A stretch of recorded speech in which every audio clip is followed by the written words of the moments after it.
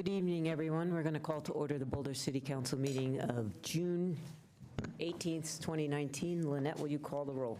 Councilmember Brockett. Present. Carlisle. Present. Jones. Here. Morzell. Present. Nagel. Here. Weaver. Here. Yates. Here. Young. Present. Mayor, we have a quorum. Great. Couple of comments, announcements to get us started here. One is the perennial board and commission recruitment announcement, which is we are still recruiting for the 2 Boulder Junction Access District boards and the University Hill Commercial Area Management Commission. All 3 of these seats require the applicant to be a property owner or a resident with permission to represent a property owner's interest inside the district. And you can go online to apply, and we encourage folks to do so. You need to be at least 18 years of age and have resided within the city limits for at least a year. Although I don't know if, yeah, we'll just go with that. We need to have a discussion about amending the agenda.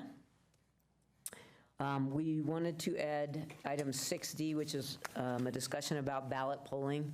I think whether we want to still poll, and if so, the question, what needs to be in the content of that. So that's one item. We got an email from Mary about adding boards and commission appointments as well. I will say to that, I guess I got a miscue, but at CAC we talked about doing it mid-month, and so that's when it was scheduled.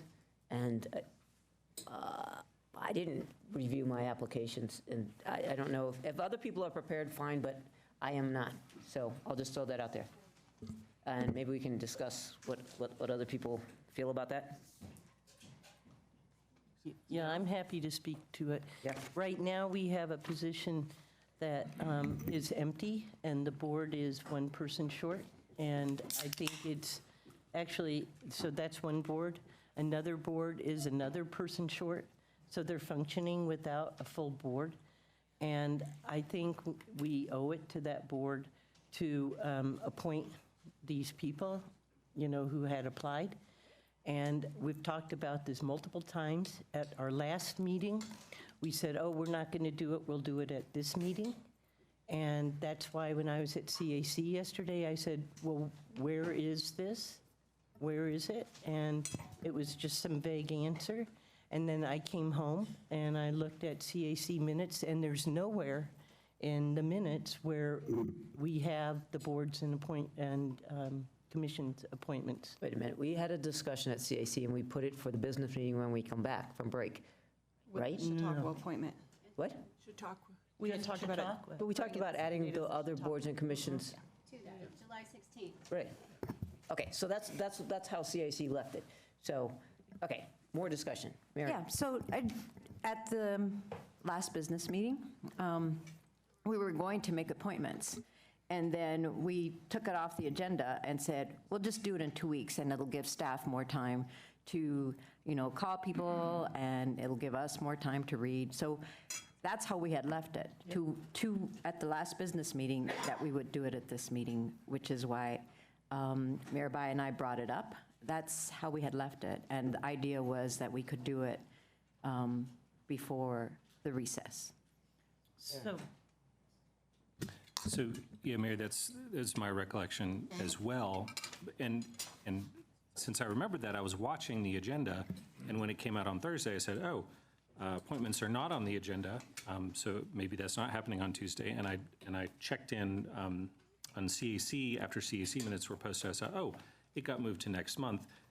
So for me personally, I have not reread the applications, and I am not at all prepared to make an appointment tonight. I just feel like from a process perspective, we need more than a few hours to do. I mean, these are important boards, environmental board and the open space board. So, and we got new information on people today. So I absolutely do not feel comfortable. New information? Somebody emailed us and said, oh, actually, I do want to be considered for OSBT. Okay, hang on. Did you? I'm going to go down the line and we'll come back. I think the recollection of the meeting 2 weeks ago is right, and I guess we kind of messed up at CAC yesterday, but unfortunately we didn't put it on the agenda, and then people only had a few hours notice today. So I'm kind of with Aaron. I'm a little handicapped in having not had opportunity from this afternoon when this came up to read the applications. Okay, so I'll just say, maybe we screwed up. I wasn't at, was I gone 2 weeks ago? I think I was. So anyhow, it wasn't on the agenda, it came up, and we scheduled it. So if that was a screw-up, I apologize, but there. Who else wants to add? You both had your hands up, or Sam? I'm done adding. Okay. Yeah, I would just say, depending on how we do, I don't know, we've interviewed these people once. We read all their applications once. I would assume everybody's read them. We've had this conversation now 3 times. So maybe what people need to do is we do a 15-minute break and then we come out and make the appointments to fill the positions that aren't filled. That would be 2 boards. Sam? So what would make up my mind would be whether these boards have a meeting scheduled between now and the 15th, because we're on recess. So if boards do, then I would prefer to go ahead with it. If they don't, or any boards that don't, I'd prefer to skip it. So if there's no harm done because there's no meeting scheduled, then I don't know that we need to rush into it. Though I do recall 2 weeks ago, we did say that we were going to do it. And I support that. Yeah. We know? I'll have to take a few minutes to look Please it up. do. Yep. Okay. Okay, so in terms of amending the agenda, what are we going to say? Contingent? Well, let's just not amend that part of the agenda yet, and if we hear that there will be a board or 2 boards that are meeting in the interim, we can go ahead and make appointments to those boards. So I don't agree with that approach. Okay.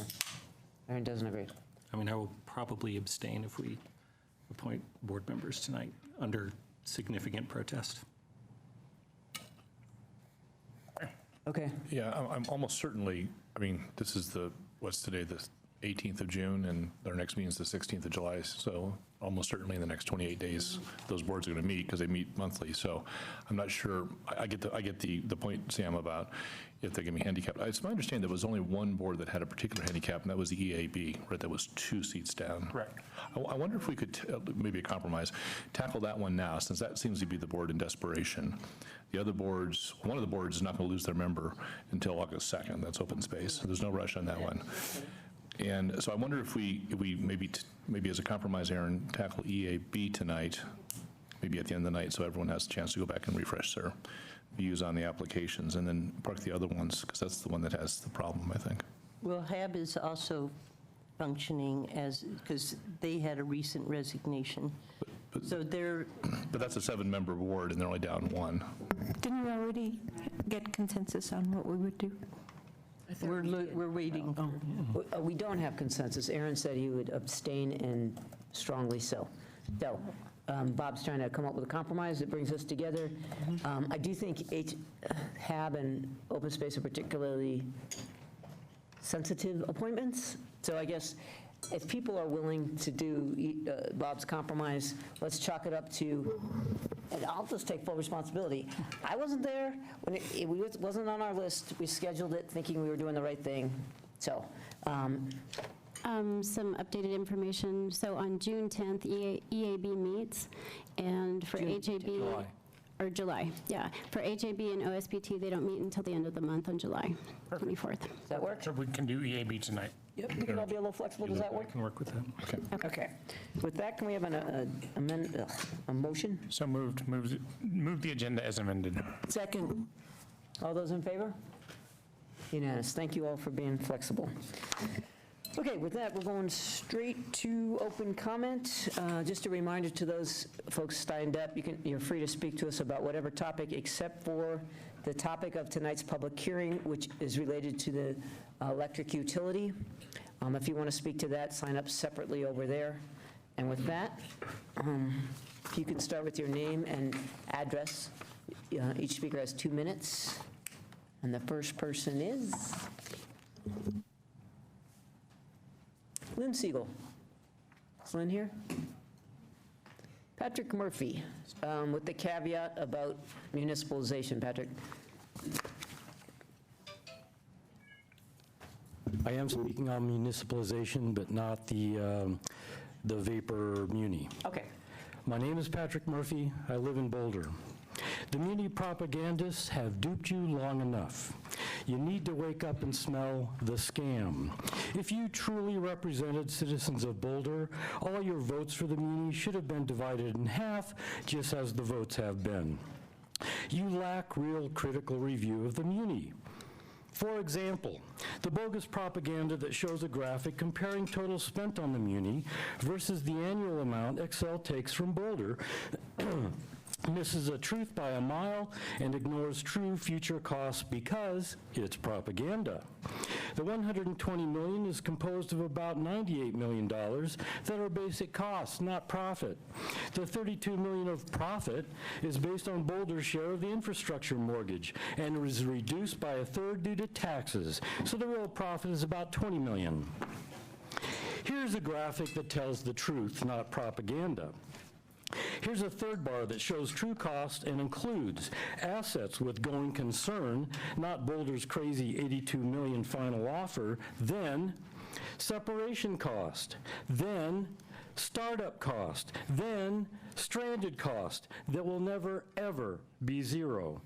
Consider the urgency of climate change that you seem to have forgotten or denied in order to achieve a vanity project that will have consumed more than a decade.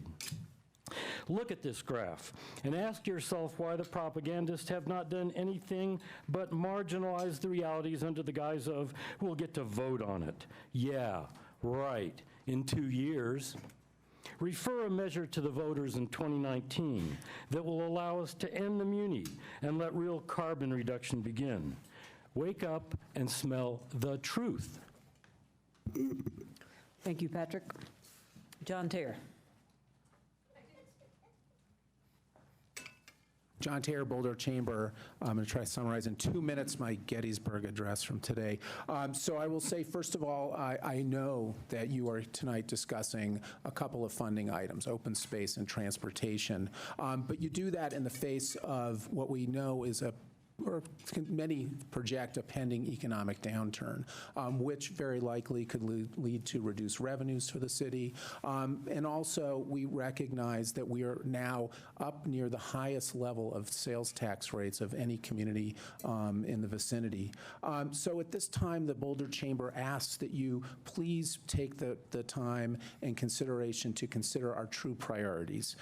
We know that you're evaluating a potential open space tax, and the Boulder Chamber loves open space. We've supported many taxes, but we heard, ironically, just a little over 2 years ago that open space was not in need of additional funding, but yet tonight, as another priority confronts you, transportation, you'll see that there are just grave needs in that area, an area of our infrastructure that has both environmental, economic, as well as social equity implications.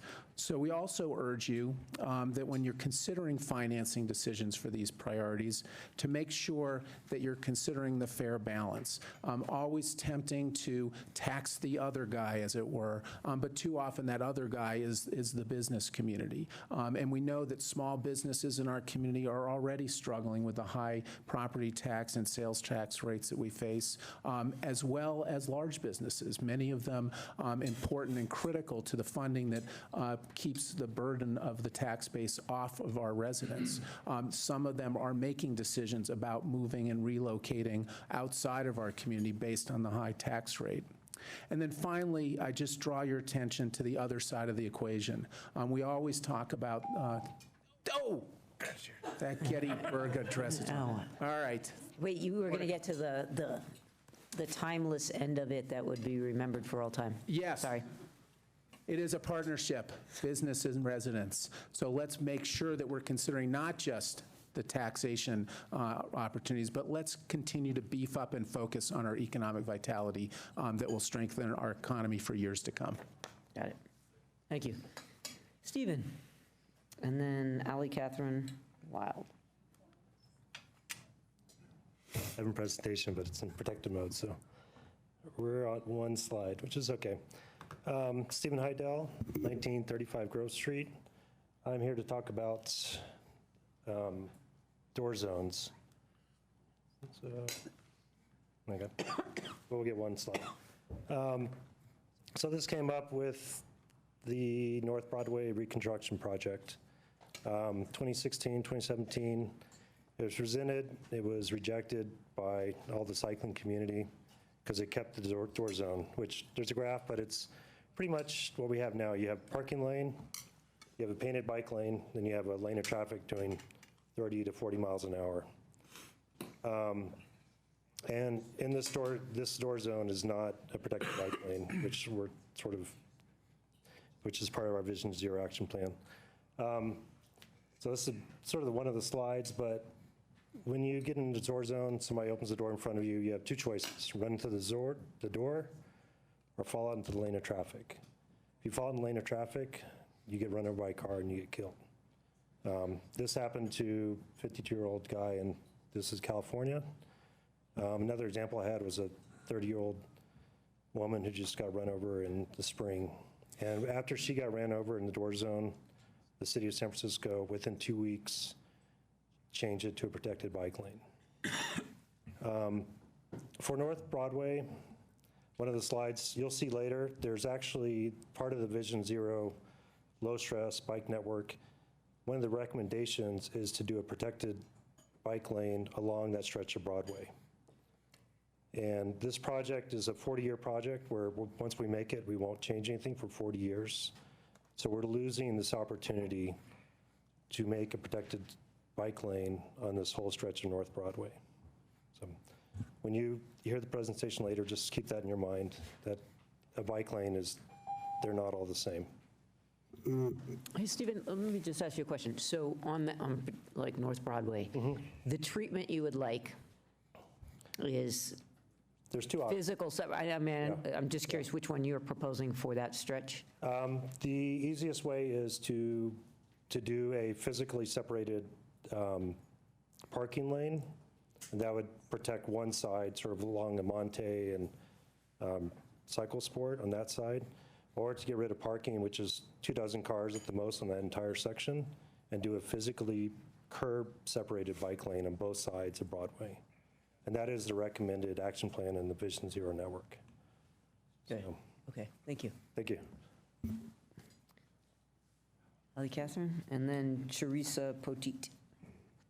Hello, I'm Allie Catherine Wild, and I'm pleased to be able to talk with everyone tonight. But one of the biggest concerns that brings me here is it's Pride Month, and Boulder has made such a big difference with LGBT civil rights, everybody's civil rights, so it's really fun. And I wanted to remember some of my friends who brought that initiative with my work, in the 80s and early 90s, so it's really great. So there's Boulder County Pride that's coming up in Longmont, and that's this weekend. Denver Pride was last weekend. Boulder has stuff more specifically in October, because at that time, the coming out stuff was October 11th, 10th or 11th, I forget what it was.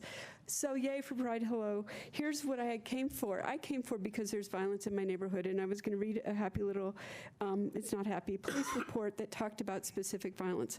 I have housing in Boulder housing property, and so I live at 3rd and Pearl.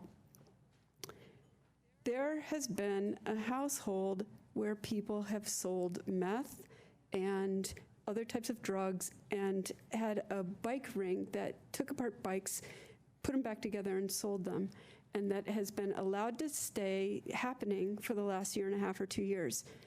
Now what has happened is this. There's been restructuring with Boulder Housing Partners, and one of the things that happened is site managers no longer stopped minor lease infringement, like antisocial behavior, smoking in the wrong place, playing loud music, stuff like that.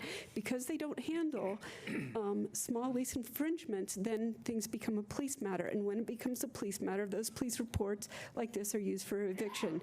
Once it's used for eviction, then somebody who has been housed, a homeless person who has been housed, is then out of a house, but they know they do not get support within the system. So I think my time is almost up. What I want to say is that I think there's a communication and a systemic problem that... Go ahead and finish your sentence. Yeah, go ahead. I believe there is a communication problem and a systemic problem that stops advocacy for residents who need housing, and it also...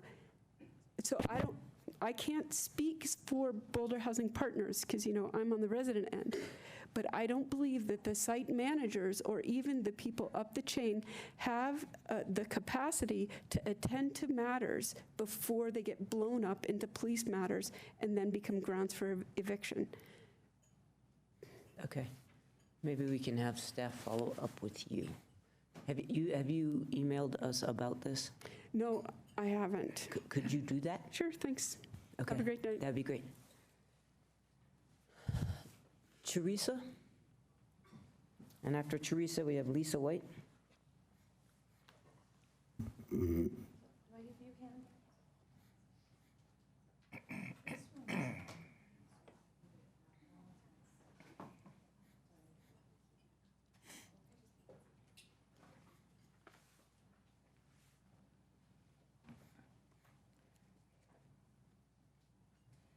Good evening. My name is Sharisa Poteet, and I live in the Ponderosa Trailer Park.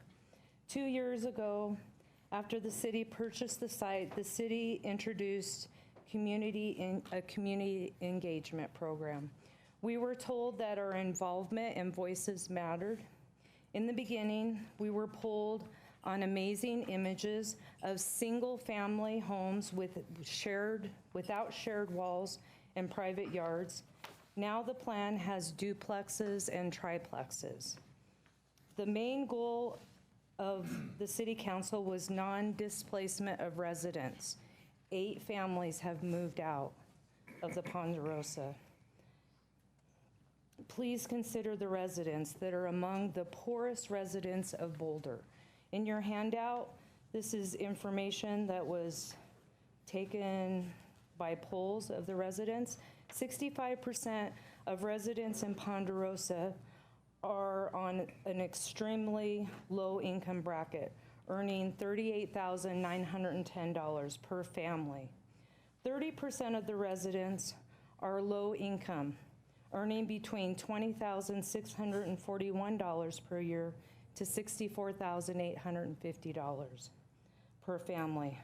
Most don't qualify for the Habitat for Humanity homes. I fall in the moderate range. That means currently I pay $530 and own my trailer. I'm looking at $1,000 to a $1,400 increase to get a duplex Habitat for Humanity home. Is it really low-income housing, I ask? I wonder why so many people are homeless. We are asking for just compensation for our trailers. In the current market, trailers are going from $60,000 to $90,000. Our appraisals were half that value. The consumption of the poor, have mercy on City Council, as your decisions lay on the backs of the very poor of Boulder. Thank you. Great, thank you very much.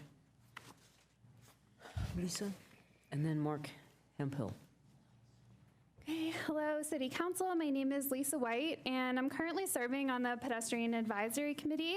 I spoke to you last month, and I'd like to say I've been extremely impressed by both city staff and fellow PAC members through this process. I'm really excited about this opportunity to help shape the future of transportation in our city. In the council memo, I'm happy to see that there's a focus on sustainable transportation that supports our climate goals, safety, equity, and health. And I hope that you'll support bold ideas for funding so that we can achieve this bold vision and save lives and improve our community faster. I noticed that the reduction of vehicle miles traveled was called out as important for reducing greenhouse gas emissions, but I'd love to see more focus on reducing VMT as part of the other goals.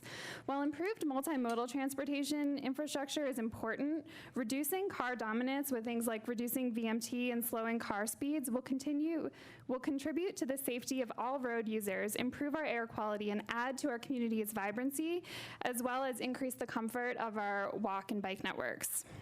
To achieve that, let's rebalance streets in favor of the most efficient means of travel.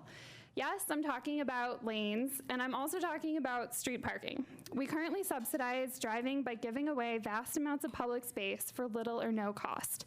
Cities like Colorado Springs are realizing the true cost of free parking, and they're increasing parking prices and starting to charge for parking on Sundays downtown. Additionally, as part of a comprehensive funding strategy, I'd encourage the city to consider user fees that help us achieve our mode shift targets.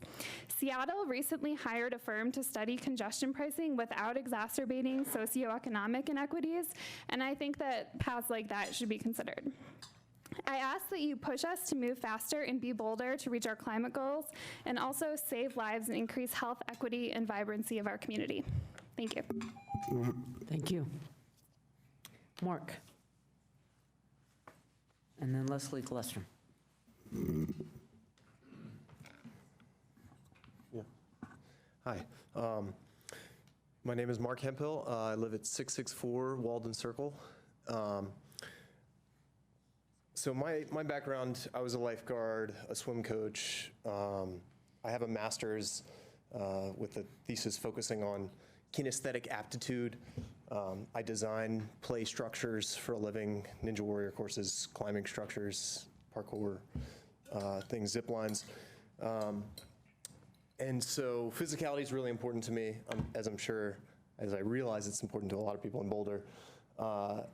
And I was ecstatic to learn about the rec center here. It's got a million things. It's a reasonable price, and it's got diving boards, which is great. It's super fun.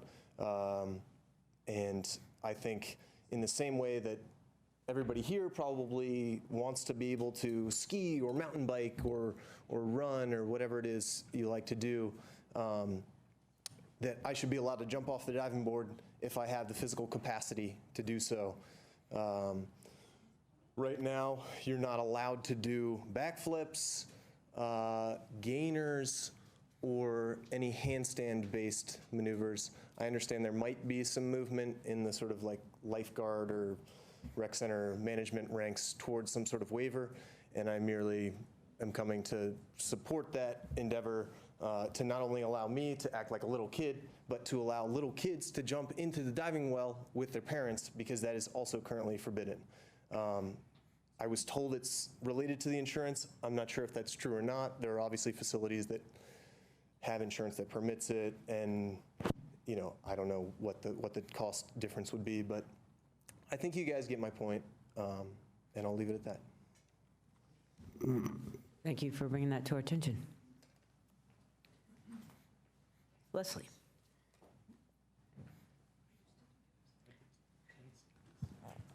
Who knew? Good evening, Council. My name is Leslie Glustrom. I live in Boulder, and I'm here to thank you so much, as always, for caring about climate change. Just the things that have happened this last week have been horrendous, and of course, we're just at the beginning. When I did the PowerPoint last night, 50 people had died in India. When I checked this afternoon, we're up at 200. It's 40 and 50 degrees Celsius there, 120 degrees Fahrenheit. Above about 104, your body just starts shutting down if you don't have air conditioning. So Greenland, the red line, is what's been happening this year. The blue line is the normal for 1980 to 2010. So thank you so much. You've all cared so much. You've provided tremendous leadership. Despite Patrick's claim, we have actually been working in parallel, both to deal with our electricity through the municipalization, exploration, and also all the other programs we have, and we did meet our 2020 goals 3 years early. I want to thank you for that. I spent Saturday afternoon with climate activists from around Colorado. Our leadership has been recognized over and over and over again, and not just in words, but in action. Community after community after community is taking responsibility for the carbon intensity of their electricity, and they know and state and in all these different ways, make it clear that our leadership has been so critical. So I want to thank all of you for that. Still, 50% of our greenhouse gas emissions come from electricity. Xcel is still 73% fossil fuels. We know from the RFIP there's a very good chance that we could get well above 70% renewable, maybe 80, maybe even higher, save money, $40 million a year. These are all things with Patrick's stranded assets. He didn't go about that today, but if anybody wants to know about his numbers, I'm happy to talk about them. I do want to do a quick introduction to Xcel's rate increase, looking at close to a 9% summer increase for commercial residents. So people who say no to municipalization, please consider what that means. This would be about 6 to 8 million a year, 6.8 million a year. Xcel's not going to get all that, but they'll come back for the rest. times 10 years, we're talking 60 million. It all puts everything else into context. So thank you so much, as always. Question, Leslie, quick question here. Are you aware of what's going on in Chennai? I mean, if you're looking into India, it might be worth looking. Their 4 reservoirs are all dry. And Yes, and one of the pictures was of the women, if you saw her, reaching down into what used to be the lake and now is just this little thing, and it's 120 degrees there, and we've only just begun. So thank you so much. Boulder has led the way, and nothing's perfect, but our council has been huge for this state. I want to thank you all so much. And I just wanted to add to that as well. It's the humans are suffering and dying, so are the animals. And it goes on and on. We know, blah, blah, blah. I'll let you carry on. Thank you for all your good work. Thank you, Leslie. Andy. And after Andy, we have Kathy Schlereth. Andy Breiter, 3375 75th Street in Boulder. I'm here to talk to you guys about the opening that's on the Open Space Board of Trustees board. And I want to urge you guys that when you're considering that open, to consider someone with agricultural experience. And not just with agricultural experience, but with experience in terms of how we want our future of agriculture to look. There's a lot going on with the master plan and forming that vision. We need to make sure the board understands what a vision can look like for not only improving our land with our agricultural practices, but also for improving our health by feeding our community here and making sure that we continue to have farmers grow food for our community. I myself am a farmer here in Boulder, and I'm also a representative of the Flatirons Young Farmers Coalition. And the reason why I'm speaking to you tonight is because Andrea Bilic, who is leaving the board, really wants her seat to be filled by somebody with agriculture experience who is a young voice. And there are many members of our organization who really want to participate in that, who are just becoming aware of it now, who will be applying for that position. I also want to touch on the last lady's comment in terms of leading the way with climate change. And a big part of climate change is how we work our lands and how we sequester carbon within our lands. And there is a good chance for us to continue to lead the way in how we participate in agriculture here by providing good, healthy food for the community and also good, healthy land for the wildlife and the livestock. So thank you, guys. Thank you. Kathy. And then if Greg Thornton could be ready to go. Good evening. My name is Kathy Slurth, and I live at the Boulder Ponderosa Mobile Home Park here in Boulder. I've lived there almost 20 years. And as you know, the city is in the process, well, they've already purchased this. They haven't brought us into the city yet. But part of our problem is there's only going to be one entrance exit into Ponderosa through off of Violet through Cherry and 10th Avenue once you all close the Broadway entrance. There's 3 sets of neighborhoods back there besides the Waldorf School, and they're getting ready to build a new high school there on the corner of 10th and Cherry also. So somebody needs to sit down and find enough extra way out for all of our safety in case of an emergency. There's only one exit. Please look into that. It's a very serious and safety problem. Thank you. Great. We have a question, I think. Well, actually, just Kathy, I'll just mention, we'll follow up with staff at the end of open comment, but my memory was that we were looking into adding that other entrance. So hold on, and we'll get back to it in a few minutes. Thanks. Greg. And then Gary Erling.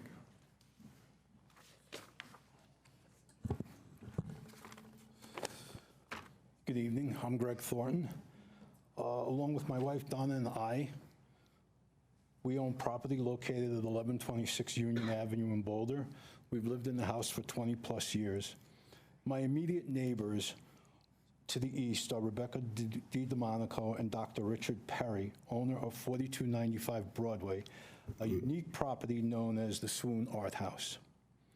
The Swoon Art House is also used for hosting a number of events, including, according to their own website, large parties like open arts parties, classes for CU, artist talks, dinners. They have hosted numerous fundraisers over the years as well. The events that the Swoon Art House has hosted have been a significant nuisance for my wife and I. These events have often involved over 100 guests and the attendant noise. Swoon Art House is located in the neighborhood zone R1. Swoon Art House is no ordinary residence. It is an art gallery and an event center. In late 2017, the city prosecuted Swoon Art House for violation of Boulder's land use code. Specifically, Ms. DiDomenico hosted a large fundraiser event for resource conservation. The city took the position that Ms. DiDomenico violated the Boulder Code because Swoon Art House was being used as a type of indoor amusement facility banquet, not merely a single-family home in an R1 neighborhood. The city was successful in its case. Ms. DiDomenico appealed the municipal court's decision in a pending case before Boulder District Court. There is no reason to believe the city would not prevail on appeal.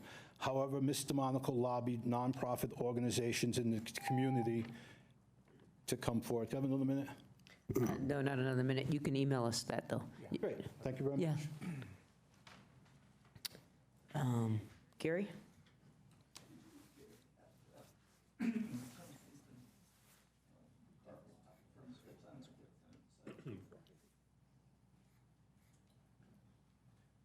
I'm back here 6 months later talking about the same subject. I was told last time I was here that it was a priority for this council to pass a new minimum wage law for the city of Boulder. And I'd also talked to the governor, and I'm sure it wasn't just my voice he heard, but he agreed to the problem of cities being able to set a minimum wage for themselves.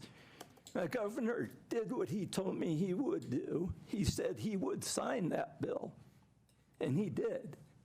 Now it's in your ballpark. You've talked twice in that same time period for raises to our employees that us taxpayers pay. But we'd like our businesses to also step up.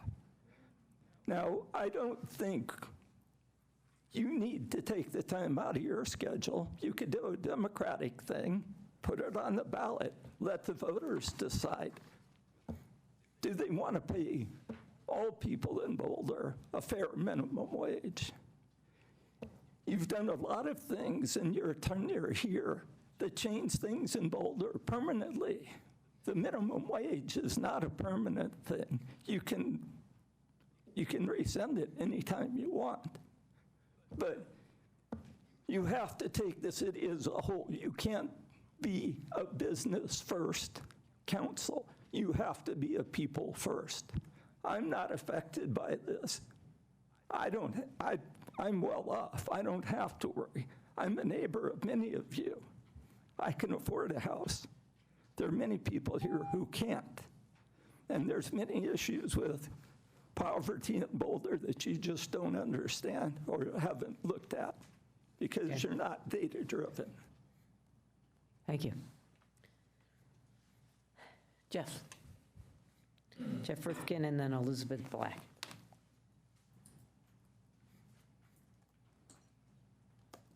Hi, my name's Jeff Rifkin. I live on Cimarron Way. My understanding is that flood mitigation at CU South is at a standstill due largely to regulations and disagreements with CDOT and CU. So I'd like to suggest that you reconsider Gordon McCurry's concept for an upstream detention. That concept was presented to RAB, OSMP, and you last summer. You had asked RGH to do some preliminary design, and they returned with their own version of the concept. As I recall, the only downside was a possible environmental issue that the Army Corps of Engineers might have with the diversion of water from South Boulder Creek to the detention ponds. But other than that, I believe that this concept has the potential to resolve the conflicting requirements excuse me, and provide an environmentally sound solution that may be acceptable to all parties involved. Thank you. Thank you. Oh, we have a question. Yeah. Sorry, was this the map that you sent to the Yeah. council? Yeah.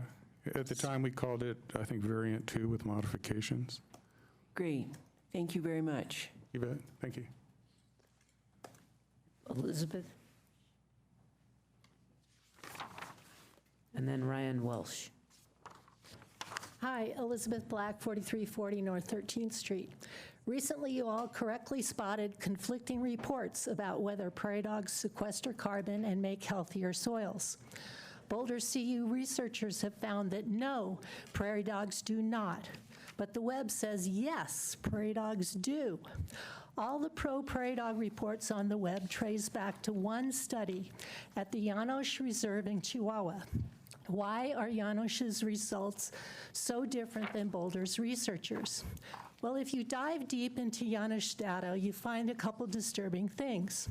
First, Llanos sampled only 3 prairie dog sites, an exceptionally small number to base conclusions on. Boulder's researchers, on the other hand, sampled over 70 sites. Secondly, Llanos soil pits were 6 feet deep and were sampled horizontally at inconsistent depths down to the 6-foot level. Soils 6 feet down were formed long before prairie dogs even roamed Llanos' site. Boulder's researchers, on the other hand, sampled only the top 6 inches of soil formed in the last 6,000 years.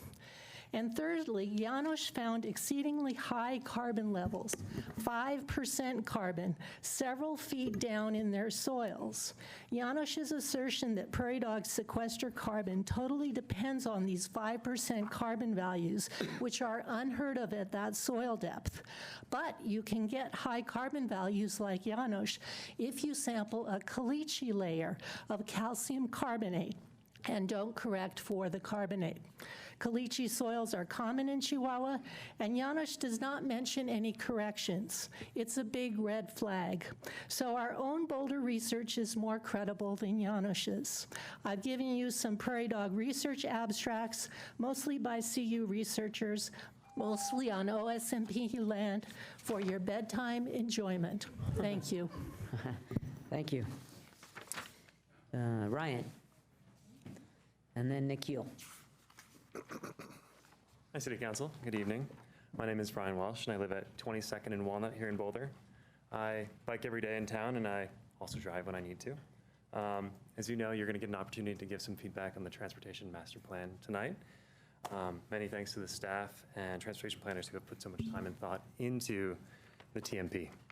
I'm happy to see some great goals and some great goals being made for the city in that plan, including slower vehicle speeds on arterials, further deployment of red-on-red restrictions, and a 50% reduction in greenhouse gases by 2030. I'm also enjoying a heavy emphasis on buffered bike lanes, a low-stress walking biking network, and at least a mention of congestion pricing. I think these are great steps, but I'm asking you to think a little bigger. Buffered bike lanes are great, and they're more comfortable feeling than no buffer, but studies show that our safest option is protected bike lanes. Instead of sparse red-on-red restrictions, we can have pedestrian-only intervals at all intersections. Pedestrian scrambles, which we have 1 or 2 of, could give vulnerable people in crosswalks clear priority over those in large metal boxes at every intersection. Instead of just slower speeds on our road, we can emphasize fewer cars. Lowering that 80% SOV number that we all know could directly decrease risk for every road user. A 50% reduction in emissions by 2030 is the bare minimum recommended by the IPCC for the entire planet. If wealthy cities like Boulder can't do better, there's no way we're going to hit our climate goals nationally or globally. This is our chance to take the lead on transportation emissions. Our TMP should at least match the city's climate goals of an 80% reduction by 2030, and I believe it could even be sooner. I have a vision for an even more beautiful Boulder, and I hope you guys do too. My vision is one with less pavement, more shared green space, more walkability, and a whole lot less air pollution in cars. The Transportation Master Plan is a vehicle for that vision, and I hope Council will support its goals and push them to be even more ambitious. Thank you. Nikhil, and then James Feeney.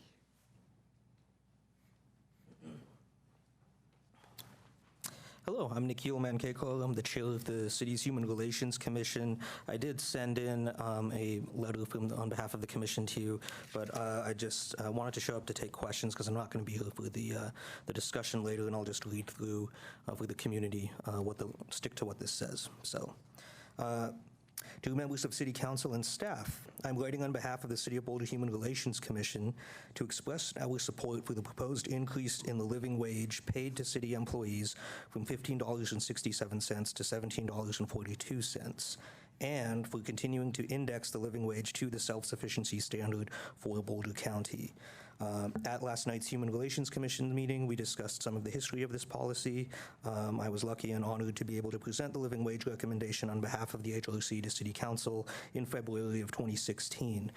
At that time, we had agreed that implementing such a policy and indexing it to the self-sufficiency standard for Boulder County was the best path forward.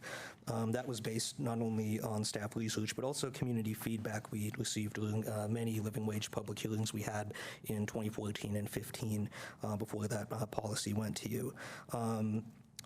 Additionally, though not part of the initial recommendation, during Q&A from City Council that night, I had also recommended that we bring in outsourced jobs for city custodial and landscaping workers in-house, so they may access and receive full city benefits and insurance. And additionally, it is important that we treat people who make things run and work for the city and contribute to the city, such as they do, as full participants and members of the city and its staff. We believe respect matters. One of the more shocking revelations that came out at that February 2016 City Council meeting was that among EMS workers and emergency responders, that they were only getting paid a minimum wage. There was some passionate discussion among council members that night of bringing these workers in-house as full city employees and renegotiating the city's contracts with to bring them up to the full living wage. In the meantime, I'm disappointed in the lack of follow-through we have seen on that. I'll leave it at that.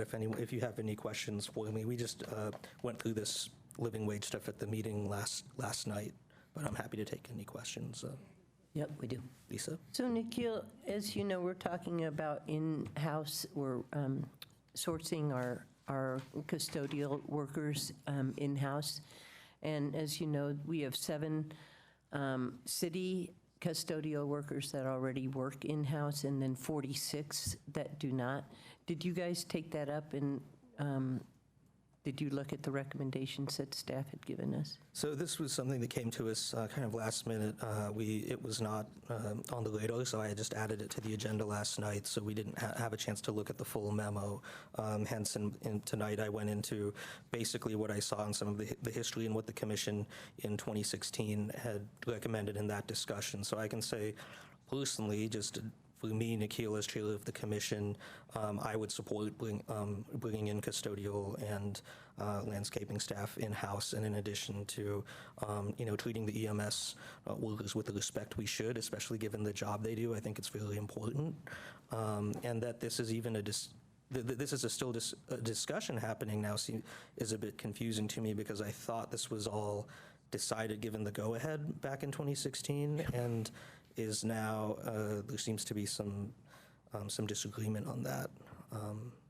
Additionally, what did come up at the meeting last night among commissioners was that the indexing to the self-sufficiency standard, which we did support, that was also something that was decided on at the time, so that we thought that was something that would be automatic among city staff and it wouldn't have to keep coming back to council for a vote each time.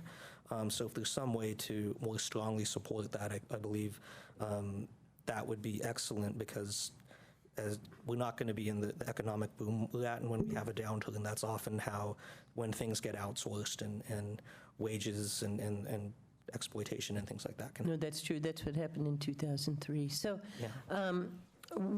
when you are meeting, I'm surprised you didn't have that on your agenda last night, given that you were the ones who brought forward this recommendation back in 2016. So is there any appetite by the HRC to have this discussion in your next month's meeting? We could. We have I think it would be good to have some of this come back to us, and we'd be happy to take a look at it and give a recommendation to council. I think I'm the only one who's on the commission now who was still on the commission at the time when we did that. So when I saw it, in the news, it caught my eye, so that's why I added it to the agenda. But yeah, I think we could. Cindy? So, Nikhil, maybe this isn't the time, but I'm hoping, since I wasn't on the council at that time, to find out what happened. Why it just, so we'll talk about that later. Yeah, we will. Okay.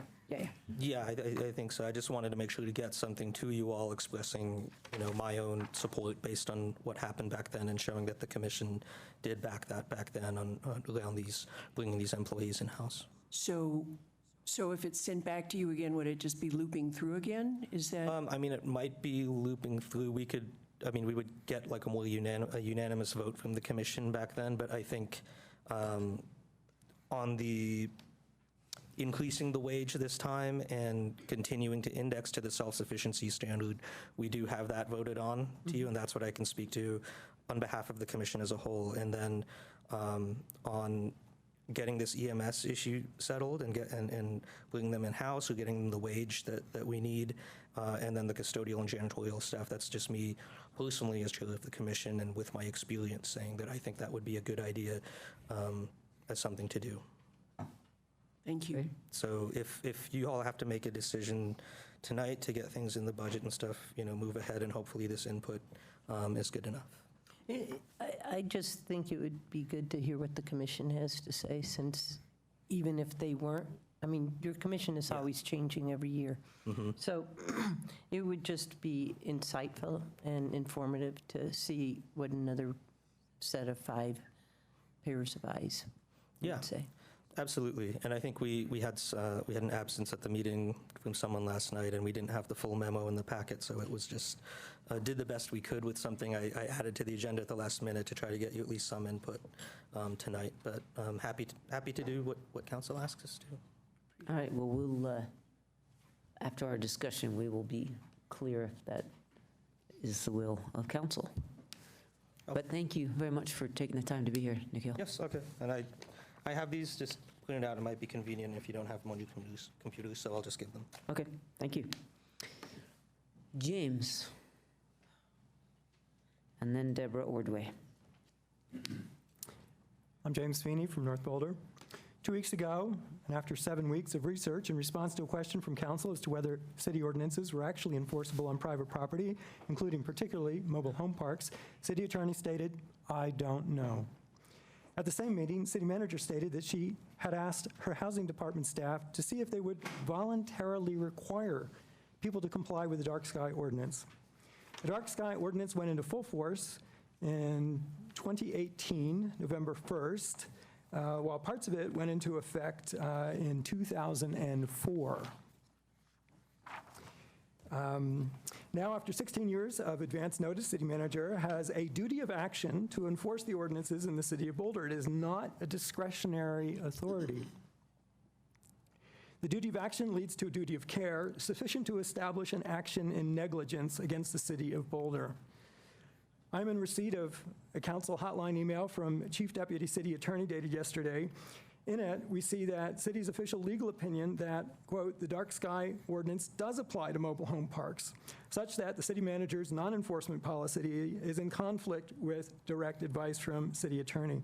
The opinion goes on to say that, quote, however, in light pollution standards of the dark sky ordinance cannot be enforced against individual units within a mobile home park unless there are actual property lines between mobile home lots.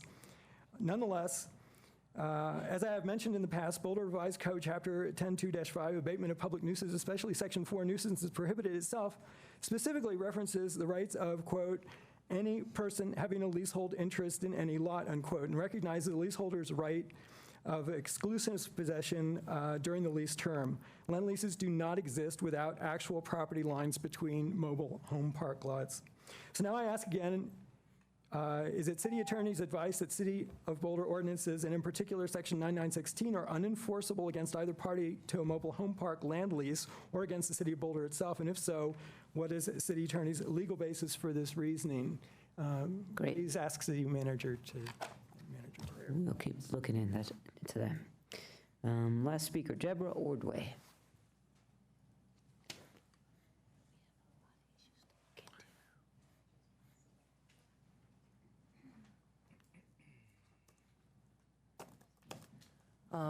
My name is Deborah Ordway. My address is 3820 North 26th Street. Sorry for the only single one that's going to 10 of you. It's been a while since I've been back to council. So my conversation tonight is that I live on a cul-de-sac that's a private road. At the end of this road is adjacent to Winding Trails Estate, which has a gate that says no parking, fire zone. Now, on the map that you see is everybody has a certain easement. The neighbor that I'm referring to in your pass-through is using more than his easement. I've been on that road for 27 years. He literally parks both trucks on the easements, and it makes it challenging for cars to come in and out. Now, if you're going to have a fire truck or an ambulance or any other cars, if I used my easement, I have measured what it costs for a fire truck to come through, and there's no way a fire truck can get through that road. If an ambulance needed to come through and everybody used that separate easement, nobody would get through. So if there was a fire, you better prepare that your house would go down in flames. And if you were dying, heaven to help you, that an emergency truck can get to your house and raid that emergency address. So my concern to City Council, I did touch base with the fire marshal. He said my choice would be coming to council to either propose an emergency easement getting to that gate. And they do have another gate on 28th Street that also says the same sign with no parking, and there's that easement that goes through. So in case of a fire going into another Winding Trails, so I need this help because my house is on sale. So we need a parking issue. It's a private road, easements. Great. Thank you for raising this with, raising this issue. Yes. We're gonna, yes, after we're done, we'll have a little discussion here. Wonderful, thank you. Great. Okay, so that's the end of open comment. Staff, we have a list of about 8 issues that have been raised. Do you have? Great. Okay. Sure. So I'll start off with a few of the issues. We had a resident express concerns about Boulder Housing Partners and enforcement of lease matters, so I'll be referring that to the Housing Department to look into, and they'll contact Boulder Housing Partners. We had 2 folks who are residents of Ponderosa come with questions about that. We have the Ponderosa annexation coming up to Planning Board and then City Council in the fall. With regard to the access, I believe that we are planning to provide a second emergency access. I don't know the exact details of it, but again, the Housing Department is working on that. And then the other concern was the not liking the plan that was brought forward. I don't believe that there will be changes to the plan to allow single-family homes. The plan that's been approved or proposed is duplexes and triplexes, but I will again refer to the Housing Department to find out more about that. Let's see. Could you also, what else would you like me to answer? Well, just on that one, sure. There was a mention that 8 families have moved. Can you have Kurt look into that? Yep, absolutely. We'll look into that as well, for sure. Okay. Well, the increase in the costs, because it sounds as though gentrification is going on here as well, relative to the people who are there and whether or not they're able to live there. Yeah, certainly. We'll look into that first. So, yeah, I may have misunderstood, but I thought the comparison was to the current lot rent versus what would occur in a condo, one of the equivalent condos there. So, yeah, if you could look into that and clarify what will happen with the duplexes and their rents versus what will happen. Sure. And the other issue, I just thought I would point out when we're on the subject that I seem to remember that there was discussion that we had during our last review of a access on Broadway that would be exit only, right turn only. Mm-hmm. And so I think that's where the last plan we saw was considering that as That's what I thought as well, but I'm not sure, so I don't want to say it in a public meeting. Is that what you're? I definitely remember us discussing that we were advocating for the right turn out on Broadway, and I understand city staff had some concerns with that, but I believe we were very clear that we thought that that should proceed. And I will continue to advocate for that, and I think it's still in the plans.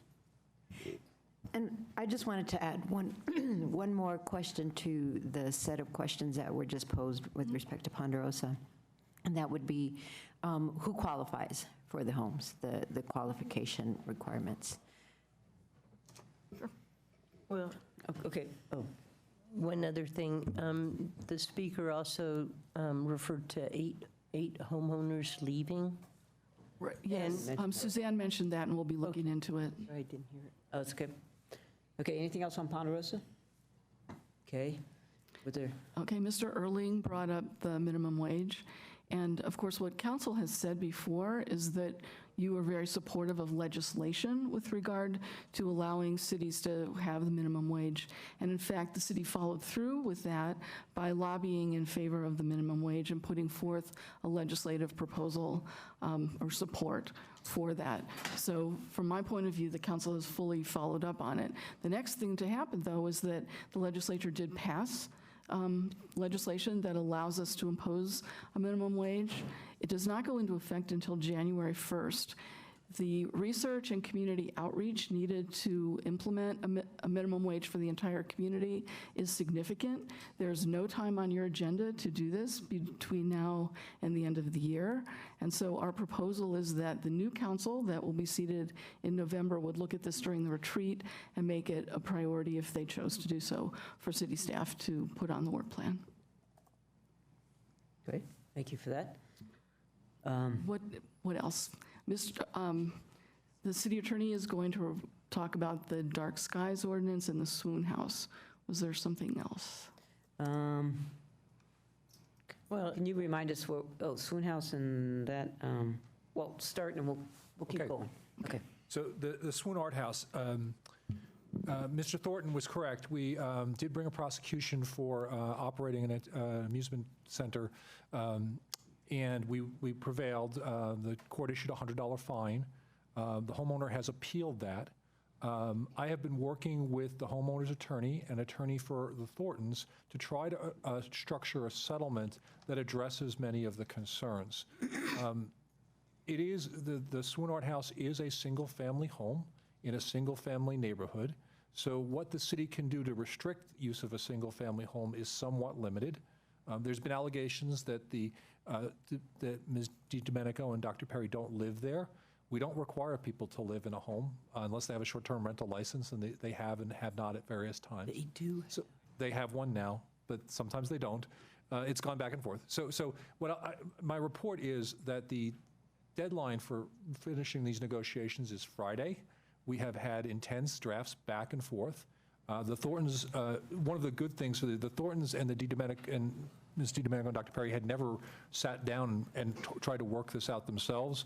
The Thorntons were kind enough to retain the law firm of Dietze and Davis, so they are represented in these discussions, and we're trying to find something. I think we're going to end up with something that neither side really likes, but is probably beyond what the city can do through enforcement actions with voluntary restrictions that Dr. Perry and Ms. DiDomenico will accept to get a little bit further to protecting the Thorntons' interests. By having the Thorntons represented at the table, we've been able to understand more of what their specific concerns are, and we should be able to address them. I think we will have a settlement.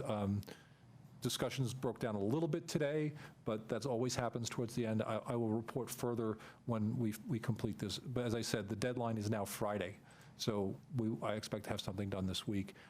It's a very difficult situation. I don't think either side is very happy, and we're doing our best to try to come up with something that's a little bit better for both sides. With respect to Mr. Feeney, David did do a lot of research on this, and we have talked to the enforcement section, and it's kind of a little bit of a mixed bag. So if you look at the dark skies ordinance, there are 3 separate ways you can, actually more than 3, but let's just take 3 generally.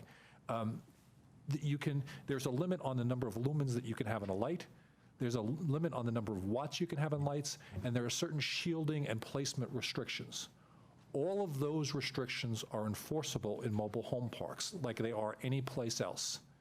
The challenge is there's another provision that says that you cannot have a light that exerts more than 0.1 candle power at the property line. For that, the property line in a mobile home park is the property line on the park. So, and that's what I think Mr. Sfini's concern is. We can't say when you've got two mobile homes next to each other that there is a property line between them, because there isn't. So it's our interpretation that the property line is the property line around the whole park. Also, it would be very difficult now, I'm not an expert on lighting, but I think that 0.1 candle power is a very low level. I mean, maybe Sam, you know better than me. So trying to enforce that between two mobile homes would be very difficult. However, as I said, there are very strict requirements for lumens, watts, and shielding, and all of those are enforceable. We have talked to John Bergelin, who enforced this, and he will be enforcing those in mobile home parks. Okay. And question then, so 3 of the 4 components are enforceable on mobile homes? Absolutely.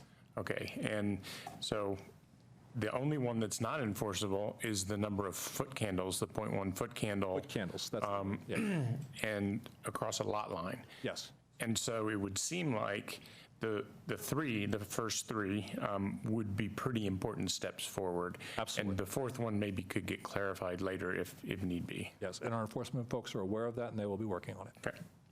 And I should say, just to clarify, it is enforceable. It is enforceable at the lot line of the mobile home park, not at between the individual homes. Okay, that's very helpful. What about the winding trail easement blockage? I don't know anything about that. It's the first time I've heard it. Right, same for me. So we will, it seems like the resident has spoken with our fire marshal, so we'll definitely check in with him and then get this issue to the appropriate party in the city. I got one more. Yep, go ahead. So I just want to clear up what I think is the case, but we will talk about the EMS situation under the living wage a little bit as an update, or should we do that now? Well, we're actually not going to talk about it very much, so let me try to clarify a little bit. Wait, can't we do that as a part of the whole thing? Well, I'd love to, but I'm happy to hear an update now. And Well, it just seems like we're going to be talking about minimum wage. Talk about it. Now? No. Oh, can we do that? Of course, we can do it later. Is that all right? That's great. Okay.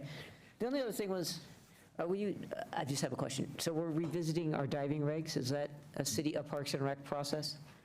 That I crab don't will be know. waived? Again, we will look into that. Well, and yeah, we are, as you know, pretty generous on letting people do things that are questionable. We let people climb mountains. So we do on our property, which most lawyers would say is insane, but we do it, and we've never been sued for it. So I will work with Parks and Rec. Sandra Yanis represents them, and people sign waivers all the time to do things, and we have pretty good protection. So I think, obviously, as you all know, there was a spate of really serious diving board accidents 10, 20 years ago, and most people got rid of diving boards completely, a lot of public facilities, because the accidents tend to be really very serious. I mean, usually paralyzation. So I'm not an expert, but clearly someone who knows what they're doing should be allowed to do it. And I assume we have diving competitions for the high schools, so we must allow something. But again, I'm not very familiar with it, but I promise we will look into it. Okay, anybody out there cares, I wanted to direct them towards whatever process is happening. Okay, is that good? Mary? So I have a question and a comment. I'll start with the comment. With respect to Mr. Breiter's suggestion for Open Space Board of Trustees, I just wanted to remind him that we will be appointing from this, if he's still here, from this year's March applicants, and to urge him to apply for it next year. We won't be appointing from a new pool until next year, so please apply. I think the application process opens up in January. So look for that. And the question is for staff and has to do with Mr. Rifkin's testimony regarding CU South and the I guess what it brings up for me is we're in a preliminary design process, correct? Yes, we are. And so given what's come up with CDOT and the questions around disposal with open space, and I guess I want to understand where we are with the preliminary design. And I guess for me, it opens up the possibility of having more options opening up for us because of those questions that are sitting there. So I guess I want to know where are we? What are we designing to in this preliminary design? Because So we had a meeting with CDOT, and they provided us with some very helpful information that would allow us to put structures that above ground would be adjacent to their current right-of-way, but below ground would actually impinge on their right-of-way. So they made significant concessions to the city. And we are working based on the direction of council to look at the detention capabilities of that area, along with the land use designations from the Boulder Valley Comp Plan, to see what modifications we might make with regard to the extent of detention and the land use category lines. And we'll be reporting back to the council, I believe, on July 16th with regard to that. So if at that time the council feels like we're not making progress, then I suppose you could ask us to do a completely different design as suggested by Mr. McCurry. But right now, we're not looking into that. And we also had some questions with respect to the charter purposes of the open space and how that may or may not work. Right, and I believe that we'll be reporting further on that on July 16th. Yeah, we're working on a memo on the legal issues. Okay. And then the other question it raises for me is the CU berm and what we might be able to do in terms of flood mitigation in a more immediate timeframe. So I'm wondering if we could, I guess I'll ask the council about this. I'm wondering if we could have RAB at least take a look at that, what the immediate removal of the CU berm would provide in terms of some immediate relief for flood mitigation. Is this, just from a process point of view, is this a discussion we can hold till July 16th, and then we can discuss it in direct RAB if we'd like, rather than have that right now? That would be my proposal. Okay, go ahead. Yeah, I guess further, to digest exactly what we're thinking about, perhaps hotline posts that are appropriate to the questions that might be outside of what's in the memo that's coming out on the 16th would be helpful, because it would direct staff to put those things in the memo as talking points and information for us. So when it comes to, I didn't remember that we were having a council discussion on this quickly. And I also, so I think we can tee it up for that. And you know, I'll also be asking questions of Dr. McCurry and others to get a sense of what they're thinking right now versus what they were thinking before. So if I agree with Suzanne about holding it till the 16th, but if we want to tee it up so that it addresses issues that we want to hear about, including the berm issue, I think that would be useful. And I would agree that I would like to get some sense from RAB, since rather than just leave all the questions out there, so that we might see what their thinking is on this, given that although CDOT did make concessions, the concessions raise another whole set of issues to deal with for the council that we had not anticipated, because we had been told by staff all along that the CDOT right-of-way was going to be something that we could build into, not something that's way out into the lands. So I would like to see us move on this. Again, the community has been asking us to move on this, at least to look at other options so that we don't have to reinvent the wheel, but see some of the things that we've already looked at and try and move this along so that, as Sam says, it's teed up for this July 16 discussion rather than having it go on and on. So the city staff does not have the capacity to look at any other options right now. We're working as hard as we can on the latest information that we have from CDOT and the direction that we got from council the last time we spoke about this. So stopping that or adding staff to look at other options that I don't know what they are is just not something that we can do. So I'm not asking that staff do this. I'm asking that RAB be able to take a look at it, the variant 2 with I believe variant 2 is off the table. modifications. Variant 2 is off the table. Variant 2 is off the table based on most of what CDOT had to say. The flood wall, which is what you're referring to in Dr. McCurry's original drawing, is the Right. same between the variants. And so I think that the things to think about are where the spillway or siphon is going to be, in the new. And yeah, disposal issues will for sure come up along the strip. But unlike variant 2, where disposal issues could have been much larger than just a strip, I'll call it the northwest siphon could still have this detention that I think Dr. McCurry was talking about. Right. But so I think we're trying to drop the variant nomenclature going forward and think about. It was just because it was reviewed, mentioned as that, right? Okay.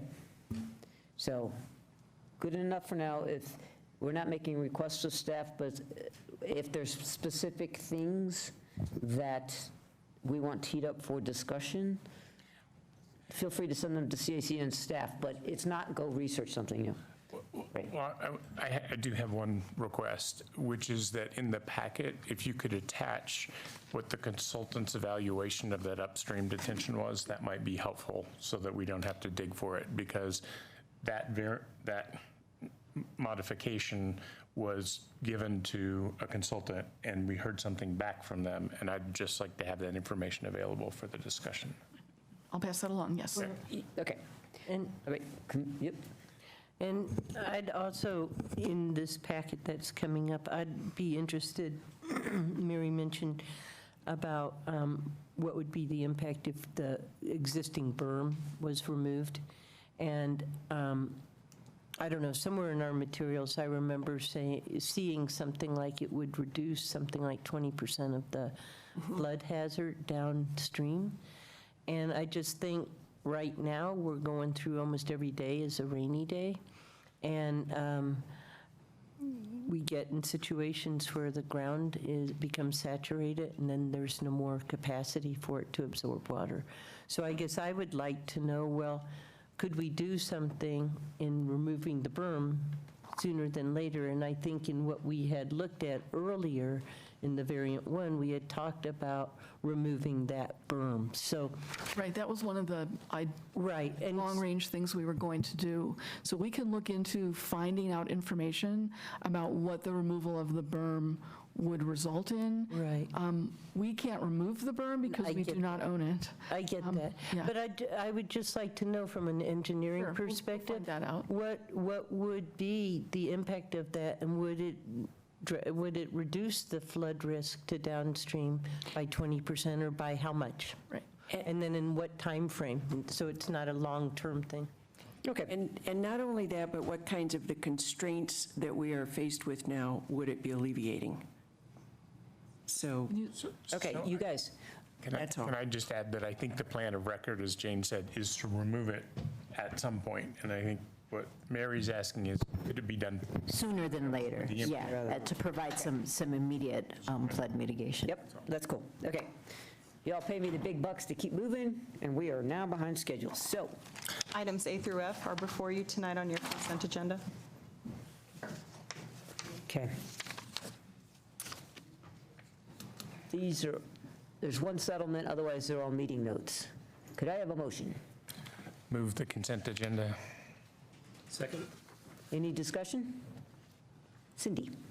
So I would like to, I'm going to not support the consideration of a motion to accept the study session summaries on large lots, homes and lots. I'm concerned about this. I heard from a member of the public, some people actually, who are concerned that even though there was outreach done with this, that people don't really know what's happening on the ground, and that people who are in these R1 zoning districts, for example, may wake up one day and see that there is a cottage development with 6 dwelling units going in next to them, or triplexes or duplexes. And I'm just wondering if this has gone out enough to the broader public to have this kind of resolution go forward as it has done from this study session. So I'm going to not vote for E under the consent agenda for those reasons. You mean D? Is it D? Yeah, but all these are the meeting notes. Well, they're meeting notes. I'm just going to say I'm not going to accept that. Okay. Others? You're with Cindy, you're not going to accept the notes? Let me chime in too. It's not so much that I don't accept the notes, but the notes are unclear because I think what was discussed after we decided not to put a cap on large houses is that we instructed staff to go and evaluate the possibility of doubling the number of ADUs in RE and RR districts from 1 to 2, and also to do some things with respect to house splits, and the minutes don't reflect that. We've had several community members reach out to us and say, what is it that staff is meant to do? Because what was said at the council meeting and what's reflected in the minutes are inconsistent. And so we can't object to my view is we can't object to what happened, but I don't think they accurately reflect what happened. So that's very different. So if we want to pull them and... Yeah, why don't we pull them and make sure that they are accurate before we bring them back? Okay. Which is slightly different from the process issue. Right. But we at least want to make sure that the notes are accurate. Well, I'm learning about the process. But there's one other thing that I'm also still confused about, and this was that we asked staff to deal with the diagonal, to bring forward a prospectus or something like that. And I'm concerned. Wait, we're not. This was in the meeting notes, or in the notes. But diagonal, help us. We're not following. So we talked about it being a great area to deal with. This had to do with the form-based codes, or the... Oh, diagonal plaza. Right, diagonal plaza. And so we asked staff to go forward and do something with that, and I'm wondering whether or not we want to just leave it as that. Again, whether or not the minutes reflect accurately what it is that the council wants done. I'm concerned that we've just sort of pushed this off onto staff without giving clear enough direction about what it is that we would like to see done there, if that makes sense. Okay, I remember less about consensus around that. So what there was a request that we work on a prospectus with regard to the diagonal plaza. And now I get it. Right, and so we are working on a draft. And in a conversation that I had with Yvette Bowden today, we've got some more internal work to do, but we are going to bring something back to you because we can't complete a prospectus unless we get further information from council. So that's going to come back at a later time. So I guess my concern with that, again, in terms of, so a prospectus from the staff, but one of the things that has been talked about is using the holiday neighborhood, Aaron, as a sort of template for this kind of thing and what could happen. But my understanding is that the holiday neighborhood had a very robust community involvement in what it was that would be happening there, and that there was a lot of planning involved on the front end in terms of what happened, rather than just something brought and then brought back again. So I would hope that we would be much more involved instead of just reactive that something to something that is being brought to us, basically. Right, so the way that I think this would work is that this prospectus would be to lay out the kinds of things that we're thinking about in the Diagonal Plaza, and asking people that might want to work with the property owners to redevelop it to come forward. But they would come forward, if they did, with a site plan that would have full review by the planning board, by staff, by the council. It's a very long process. The prospectus is simply to find out if there's interest out there in the world for looking at making changes to the land uses at Diagonal Plaza. So this will be a very preliminary step. It would not be a decision or a commitment. It would be an invitation. So in other words, it's an invitation to the landowners to find out whether or not they're interested in doing something in terms of bringing it all together. Yes, and an invitation to developers or investors to work with the landowners to come forward with future plans for that site. But it sounds like regardless, you would be bringing it to us to see. Before it's made public. So this council or the next will have a chance to chew on it before it goes out. Okay? All right. So you made a motion. You cool with amending your motion to pull those notes? Sorry? Yes? Friendly, yep, accepted. Okay. All those in favor of the consent agenda? So, Bob, Except for D. Except for, we did D off. we pulled D. D is no longer on. Okay. We pulled it. All right. Okay, now everybody on board? Okay, unanimous. Your call-up check-in tonight is the utility easement vacation at 2010 21st Street. Is anybody interested in calling that up? Any questions? Moving on. Okay, your public hearing, second reading of ordinance 8332. Good evening. So when we scheduled this at CAC, the committee asked us to do a brief update on where we are in the overall project before we get to this specific thing, just because some of this had been taken a little bit out of context, and the settlement of the utility formation litigation is a very small part of a much bigger project that we don't talk about. So we've asked Steve Katanak, the Director of Climate Initiatives, to do a very brief presentation, just bringing you up to speed on all the various moving parts we've been working on for the last few months. And I will then segue into a brief presentation on the ordinance and the settlement, and we'll get to the public hearing on that. So Steve's going to start, and then I will follow. Steve? Great. Well, thank you all very much, and thank you for the opportunity to provide an update on our local power initiative. What I'm hoping to do, and as Tom reiterated 3 times in his introduction, is give a brief discussion on where we're currently at with the project. So my intent is just provide a general overview of what we're doing, why we're doing it, and then some specific updates of the actions that we're currently undertaking.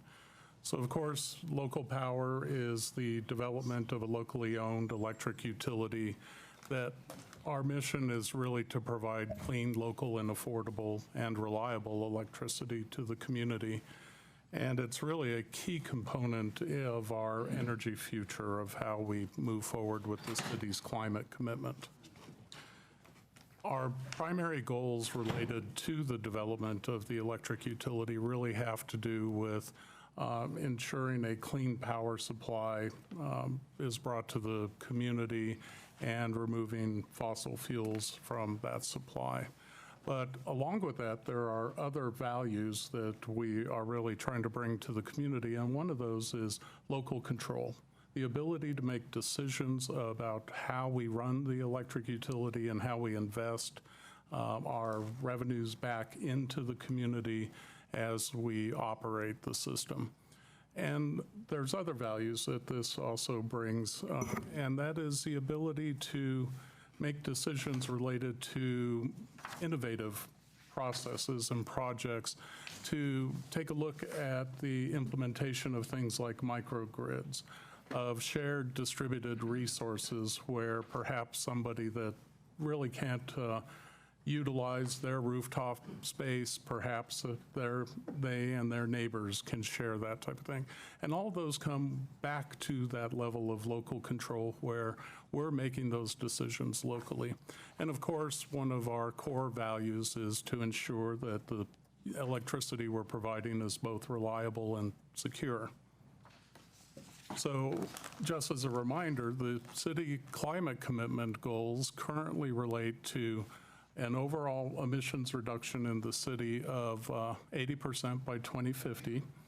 We have achieved 16% of that, which our 2020 goal was 15%, so we've achieved that goal early. We also have the goal of an 80% reduction in emissions of the city organization, 100% renewable energy by 2030, of which we've reached about 28%, and that's still the Excel mix. And I do want to recognize the state has made significant progress.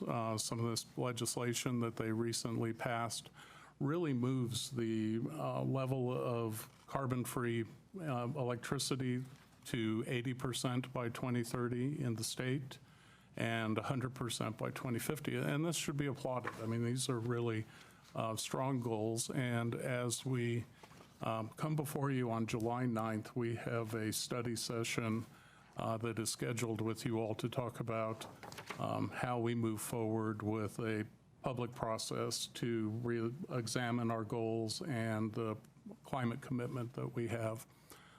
Do also want to note that our local renewable generation, we're up to 53 megawatts with a goal of 100 megawatts by 2030. And I did hear a statistic today that currently we have the highest per capita level of renewable energy in the community, which should also be applauded. A lot of people putting solar on out there. In what? In the state, yes. In the state.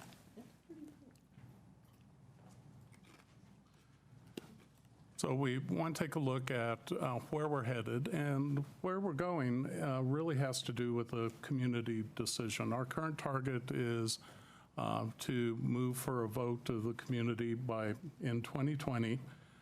Certainly, there are obstacles in the way to getting there by that date, but it is currently still the target that we're looking for. And what we plan to inform the community on is what the actual cost is to stand up that electric utility and move to operations.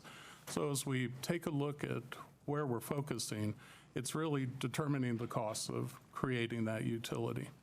We're working to ensure the community is well informed and that they're educated on what that cost is, but also what that cost means. As we move forward and we start to develop more exact figures for these costs, we understand it's going to be a very large number that we present to the community.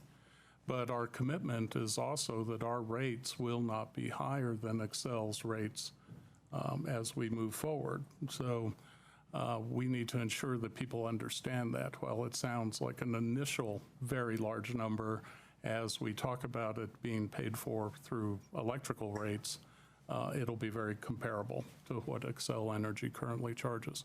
We're also, of course, working at the benefits, and we are working right now to get through the PUC process. As far as the PUC goes, we had a June 12th filing where we still have a lot of activities going on in relation to our work with Xcel and our work at the PUC. But fundamentally, what we informed the PUC of in our June 12th filing is that all of these actions can occur in parallel along with moving towards the acquisition of the system. And that acquisition can be either through negotiation or, as we move forward, it may be through condemnation. So as I noted, the areas we're really working on determining exact costs are that acquisition, and that'll be, as I noted, through negotiation or through condemnation. We also have developed a separation plan, and we're working to identify those costs. We have the cost of transition, which is standing the utility up. In order to operate a utility, whether we contract the services out or we bring them in-house, we have to have linemen. We have to have billing services and meter reading services and all of those things that go along with operating an electric utility. So we're working to identify for those costs as well so that the community understands what that cost will be. We also have taken a look at potential power supply and what the cost of supplying power to the community will be. Along with that, we've developed a financial forecast tool that's available online that allows community members to go in and to insert numbers or select certain ranges of numbers. And a lot of those, we look at them as high impact variables. And those high impact variables are things such as interest rates. So if interest rates go up too high, it may make the financial viability of an electric utility unfeasible, certainly if acquisition costs come in too high or separation costs. We do also recognize that there is a risk of stranded costs, which are an obligation to pay for the generation systems that we're no longer purchasing for. So we're working to identify all of these costs, and online, community members can plug numbers or select interest rates in that model in order to develop and see what impact it has. As far as developing the acquisition cost, we're currently on a timeline. December 4th, you approved an ordinance to move forward with condemnation if necessary. We have presented our last and final offer to Xcel Energy, I believe, last week, Tom. And we're, of course, waiting for a reply on that. And it is our intent that we will move forward with condemnation here near the end of the month. And we anticipate that that trial will take, or that process will take anywhere from a year to, I think, 18 months on the outside. On the engineering side, we have hired 2 groups of engineers, a company out of Denver that is working on our distribution system engineering. We also have a company out of Fort Collins that's working on the substations, which substations are what take the transmission, the very high voltage energy, and transitions that to a voltage that we can move it across the community. Xcel Energy, along with us, has also hired engineers to do their portion of our separation engineering, and they have a group out of California with Denver offices and another group doing their substation engineering. And I do want to comment, the engineers are working together very, very well. They've made a lot of progress and things are very coordinated because, as you can imagine, as we show here, this is what the Xcel electric system looks like today. As we move forward, we are proposing a set of construction around the community, and it's hard to see on this map, but the dashed lines represent the work Xcel will be doing. The solid lines represent the work that the city will be doing. And all of this with the intent to create 2 independent systems that maintains the same level of reliability and safety and effectiveness as the current system does today. So what we have here is the blue system is what the city electric system will look like. The gray area is the city limits, so this blue system will only serve those customers within the city limits of Boulder. On the other side, we have the orange system, and that's what Xcel system will look like after separation, and they will serve customers outside the city limits. With the power supply, one of the things we pursued was we were not sure if the city, because of the size of customer that we are, would be able to receive the same level of bids, same cost for power supply as we saw with Xcel in their most recent electric resource plan. And to our pleasant surprise, the city did receive bids that were comparable to Xcel's, that really would allow us to move forward and if after separation of the system, say we're operational by 2024, our power supply would be cheaper, and we would be able to serve the community at about 90% renewable energy on day one. So we have a lot more information and a lot of detail at our website. So if folks are interested, I'd like to push them that direction. So to summarize, our next steps are really to meet the conditions of the PUC and move forward with that, negotiate or move to condemnation to acquire the Excel system, complete our detailed engineering in order to develop that cost of separation, negotiate contracts and all of those things that go along with standing up a utility. We will issue formal bids for power supply. As I noted, we did a request for indicative pricing, so nothing formal that we'll contract. And of course, ongoing community engagement, which, again, I'd like to thank you all for this opportunity to speak to not only you, but to speak to the community and give them an update. So thank you all. Thank you. Great. That's very helpful. Thank you. Do you have questions for him, or do you want me to go right into mine? I do have. Okay. Just one little question. I thought your maps on post-separation systems were really nice and clear. And I'm just looking at some of the post-separation system, the outside part of it. And as you're aware, that we have enclaves within the city that are still in the county. How will those be treated as those enclaves annex into the city?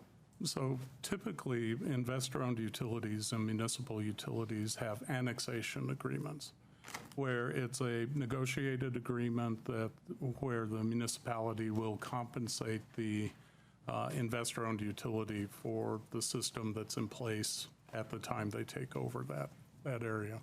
And they're all different. There's a different one in Fort Collins, a different one in Loveland, a different one in Longmont and Estes. So we also will negotiate a annexation agreement with Excel and with Poudre Valley. And that would be done on a property-by-property basis? Because some of these enclaves are kind of big, and we're not annexing them uniformly. The property owners are coming in on their own and requesting annexation. So it's kind of real piecemeal. Yep, absolutely. Or if, as in the case with, I believe it's Knollwood, that might be coming in as a subdivision, it would be negotiated for the whole subdivision. Thank you. And to the extent that we can get that done before cutover, we're in better shape.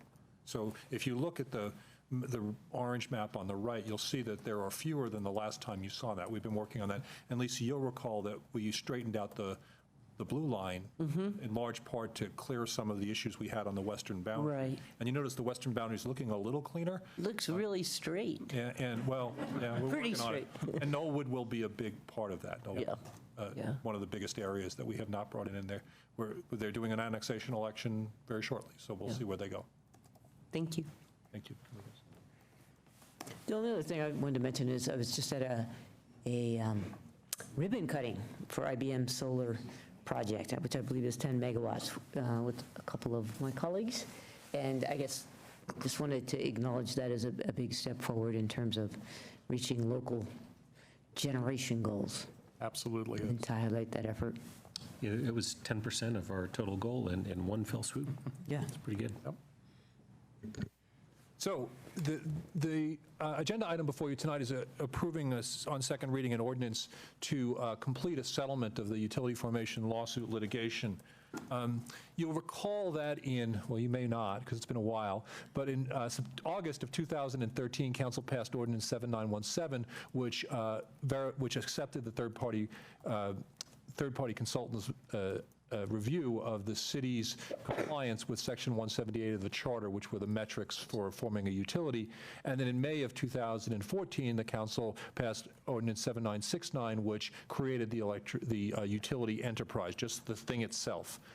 We did that in large part because we were planning on the same day that Council passed Ordinance 7969, Council passed Ordinance 7968, which authorized proceeding to condemnation, and we thought at the time we would be going directly to condemnation. We've had a slight detour to the PUC for 5 years, which we're hoping is coming to an end, but our main concern was that there would be a defense and condemnation that we could not engage in good faith negotiations because the acquiring authority, that is the utility, didn't exist. So we created the utility in large part to be able to forestall that defense and condemnation. We have litigated that lawsuit since it was filed in June of 2014. We have been through the district court, the Court of Appeals, the Supreme Court, and back to the district court. When we got back to the district court, we made a motion for legal rulings from the court, and it seemed clear that we were going to face a trial sometime in August this year of some complex issues and then further appeals. Both sides were not happy with this prospect, so we sat down and negotiated a deal, and the outline of the settlement is fairly straightforward. We agreed that we would get rid of the utility, that we would not create the utility until after the go-no-go election, and that when we did create it, would comply with the charter. Excel agreed to dismiss the pending lawsuit and to not assert the lack of the utility as a defense in the condemnation. So we pretty much got what we wanted, they got what they wanted. It's the kind of thing where I'm not thrilled, but I'm not also very upset. It sort of takes care of the pending issue. The proposed ordinance just does that. It repeals Section 11-7, and I explained that's why we did it. So we've had some discussion with community members and with Councilmember Weaver, and I want to thank Sam. He worked on this over the weekend while he was at a family graduation. Sent me an email, I think at 5:30 on Saturday morning, expressing his concerns, and we've had ongoing discussions back and forth, and I think we've addressed them. So in front of you on the gold piece of paper, you'll see a proposed amendment. What the amendment does is there was concern about Section 3 of the settlement agreement. Section 3 of the settlement agreement is the one that says that we will not recreate the utility until after the go-no-go election. And there was some concern that that could be interpreted to require that the utility comply with the charter in existence at the time of the settlement and not the charter in existence at the time that the utility is recreated. And of course, as you know, we expect to have an election either in 2020 or 2021 where the council will amend the chart, the voters will approve, hopefully going forward with acquisition of debt, which is required by Section 178D of the charter. The thought is that council may decide to alter 178A in some way, and so the charter requirements could be different at that time.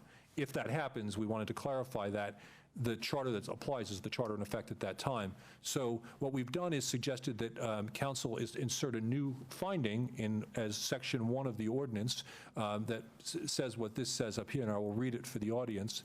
The City Council is adopting this ordinance to fulfill the requirements of a settlement agreement entered into between Public Service Company of Colorado, doing business as Xcel Energy, and the City of Boulder, executed on May 17, 2019 by Alice Jackson, President on behalf of Xcel Energy, and on May 14, 2019 by James Brodigan, City Manager on behalf of the City of Boulder. The City Council finds that the reference to charter compliance in paragraph 3 of that agreement refers to the charter in effect at the time the utility is created, and the election referenced is an election required for the issuance of debt. If council adopts the amendments on the gold, the ordinance will be required to be passed by emergency. The settlement agreement says that if you don't pass this within 45 days of execution, the settlement is void. 45 days of execution would be about July 1st, depending on which signature you go by. So if you don't do it tonight, there is another meeting before then. So I'm recommending that you adopt the ordinance, the amendment in gold, and that if there are 6 votes, that it be passed by emergency. Thank you. Great. Thank you, Tom. Any questions before we go to the public hearing? Okay. Has anyone signed up to speak? Yes, we have. All right, you have 3 people? Great. Real quick. Each person has 3 minutes. We're going to start with Carrie. If you can start with your name and address, that would be great. Good evening, Council. It's on. Good evening, Council. I live in Berthoud. I'm a utility reform and renewable energy advocate named Carrie Christainer, and I have 1 rental unit here in Boulder. And I remember really well the night that this utility was formed, as we used to have 100 people here those nights, and Macon's tears of joy, while some of us rolled our eyes a little bit as, thinking this is going to take a lot longer, mostly because of my discussions with Excel and people that know a lot about this process. And, here we are, I guess 6 years later, and the concern was at the time is that things change. And things have changed. They've changed tremendously, and they've changed the most, arguably, in my view, this legislative session. KK Duvivier is a professor at Du Sturm College of Law, and she wrote a letter to the editor in the Denver Post on April 30th, cautioning legislators not to vote for HB 1313, which was introduced by Casey Becker, who I believe might have been on council at the time, which basically she quoted it as, it will expand the monopoly dominance of Excel. And in many ways, I think she is correct. It's going to create an incredible clean energy plan that will do exactly what Mr. Katnock said, 80% greenhouse gas-free energy for Excel territory by 2030. And, which means they're going to buy a lot of stuff. They're going to build a lot of stuff. It's just what's going to happen. So your stranded costs right there are in a completely different ballpark, and you should discuss this with your staff. And I think you need to think it through this at some point, if it's going to take every city 10 years or more to municipalize. By continuing this process, you could actually be holding the state back, in my view, at this point. That's the first time I've ever said that, but actually I think it might be true.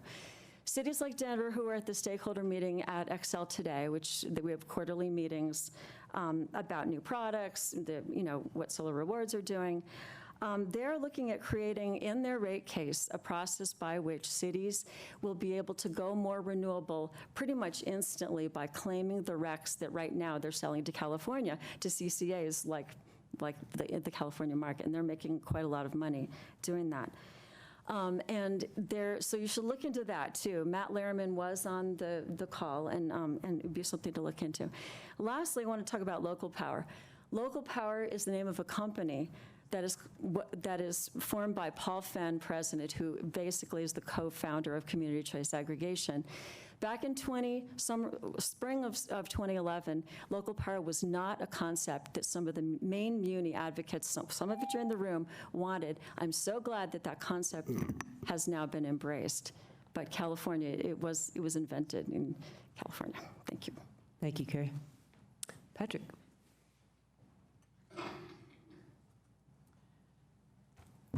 My name's Patrick Murphy. I live in Boulder.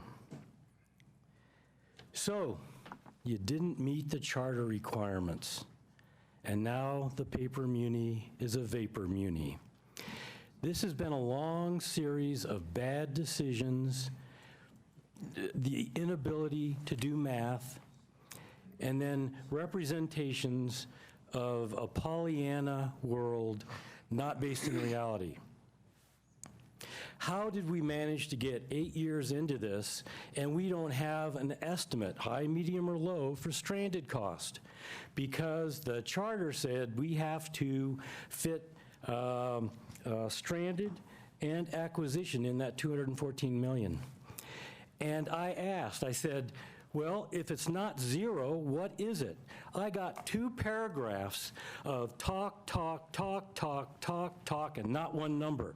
8 years, not one number on stranded costs. These are supposed to be professionals. We're not getting good leadership. You're not being critical. Okay, so we missed the criteria way back in, 2014. We hired somebody to tell us whether or not we met the criteria. And then, half a decade later, we're still basing our success on something way old, way out of date. You're just not up to speed with reality. You're not adding these numbers. I showed you that graphic. All these happy day sorts of things like, oh, we're going to get power so cheap. Oh, our rates are going to be so low. They all presume that we're not going to have this gigantic bill to pay. We are going to have a gigantic bill to pay. And and democratize, it's gonna be 2 years before we get to vote. Estimates of 2020 are baloney. We're never gonna get there. I mean, we're lucky we got this little agreement that, you know, even though they want to gloss it over, it agrees that we totally screwed up in the past. And we are going to continue to screw up because our leadership doesn't do critical review. And a lot of that rests on you. You know, you do a lot of good things. In 2 months, I will have lived in Boulder for 50 years. So I love this place. I've seen it change, you know, and I like a lot of the change. This is the one thing, other than dog crap, that I do not accept. So, you know, put yourself in the category and get it fixed.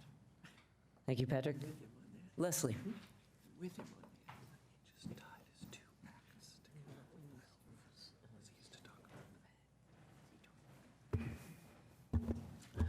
Evening, Council. Leslie Glustrom. I live in Boulder, and thank you for this opportunity.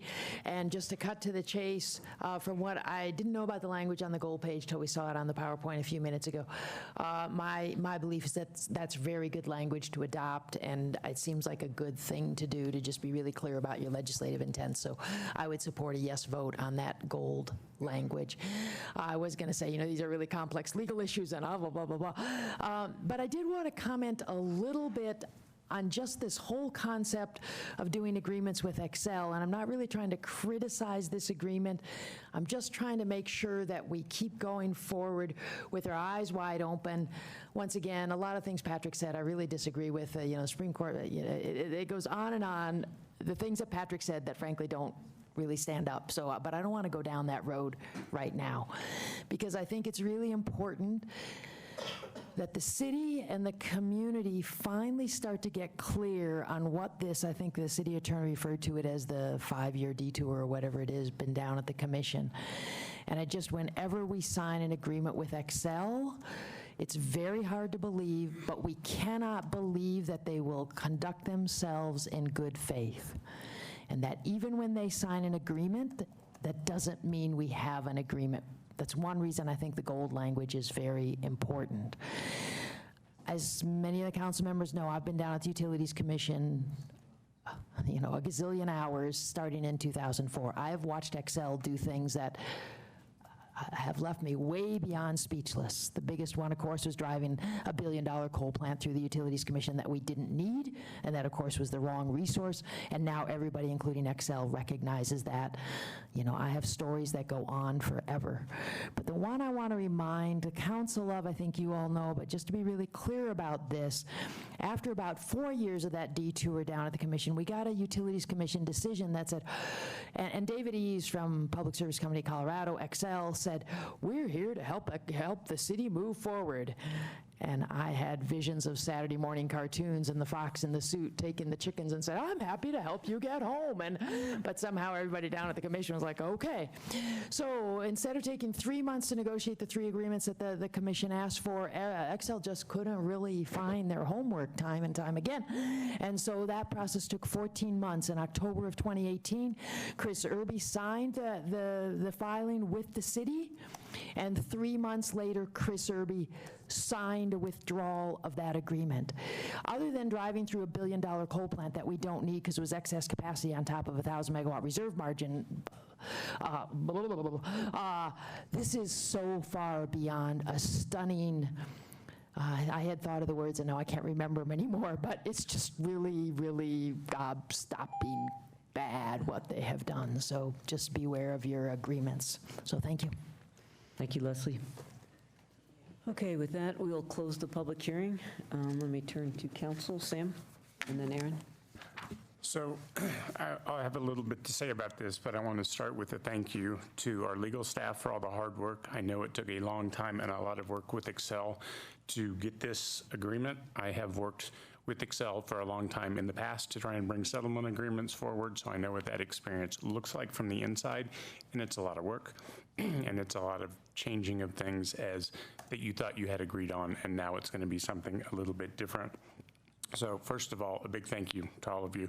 Again, also thank you for listening to my concerns about how we can strengthen our interpretation of this agreement without having to go back around the circle again, which might not have happened. So you were really responsive to my requests, and I think we've come to a pretty good spot. If it's okay, I'd like to start at a high level and come down real quickly. We started this in order to accomplish the goals of decarbonization, democratization, and decentralization while paying close attention to rates and reliability. And that's what we've always tried to do. And when we created this paper utility, it was for exactly the reason that Tom said. It was so we would have a defense against a you don't have utility charging condemnation. Well, Excel has just agreed they won't make that legal attack, and we no longer need the utility. But we did go through and do our homework on what the rates would be, given what we knew about the costs at the time, and what the impacts on decarbonization would be, and reliability. And we paid for, I think it was a 75-page study from an outside consultant that does utility analysis and utility budgeting, and they're the ones that told us that it was good to go. And much like we would do a nexus study in order to adopt a linkage fee, another thing I'm proud of, we did this utility study so that we could see if we could meet our charter tests, and we did at the time, and now the need for that utility is gone.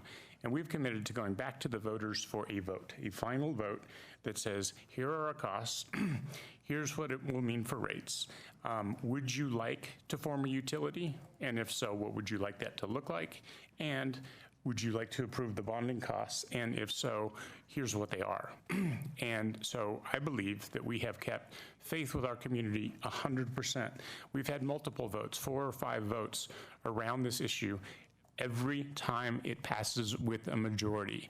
And I will point out that our community is proud of taking action on this, and we're breaking a path. So I will say again, the 10 years it took, and Ms. Christ-Jenner left, but the 10 years it took will no longer take 10 years if Pueblo wants to do it, because there will be no more dilation and dilatory action by Excel, because there will be a pathway through the PUC first, establish separation process and separation costs, go to condemnation, find your numbers, here's what they're gonna look like, roughly speaking, for a city of your size.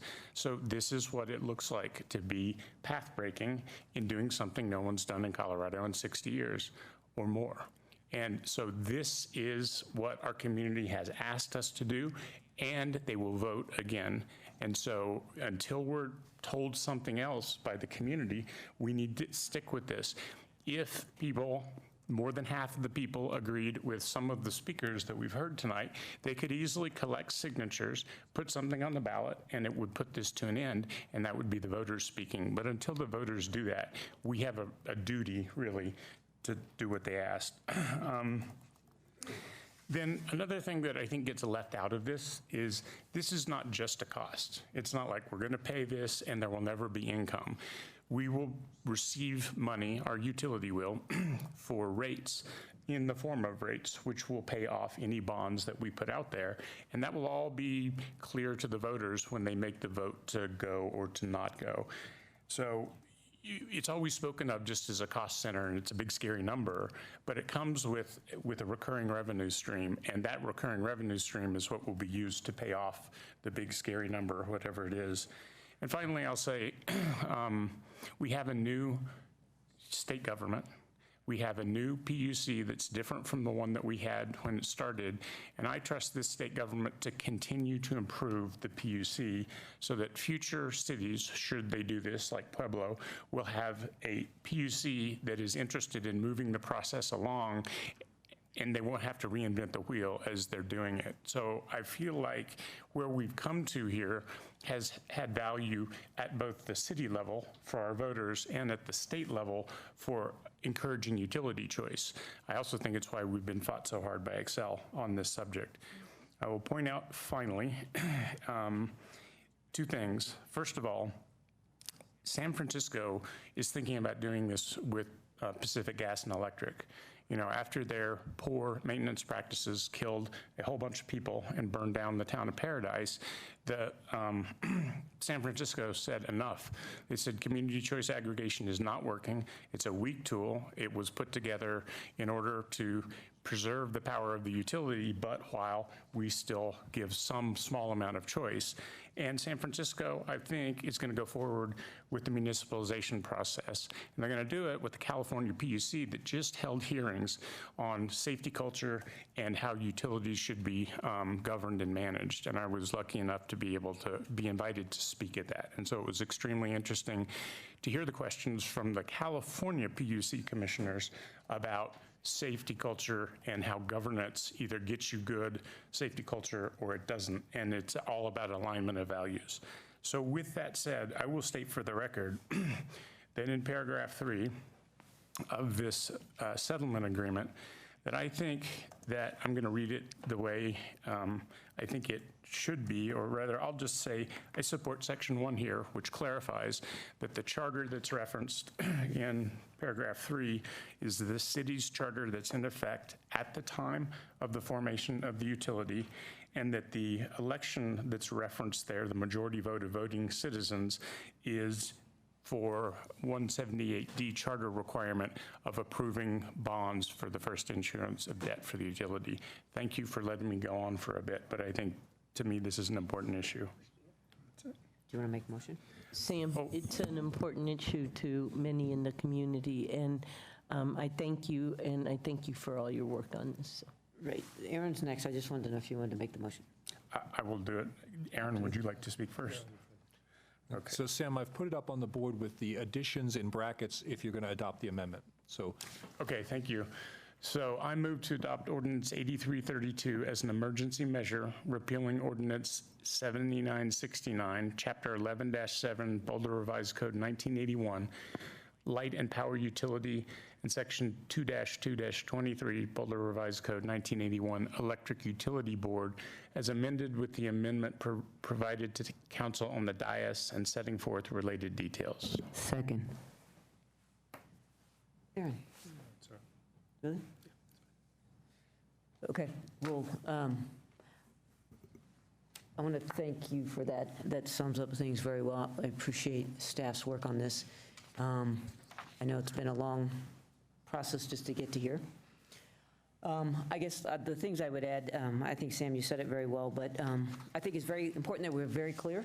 So I really support this language. I think, as you noted, it refers specifically to the charter in place at the time and to the election, the go, no go vote that would allow us to pay for debt. So I want to make sure that that's very clear. I guess I also want to just say that the world is changing. I think we get to take part of the credit for the change that's happening. These are good changes. The world's getting greener. I still think there's no doubt that were we already a municipal electric utility, we would be so much farther ahead of the game. And there's a lot of reasons to keep looking at this option and moving forward. And again, the voters keep telling us to do that, and that's what we're doing. And of course, we knew it would be a long process, and Excel is proving true to their word and making sure it goes on long. And I mean, let's be clear, that's why this is taking forever. But that's not a surprise. So with that, thank you. Others want to say anything? Bob? You're going to watch Bob vote yes on a muting matter. How about that? I was going to say. None of us know how this muting endeavor is going to turn out, but I think cleaning up this 2014 vestige, this paper utility that we don't need any longer, makes sense, regardless of what people think of the muni. I think it's a good cleanup. And Sam, I really appreciate your work in tightening this up. Okay. It's emergency vote? Oh, I'm sorry. Mary. No, just real quickly, I did want to thank Sam for getting up at 5:30 in the morning. I was in Minneapolis. And waking Tom up at 5:30 in the morning. Hey, he called me at 7:30. No, he called me at 7. Actually, it was a little bit before 7, but it was okay. Anyhow, did you finish? I did. Okay. I didn't know if we interrupted you. Okay. Okay, we start with Mayor Jones. Aye. Councilmember Morzell? Yes. Nagel? Aye. Weaver? Aye. Yates? Aye. Young? Yes. Brockett? Aye. Carlisle? Aye. The motion passes unanimously. Excellent. Thank you. Your next item is the 2019 Transportation Master Plan update.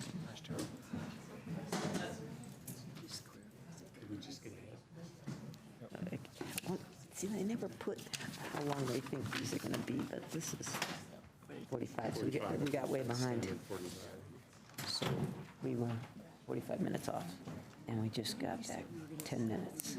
So now we're 35. Not a chance. Good evening. Yeah, we're gonna talk left-hand turn lanes. We're not going fast. Hey, Bill. How you doing? Good. Yeah. This. Oh, I've got some of that in my bag. Sit down. Or if you wait till after. Ibuprofen? July about finance. I think we're going to do it with this fact. It's up to how much headroom we have.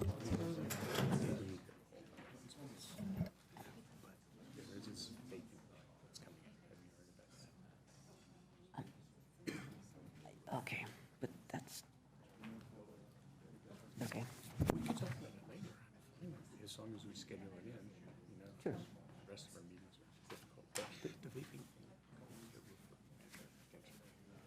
Yeah, but then we don't, okay, but in terms of poll, we would need to poll on it. I think we need to, and we need to do the work, and So we can talk about it when there's a meeting devoted to ballot measures? yeah, we can talk about it. I mean, and maybe We're not going to poll on it, but, I mean, Right. I just wanted to bring it up, because it's a new thing, and Tom has been talking. We're going to wait till another council member joins us. Oh, hey, council members, we need a quorum. Somebody come back. Did you need them? Okay, here we go. Thanks. So let me present the interim transportation directors, Kathleen Brackey and Bill Cowron, who will start out by presenting the beginning of the transportation master plan update. But we have a number of staff members in the audience, all of whom have done amazing work with the Transportation Advisory Board, and they'll be coming up to the podium. So let me turn it over first to Kathleen. Thank you, Jane. We really appreciate the opportunity. It's not on. Great. This better? Yep, great.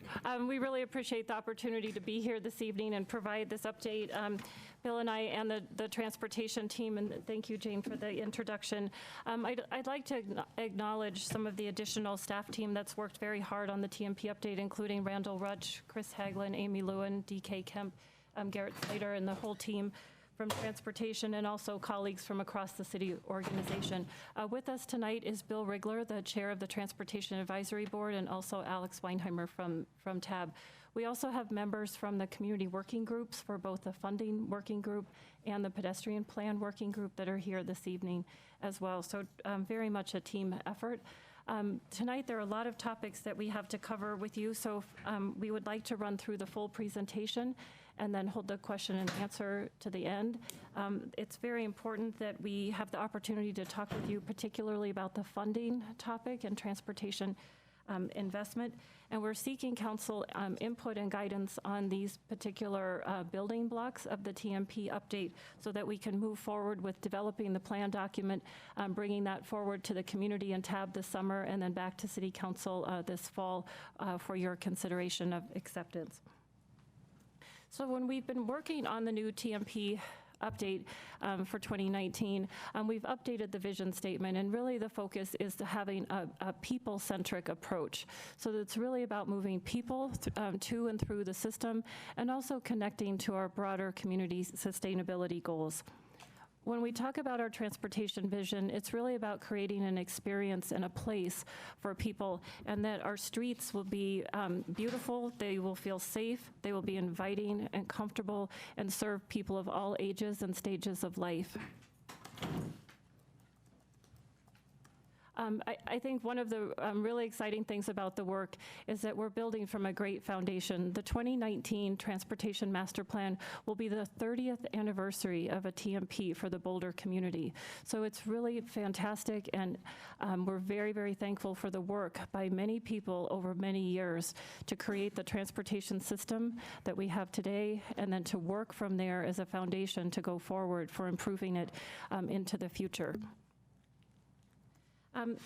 A lot of our work on the TMP is really about creating that customer experience, and how can people have easy access to affordable and accessible and convenient, reliable transportation choices. So if they take transit and come to a well-equipped mobility hub, they'll have lots of options and choices to get to their final destination that are enjoyable to use. We also recognize we're facing a lot of challenges. Locally, we know we need to be doing a better job with our essential services and our core street maintenance and our snow removal and landscape maintenance. We have to get better at those very fundamental functions of the transportation system. People who use all modes of transportation rely on that to have a safe and reliable system. We're also part of a large regional ecosystem, and we're facing a lot of trends together in terms of traffic congestion, but also a lot of growth along the Front Range and in the Denver metro area. And how do we provide travel options and choice in that environment, and keep the access to jobs that we have and provide viable choices for people. It's also very important that we're addressing our air quality and our climate commitment goals and challenges as part of the transportation system, and then certainly looking for ways to grow the investment in transportation over time. As part of the TMP update, the focus is on how do we flip the challenges into opportunities, and how do we use the new forms of technology and services and to make all of those improvements and increase the access that people have to where they want to go. So when we talk about investing in transportation, and Chris Hagelin will cover this more in detail in the funding section, it's important to think about the interconnectedness of our transportation goals, our strategies, our targets, and our investment levels. All of these pieces of the puzzle are interconnected. And I also wanted to take a moment to say we understand and appreciate how difficult it is to talk about transportation funding. We have a lot of needs within transportation, but we're only one part of many needs across the city organization and across the community. So we want to be part of that larger context and understanding how we can best serve all of the needs of the community. I think one of the most exciting things we have is thinking about the future of transportation. Many different opportunities ahead in terms of communication systems and mobility as a service, and not only smart and complete streets, but how do we help move people in new ways into the future. But all of this needs to be centered on how these new technologies and innovations help us achieve the community goals and values. It's not just about the new shiny things, it's about how those new types of mobility choices will help us achieve our climate goals, our safety goals, our neighborhood livability goals, and more. Some of the pilots that we're working on as part of the TMP update to test these new ideas are partnerships that we are doing with VIA Mobility Services, with CU, with NREL, and the downtown businesses, looking at ways to integrate new forms of shared rides, looking at electrification of the fleet, both personal vehicles and as well as transit vehicles. So we're doing a lot of work to create the HOP fleet so that it will be fully electric over time. So there's a lot of really neat and interesting things that are underway or that are on the horizon, with the goal being to create shared, electric, and ultimately automated types of transportation systems. But it's where those three types of strategies come together. And I think the most important thing to stress is that all of the work we've been doing as part of the Transportation Master Plan update is community-centered. We've been doing extensive outreach throughout the community through signature events, through small walking meetings, and going out to different organizations and meeting people where they are to hear what their concerns are and integrate those concerns and those desires and the dreams that people have for transportation into the recommendations and the the building blocks that we'll be sharing with you this evening. So we've accomplished a lot, but we have a lot more to do, and we appreciate your input and guidance as we move forward in the planning process. So with that, I'll turn it over to my colleague, Bill. Thanks, Kathleen, and good evening, City Council. We are so excited to be able to present our newest Safe Streets Boulder report and corresponding Vision Zero action plan to you. We hope you had a chance to read it. This is the culmination of a considerable amount of work over many years by our staff, by the members of our Transportation Advisory Board, and by many members of the community. It's a document that we are extremely proud of, and I hope you will feel the same. Next slide. The work began with creating a crash database that allowed us easy access to the data, which we were then able to go in and look at several years worth of data, looking specifically at severe crashes or crashes that are serious injury or fatal, understanding what the trends that are associated with those crashes are. And that helped us to identify several severe crash focus areas. Vulnerable users, bicyclists, pedestrians, impaired driving has a alarmingly high fatality rate, speeding, especially on our arterial roadway system. There's a direct correlation between arterial speeding and severe crashes, and then left turn related crashes. And this one is a particularly strong focus. Almost 20% of all of the serious injuries and fatalities came from people making permissive left turns at traffic signals. Almost 30% came from left turns, either signalized or unsignalized. There was nothing even close to that category. We also did an evaluation of what's been done to date, what we've done in the past that's effective and not effective, and also looking at other types of crashes, not just severe crashes, in particular looking at high crash locations, identifying places where there were lots of crashes and trends today that we would want to take specific action at those locations. And also focusing on the perception of safety. I mean, we want to obviously focus on removing crashes, but we want a community in which people feel safe, and because they feel safe, are willing to use any mode of transportation. So their comfort and their security is an important focus of Vision Zero as well. We need the community to be engaged. There are many types of crashes that will not go away unless we get changes in behavior from the community. And we need data transparency. We need the community to have access to the data so that they can have the conversations they need to have. And then all of this culminated in the Vision Zero action plan, which I think is really the meat of the document. This is 50 specific actions that we will complete in the next 3 years or have an ongoing effect on the community. Next slide. And I'm going to talk a little bit more about the action plan, but I want to talk a bit about our approach to date and how what we've done and the things that we will continue to be doing. From an engineering standpoint, well, this obviously focuses on the 4Es. From an engineering standpoint, we've made over 160 specific engineering-related safety changes in the community in the last 3.5 years. About 2/3 of those have to do with our traffic signals, left turn phasing, leading pedestrian intervals, or pedestrian head starts. And we have more to do, and we'll continue to do that. From an education standpoint, we have the Vision Zero Community Partnership, and working with that group to chart our course, targeted safety messages, including the Jumbotron messages that we have at CU football games, and then programs like the Heads Up campaign, which is around crosswalk safety. It's been a great program. Next slide. Enforcement is an important piece. We collaborate with our colleagues in the police department. They are a very valuable and very limited resource, and they need to be used strategically. So we need them to be, and have been working with them to be focused on DUI enforcement or anti-DUI enforcement, on speeding, again, particularly on the arterial network, because it's one of the few tools that we have available to deal with speeding on arterials, and red light running, and in particular, use of photo enforcement as a tool to combat red light running, which is a crash that can have serious outcomes. Next slide. So again, the Vision Zero Action Plan, major component of the document.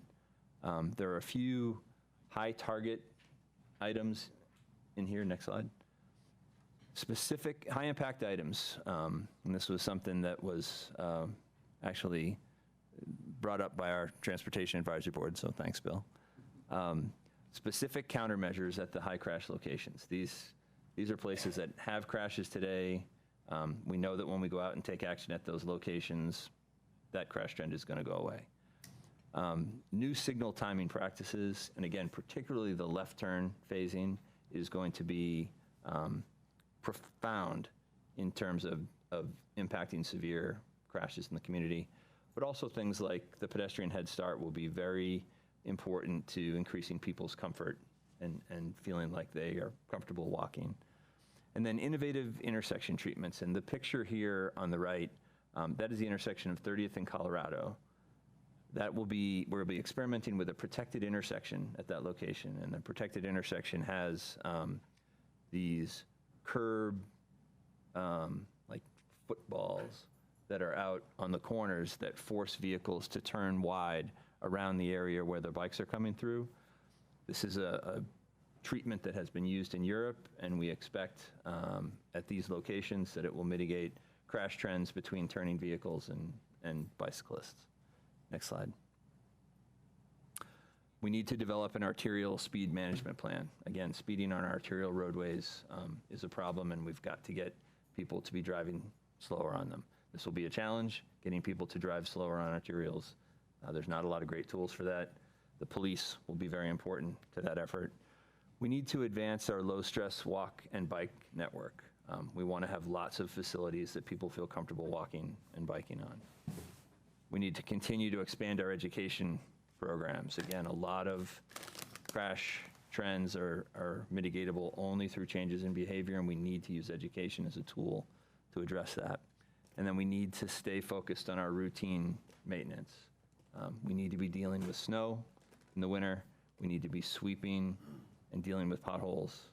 There are real safety implications of not doing that. So at this point, I'm going to turn the presentation over to Senior Transportation Planner Amy Lewin.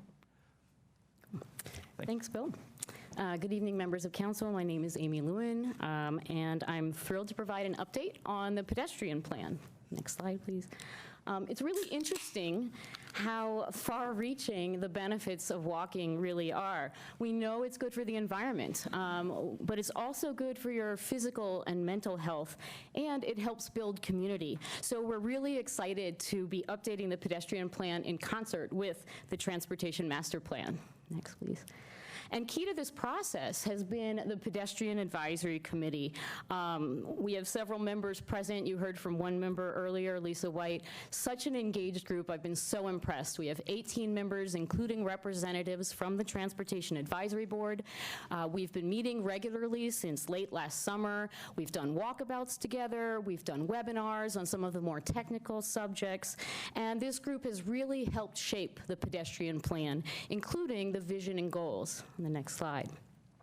So here the vision for the pedestrian plan is in the center, surrounded by the various goals. So, the question is, how are we going to make walking easy, safe, and well-connected? Next. So I wanted to highlight some of the key actions that we've identified so far. First is that concept of comfortable, low-stress walking, specifically to be able to access daily destinations, and I'm going to talk about that more in a minute. We also want to implement all of those action items that Bill just mentioned in our Vision Zero action plan. Another key item is to update our pedestrian crossing treatment installation guidelines.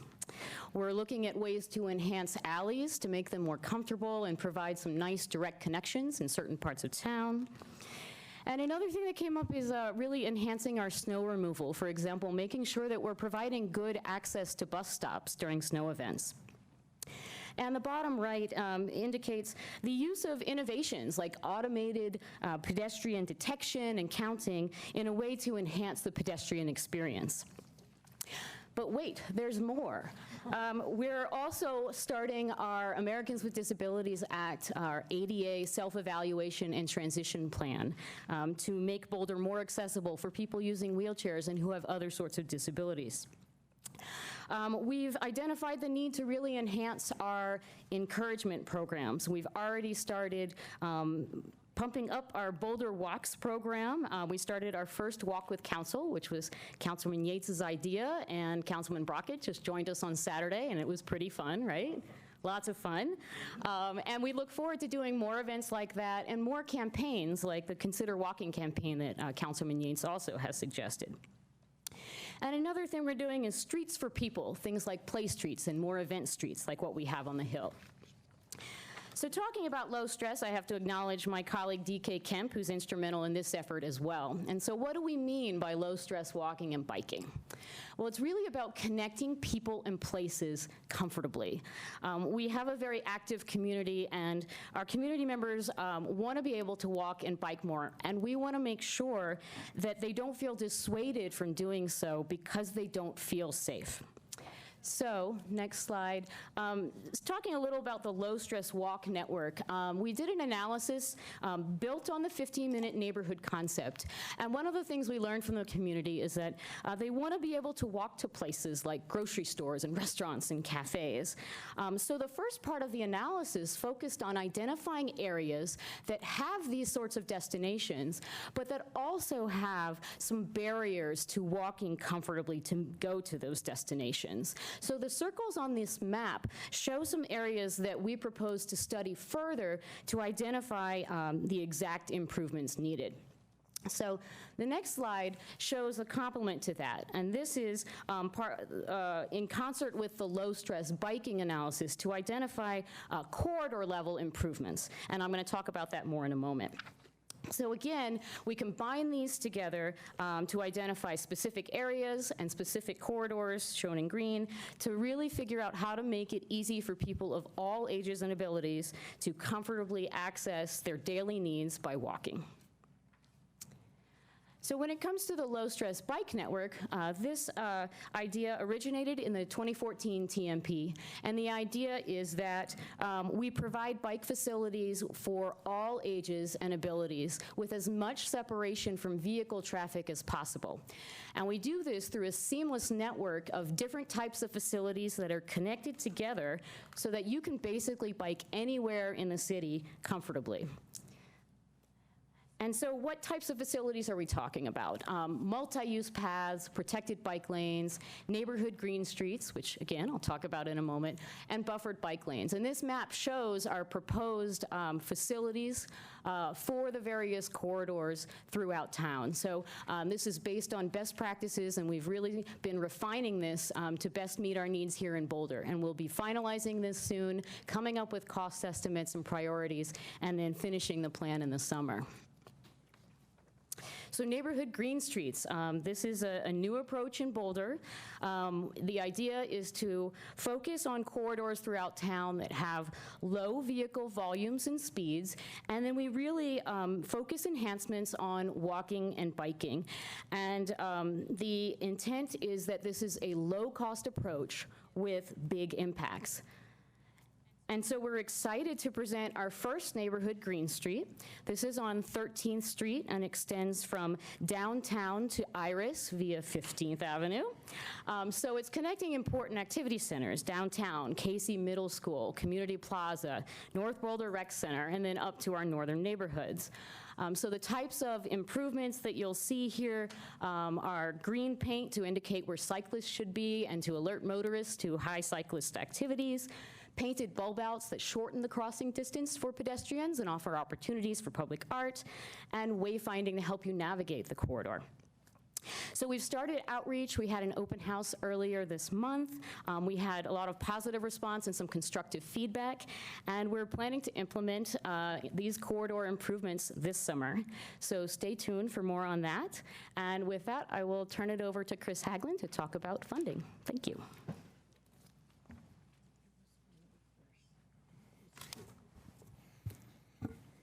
Good evening, Council. Chris Haglund, Senior Transportation Planner. So our community's vision for our transportation system is one that is well-maintained, it's safe, it's sustainable, it has viable multimodal options, livable neighborhoods, reduced congestion, and improved air quality. We get there from a variety of strategic investments, by fully funding capital and routine maintenance, by investing in the 4 E's of the Vision Zero program, completing our bike ped network and our new low-stress network, and investing in local and regional transit service and programs like the EcoPass. However, today we are facing some significant issues. Sales tax is not keeping up with inflation. Thus, we are facing declining purchasing power. We are deferring maintenance at this time at sometimes critical levels. There is increased competition for funding at all levels, from our local level to the federal level. And RTD is simply unable to provide the local and regional service that we need to meet those goals. In addition, affordable housing issues are creating longer and longer commutes for our non-resident employees who have little options other than driving. So tonight we are seeking Council's input on potential new funding mechanisms to further research, evaluate, and design for possible implementation in 2020 or beyond, or potentially for a 2020 ballot item. And we clearly understand the difficulty of this request in light of the collective needs of the city across the board. But we understand, we are one Boulder, we are one city, and council will have to take those collective needs into consideration and may look at a funding package that is broader than just transportation. But we're here today to let you know about what transportation's needs are and some of the ideas we've come up with how to solve those needs. Ultimately, what the council will have to do, whatever manner we get there, whatever funding pathway we choose, we'll have to decide how big of a bite we're going to take, what's in the bite, and how we're going to pay for the bite of our unfunded needs. If we don't do anything, we will continue to defer maintenance, which has a higher cost in the long run. Our services will not meet our community expectations, and our transportation goals will become wishful thinking. For the last 50 years, our community has taxed themselves to provide local funding for transportation through a dedicated sales tax, and this sales tax has provided the majority of funding that we've used to build and maintain the system that we have today. Minus federal funding, which fluctuates frequently year to year, sales tax revenue provides the vast majority of our funding. As Dr. Robekind from the Lead School of Business recently said at a Louisville Business Forum, we used to think of Boulder as 25 square miles surrounded by reality. Now we must think of Boulder as 25 square miles surrounded by sales tax competition. In terms of how we invest this revenue, you can see that over the years, the amount of money that we've had to spend on core services has steadily increased at the expense of enhancements.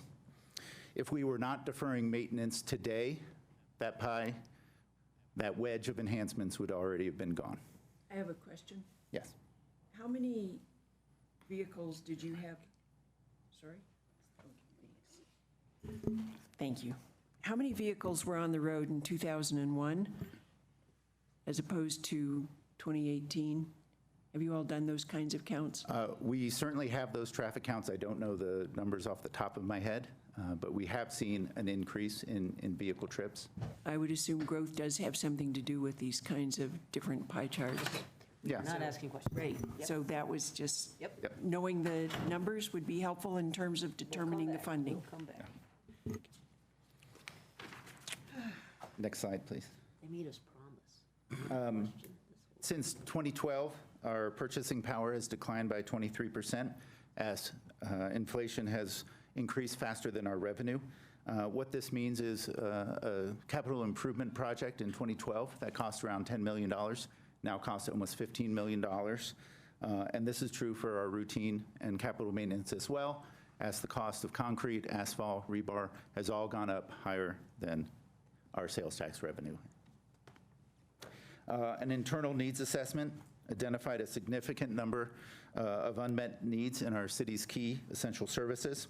Again, we understand the difficulty in balancing these needs across the citywide needs that you did see in April, but we wanted to provide you with a complete picture of our funding needs. So this represents both the annual unmet needs by category and also unmet capital needs as well.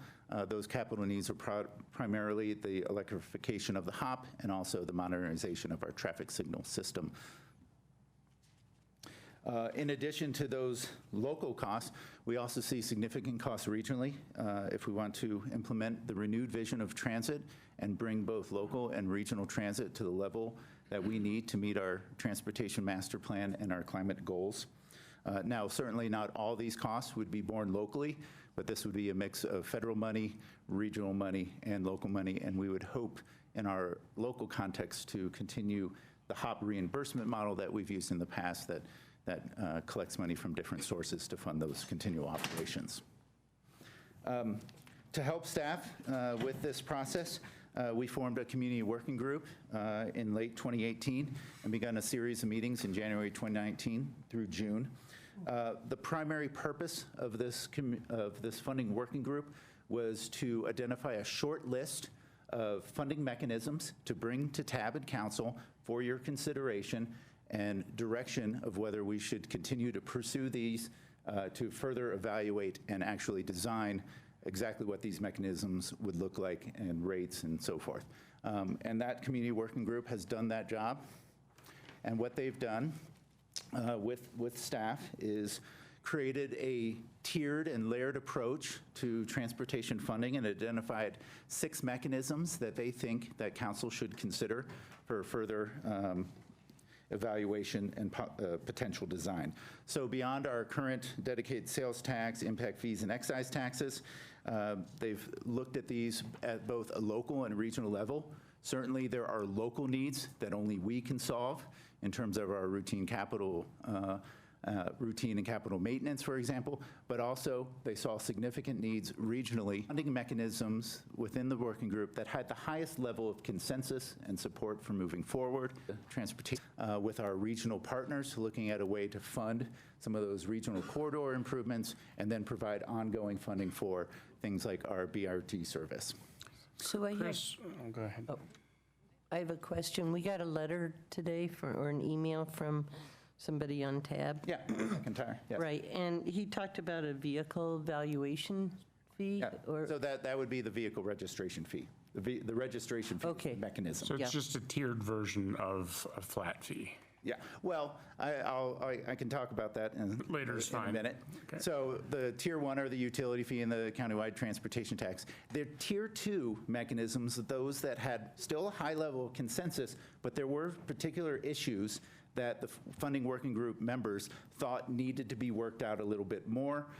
And then also these are mechanisms that maybe are more near to midterm implementation as well. So that includes the vehicle registration fee. So when we looked at vehicle registration fees, we thought that was certainly a viable mechanism, but there was less consensus in the group for exactly how it would be assessed. Earlier, you heard from our Climate Initiatives Department that they were looking at a vehicle registration fee that was based on the vehicle's efficiency. Mark and others on the funding working group thought that may be a regressive tax, and therefore offered an alternative being a vehicle registration fee that would be based on the value of the vehicle. There's also the idea of a vehicle registration fee that would be based on the annual VMT, vehicle miles of travel, that the vehicle conducted during that past year in between the registrations. So I think in general, a vehicle registration fee was thought of as a very viable mechanism to raise revenue, but there was less consensus on exactly what it would be assessed on. Another in the tier. I'm sorry to interrupt you, Yes. but do you know the doing it on valuation? Are there any legal impediments to doing so? Are we allowed by the state to collect such a fee? That would certainly be part of the next phase of research. This was an idea that came up in the working group. We haven't done any analysis on it. You know, you get there's a state prohibition against this local income taxes. Careful about that, but we haven't seen anything that absolutely prohibits it yet. Okay, thank you. Yes. A second Tier 2 mechanism is a curbside management fee. So this is related to the use of transportation network companies like Uber and Lyft, delivery companies like FedEx or Amazon, using public right-of-way to access our curbside.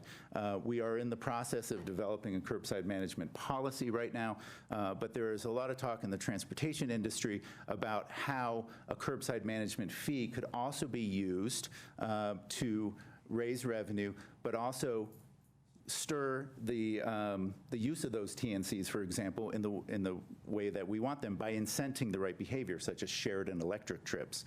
But you could use technology to assess a fee each time a TNC or a delivery truck accesses our curb in a designated area. I have a quick question. Okay, you have exceeded our limits. How close are you to the end? Because I cannot hold people. This is my last slide on funding. Okay, so how we're going to do it, and then we're going to come back to funding at the end. I'll ask So later. keep jotting down questions, All right, please. thank you. Oh, I still got those. The third Tier 2 mechanism is user fees with congestion pricing. So there are a variety of different ways in which user fees can be assessed on a vehicle trip. You could have a cordon fee, where a fee is assessed when a vehicle passes a line, a boundary. You could also have pricing along a corridor, which we already have in the hot lanes, the high occupancy toll lanes on US 36 or E470. Technology exists. And you can also have it at the end of the trip at the parking space. The working group felt that congestion pricing is a mechanism to continue to move forward and research, and very well may be a significant revenue generator in the future, and can also be used to incent the right type of travel behavior. Finally, the third tier is really just a single mechanism, and that's the vehicle miles travel tax. Currently, there are over 30 states that are in pilots. Colorado already did a pilot on a VMT tax, and so this would be a tax that would be assessed annually based on the vehicle miles that you traveled in your vehicle. This is something we would not implement locally, but is very likely to be a mechanism at the state or federal level in the future. So those are the mechanisms. And then we have one very brief section just on the TMP planning horizon that I will cover. So kind of related to the funding, we're also asking council's input on the target year for this TMP. Typically, when we do a transportation master plan update, the horizon year goes out 20 years. Based on some of the information we were seeing from the climate action and the climate reports we are seeing, we are asking council to look at a 2030 horizon date for this TMP. This will have some implications, of course, on funding and possibly the use of policy to change behavior. But it would also be really taking advantage of some of the technology and innovations that we're seeing, and also electrification.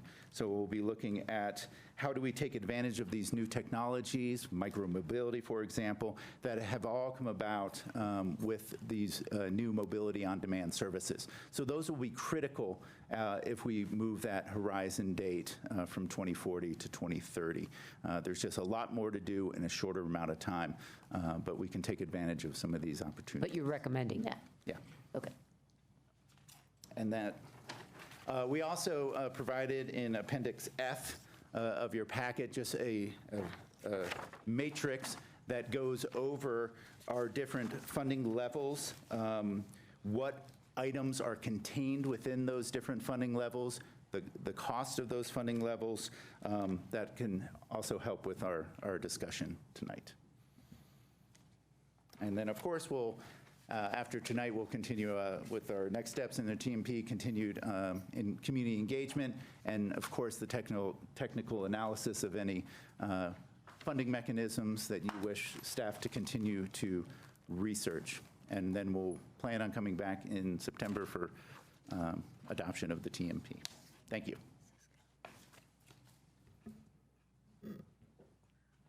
Okay, yeah, don't, just keep going. Yep, I'm going to plow right through. I know you're keen to get on. Before I begin, I just want to say that this is my 5th and final year on tab. My third meeting was the meeting that we voted to approve Folsom, or right sizing as we called it then, and I feel like we've come a long way since then. I'm sort of my third tour as TAB chair. Somebody mentioned to me that maybe the first time that that's happened for TAB. I'm not sure if that's true, but I do know that it's been a great privilege to work with all of you, with an incredible staff, with the community, with the media, and some great TAB members, so thank you all. And I'm going to whip through this so you guys can get on to the more important things. So this does mark the 30th anniversary of the Transportation Master Plan, and it's exciting. And we really wanted to do our best as the Transportation Advisory Board to honor the great commitments and the giants whose shoulders that we're now standing on. And the best way that we figure that we can do that is by taking a very progressive approach that focuses on best practices around community engagement, public awareness, accountability, and transparency. And through it all, we've really tried to focus on the TMP as our singular priority for this year. We've really worked closely with staff to ensure a robust public awareness and engagement process that's been coupled with expert input that together has resulted in scores of meetings over the last 12 months.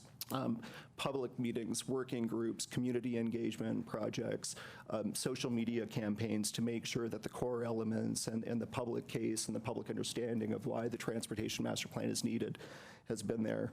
In short, I would say that we've seen part of our job to do a lot of the heavy lifting for council so that the public is aware of the importance of your votes and support for these initiatives. Some of the key learnings over the last 5 years, including Folsom and the NSMP, which is the Revamped Speed Management Program, have fed into our experience in crafting the best possible public engagement processes over these last 12 months. So let me talk to you a little bit about some of the highlights that really jump out at TAB. First of all, in the Safe Streets report, again, if you've not had the opportunity to check it out, please do so. Some of you may know that my day job is public relations, and we counsel our clients that it's a Venn diagram, right? So one circle is what's the story you want to tell, and the other circle is what do people want to hear, and that sweet spot is a very, very tiny area, and we really feel that staff did a great job with this report and hitting that sweet spot.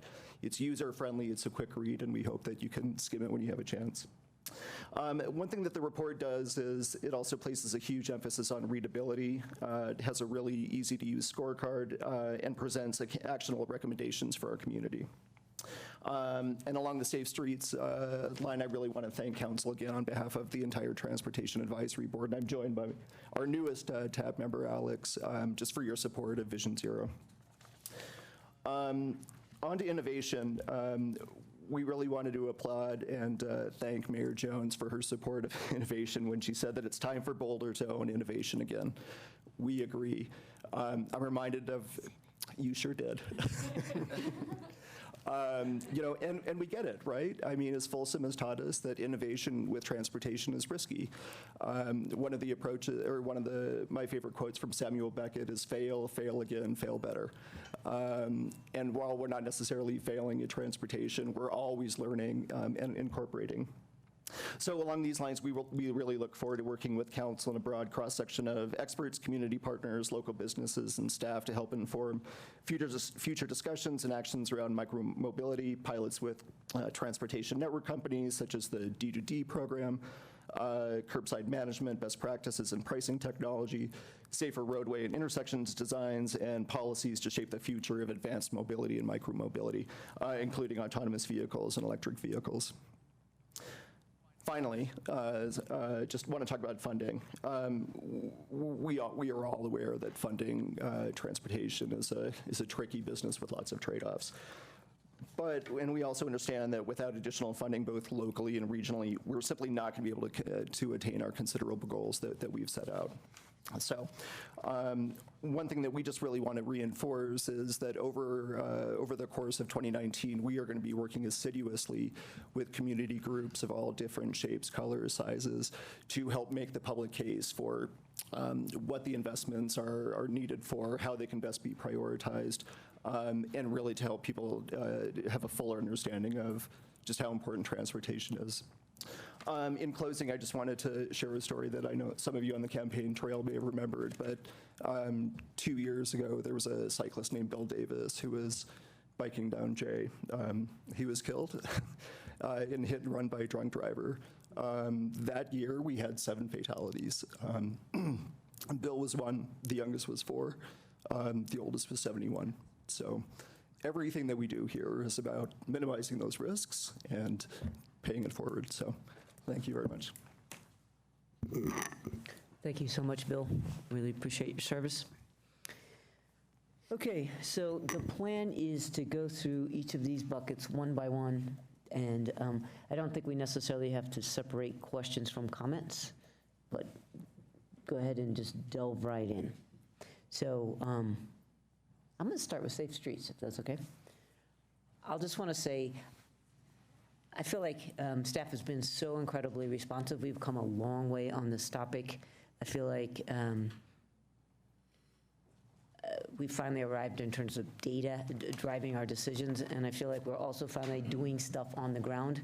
I think there is a real hunger to start implementing some engineering solutions, in particular as well as I mean, education's important, but actually changing how cars behave and people behave in tricky intersections. So I guess I feel like this is amazing progress. So I guess I want to salute you. And I hope everybody's seen the action plan. I think is actually really key, because it's, you can actually get your hands around it. I do have one question, which is, what on earth is happening at Broadway and North? Yeah, I have the same one. Sorry, I know I just skipped from 30,000 feet, but there's an intersection right in the middle of town with lots of fatal. Severe. 5 severes, which is just, it seems out of keeping. It's not like a major, I mean, Broadway is, but why at North? Yeah, I'm not sure we can tell you exactly why. I can tell you what's happening, which is that people are making left turns and they're hitting pedestrians in the crosswalk. And because that's a single lane, right, it's not something that we can separate out the lefts from the through traffic. So it's not a location well served by, say, protected left turn phasing. So what we've done there instead is put in a longer leading pedestrian interval in place and let the pedestrians get most of the way across the street before we let the people turn. And that's to try and counter that crash trend. I'm as mystified as you as to why that particular location is that way. There's lots of locations that have more left turning traffic and that have more potential left turn or more potential pedestrians to be in conflict with. But Okay. that Well, I mean, I get the 30th and Arapahoe, but those are major arterials, and this one just seemed out of keeping. Go ahead. So back in the day, there were a couple of intersections, and they're not very used, less so than this, where, I mean, if we have that kind of accident rate, I would think you just go stop and let pedestrians have the right-of-way, right, as they do at 15th and Walnut, for example, which is not a very highly trafficked place. Because otherwise, it's speed on Broadway. I stood at Broadway and Pearl today and watched the trucks, the SUVs, whoosh, whoosh, it's just like that. You know, so it's probably the same kind of thing. People are thinking about getting someplace too quickly and not paying attention to people, pedestrians or bikes. Aaron.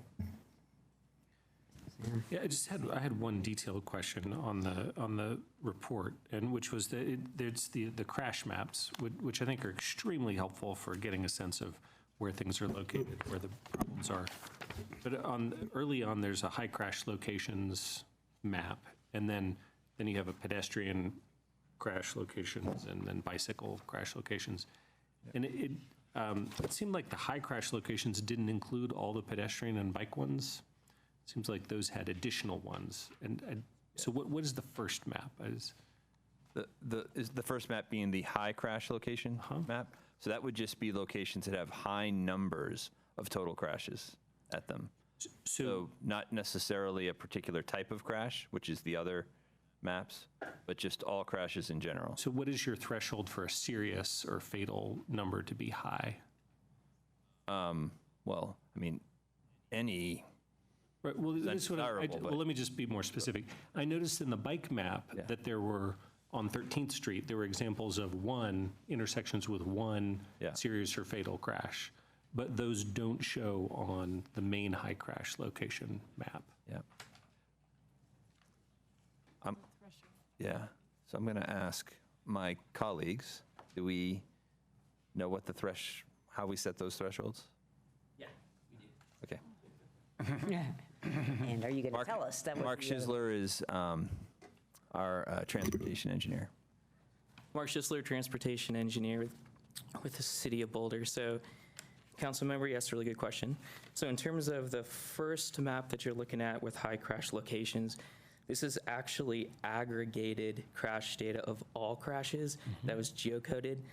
And then we used some GIS techniques to basically represent the locations of high crashes based on the number of crashes, which you see in the chart. There's the 10, the 49, the 50, to 99. And then we went through and we noted all of the severe crashes, those that both resulted in serious injury and fatality.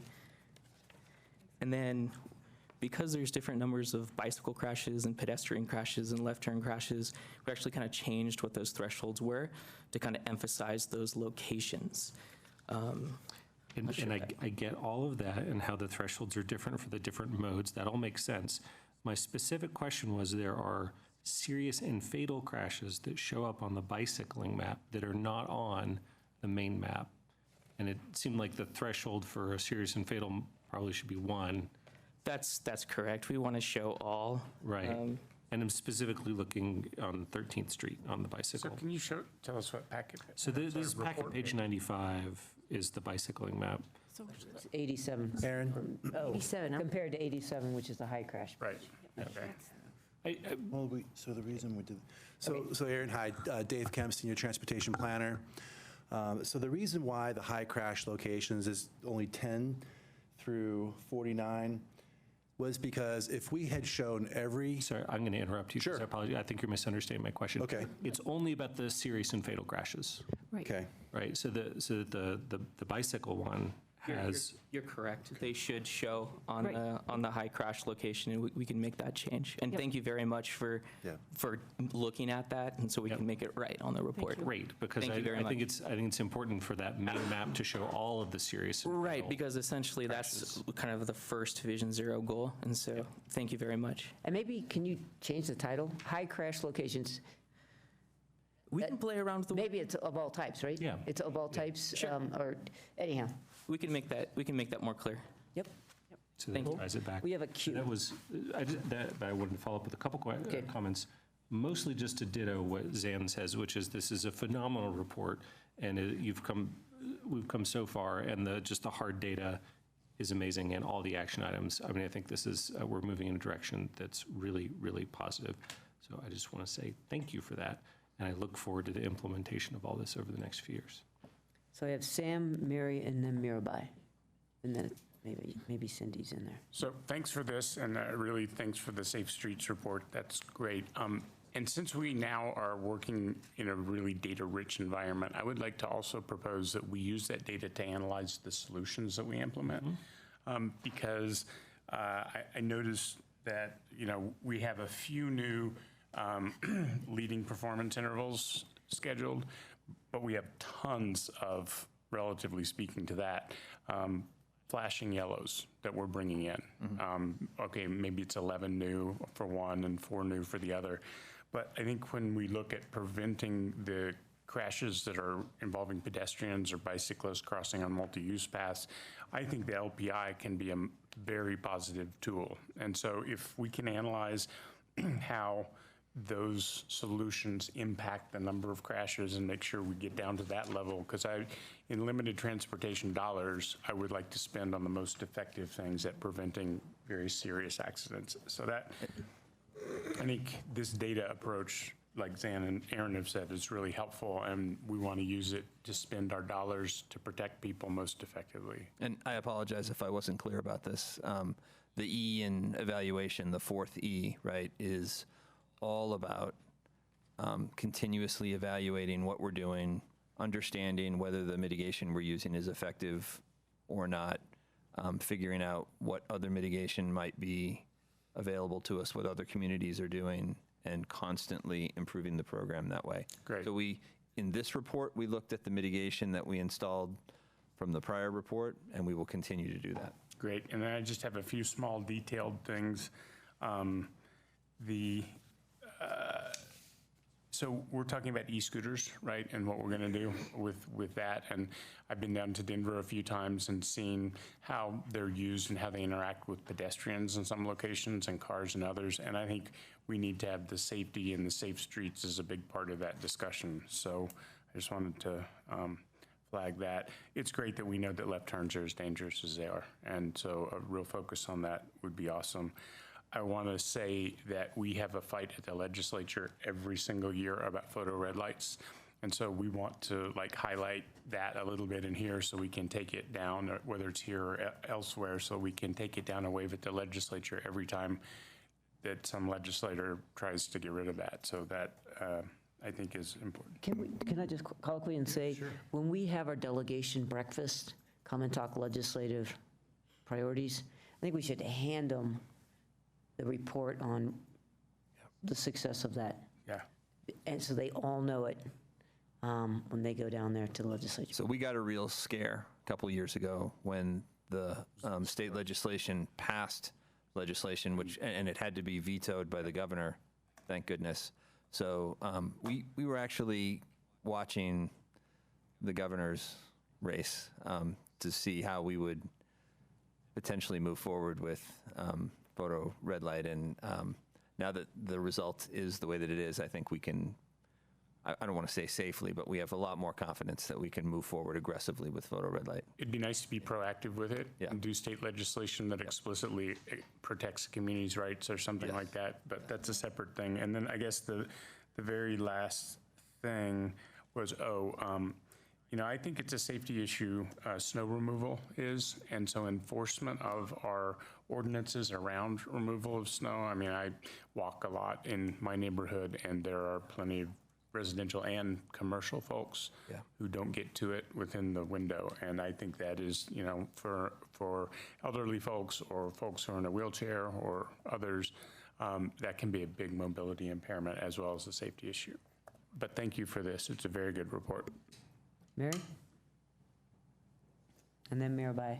Okay, so I wanted to offer up just sort of some high-level observations. And again, I echo all the things that have been said about how far we've come and how much data is presented here. It's quite remarkable, so thank you. A couple of things that jumped out at me is on the sheets that you gave that have the circles that indicate the GHG impact, and then right next to it, there's a dollar sign that indicates the cost. And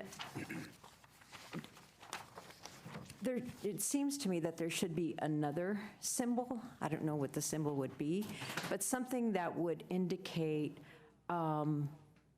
something with respect to whether or not it's regressive, equitable, and who benefits. And I don't know if that's an additional two symbols, but I think another indicator that tells us, is this serving the greatest number of people equitably, or an equitable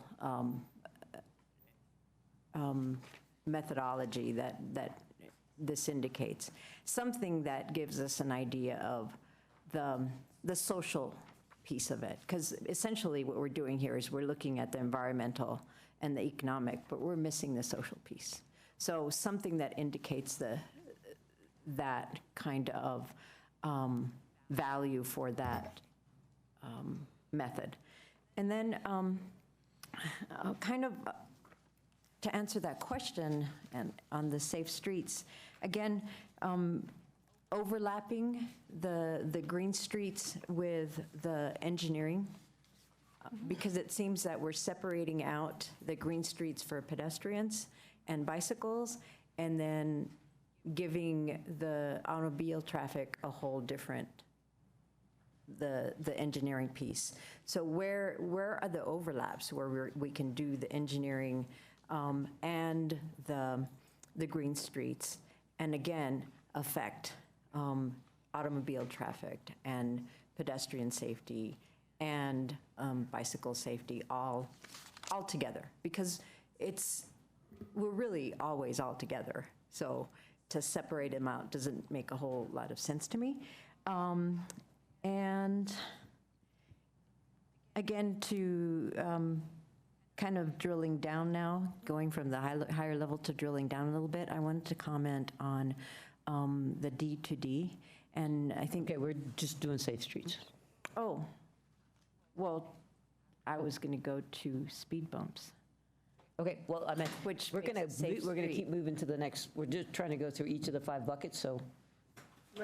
Well, bucket's just another name for silos to me, but okay. Well, we're trying to be responsive to this staff question. Okay. Sorry about that.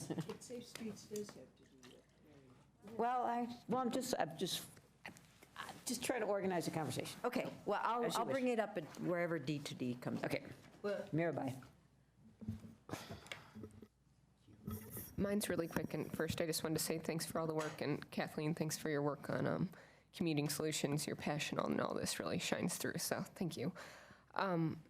This was just a quick clarifying. You had spoken to the fact that I think you said 20% of the accidents happened on left turns, and I was just curious, is it a combination or sided on one way or the other of cars hitting pedestrians while they're walking through walk signs, or are the pedestrians not following the walk signs and walking through when they should not be, and then cars are going, or is it just a combination? So it's, just to be clear, it was just a little bit less than 20%. 30 of the 160 severe crashes that we looked at were people making a permissive left turn, right, not on a green arrow, and hitting something, a car, a bike, a pedestrian. And that crash would likely be avoided if we had protected phasing at that location. That's what I was implying. But in all of those cases, it was a bad decision on the part of the person making the left turn. Okay. And they wouldn't have to make that decision if they had protected phasing. Perfect, thank you. Cindy. So I want to thank you as well for all of the work you've done and the data you've gotten. Bill Briggs, I chaired the first ad hoc transportation master plan committee. And so in the intervening time, it's very frustrating to see how far we haven't come in terms of recognizing, for example, when I look at the numbers that between 2015 and 2017, we had 21,000 people involved in a crash in Boulder. It's so many. And then again, so my big thing is enforcement. And that's where I think, rather than, regardless of the size of the car or how many vehicle miles it travels, that's where red light violations in 2017, violations, 27,791 summonses. Now, that earned some money, right? As well as, we hope, altered people's behavior in terms of driving. Photo speeding violations, 2017, 13,065 summonses.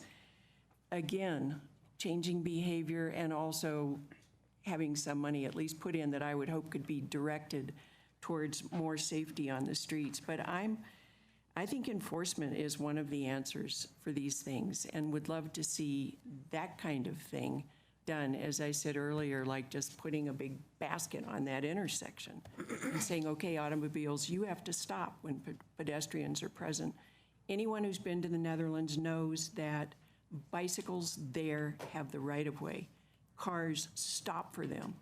I mean, they just do regardless wherever they are on the streets. So part of that is changing people's behavior. If we value safety, then we have to enforce it somehow. So that's just my 2 cents on that. But the data is great, and I agree with Sam and Suzanne, the legislation is really important as well, while we've got someone there who will listen.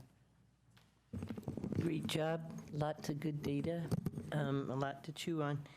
I'm going to agree with what's been said, but I do want to bring up this issue of speeding on arterials and placement of crosswalks and speed bumps.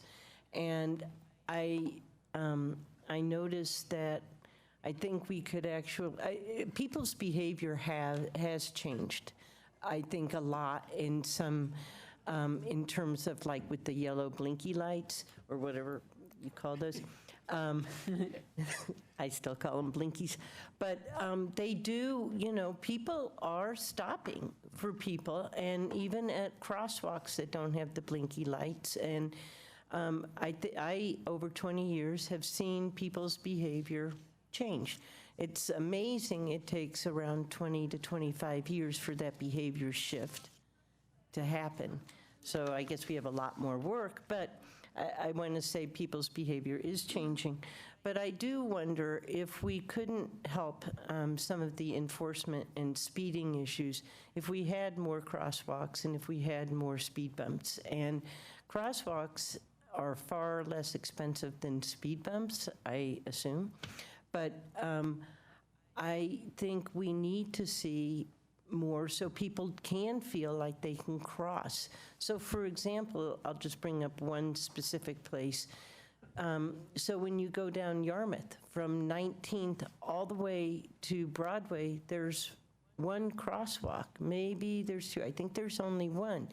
And I went down there last night, and it's like, now why would you pick putting a crosswalk at this location and not putting, that doesn't have a bus stop or anything, instead of at 17th Street, which does have, is it 17? Yeah, 17th, that does have a crosswalk and is a major arterial or major street or crossing for people from Boulder Meadows Mobile Home Park up into the Holiday Inn neighborhood.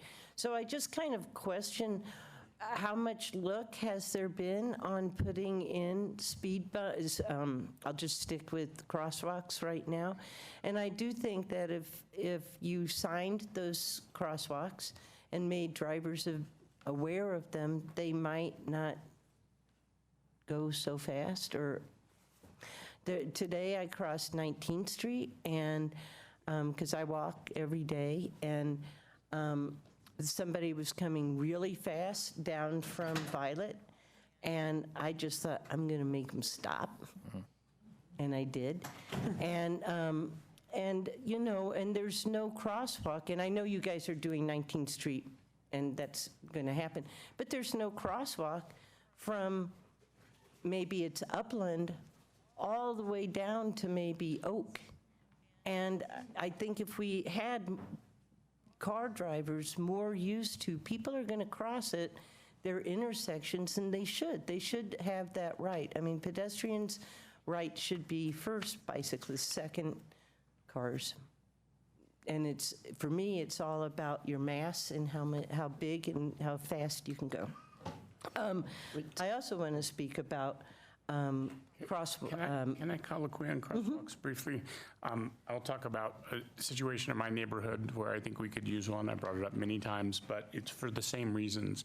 It's at a bus stop at a place where it's a long way to either other crossing, and it's 23rd and Pearl. And I've brought it up over and over again, but the answer I've gotten is, well, not enough people cross there for it to be worth putting a crosswalk there. And I just want to bring up in this kind of, whether it's that one or not, I just happen to know that one, it's the methodology that we use to decide if we need one. And so sometimes people won't cross or won't end up walking and taking the bus because it would not be easy to cross there. And so just think about the methodology that you use, because I agree, paint and a sign is a lot cheaper than other things.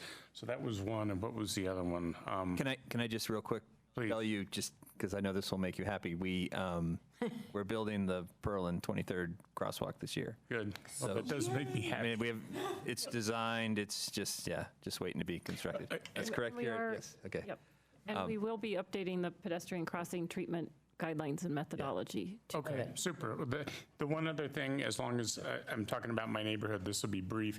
There's a crash that happens frequently at 23rd and Bluff. It doesn't happen frequently enough that it gets a lot of attention, but maybe once a year, And it's because the 23rd Street doesn't have any stop sign, and Bluff does have a stop sign. And so as my neighbors had the fourth car towed out of her yard, I thought that maybe what would be helpful there is on the stopped part of Bluff, it says two-way stop, right? Just something simple so that cross-traffic doesn't stop. Cross-traffic doesn't stop. And so I was thinking about that going around town, and I've seen more intersections like that. So there are some two-way stop intersections where it says it, and some where it doesn't. And so I think that's also a cheap treatment. So sorry to jump Okay, on your- so I just want to go one more on one of my favorite crosswalks, which is 34th and Valmont, which was taken off when I first came off council. And then after coming back like 10 times, we got it rebuilt. And again, it goes to Mary's issue of equity and, trying to be fair to everybody. And I was kind of amazed that when that crosswalk was taken out, people had to walk a good 10 blocks extra to get home, because in order to cross safely, they had to do kind of two ways. So now there's an issue on 34th Street in San Juan del Centro where we have excessive speeding all the time. And I would like to see some speed bumps in there. And we have a large population in there. We have a lot of children in there. People who don't generally always feel like they can go and call the police or call the city. And so I would like some real attention being put in there, because right now what we have is a lot of speeding, and I don't know if enforcement is what's going to do it, but I think the physical measures are good. So I'll just leave it there, and I'd like to see more crosswalks and speed bumps. Thank you. Did you have any response to that? Otherwise, we better move on. What? Well, my only response, I guess, to a myriad of these is that we have a program around where we install pedestrian crossing treatments, and we're going to be updating it. It is largely based on where pedestrians cross. It's not been our experience that pedestrians don't cross because they don't have a crosswalk. In fact, there are some unbelievable places that people cross in large numbers that are hostile conditions. And so they absolutely vote by going out and crossing the road, and we try not to be stingy about where we put them. If there are people crossing somewhere, we want to put a crosswalk there. If people are not crossing there, we don't want to put a crosswalk there, because we do have some crosswalks in town that don't have a lot of people crossing at them, and we don't get good compliance at those locations. Drivers don't stop. Aaron's up. Okay, go ahead. Same thing for speed mitigation. We have a great program that council endorsed a while ago about how we build traffic mitigation. Right. Right. And we're very excited to be out building traffic mitigation again after like a 15-year hiatus. Right, and I'll let Aaron go. I have another question or comment. Okay, we're going to So Bill, I mean, I hear your point, and I get that there are desire lines and people kind of cross where they're going to cross a lot of the time. But I would just urge you, as you develop that next set of guidelines, to take into account the fact that I think people do pay some attention to where the facilities are. I mean, I think Lisa brought up my neighborhood with Yarmouth. There's no crosswalk between 16th and Broadway. If there were, I would use one. Instead, I wait until I get to Broadway. And occasionally I jaywalk, but only when I have to. And if there were a crosswalk somewhere in there, I would use that instead. I know there are cases like that where people have a long stretch with no crosswalk, and they kind of pick wherever seems best. And if you gave them a crosswalk at a certain distance, they would use that more often. So I think if you can just blend those approaches a little bit when you develop those new guidelines, I think we'd be a little better off. You got it. Great. So I'll bring up one more, and that was Calmia and Broadway. And that is a pretty long stretch between Linden and Iris. And people walk Calmia as like a outdoor walk. And there are a lot of people who cross there. And so to me, we're trying, but I'd like to see us put pedestrians and bicyclists, their safety first, because they are the most vulnerable out on the streets. which might segue to our next question. Exactly. Okay, so we've talked a lot about crosswalks here. Any more on the pedestrian plan piece of this? Are you, I forget, I'm not sure exactly all your questions, but is there going to be some bike-specific stuff? That's the next one. So there's questions on each of the topic areas. So we had the safe streets, and now the pedestrian plan, then low stress, and then funding, and then the target year. So we broke out the questions for each of the topics. Okay, so anything on pedestrians per se? I'll say something. I mean, I've already talked to the crosswalks and so on as a safety thing. It also has all these other holistic things that were written into it. So I thought the nice thing about the pedestrian plan was how it framed it up and the community piece, I think, is one of the more unspoken pieces, right? Because like on the Pearl Street Mall, we all acknowledge that walking creates community, but in neighborhoods, it also does as well. And so I just thought it was a really nice framing. Thank you. Well, and I would add, No, go ahead. just the part where as we're working on the 15-minute neighborhoods and the places where we're trying to encourage people to walk, that gets at the crosswalk piece of it, where we're trying to create a culture of walking. I'll just throw that in. I think that that's part of build it and they will come kind of piece to it. Mary? Okay, so we're talking about pedestrian plan, and I think this is where there was a section under Green Street's implementation on 13th Street, where it's talking about traffic diversion.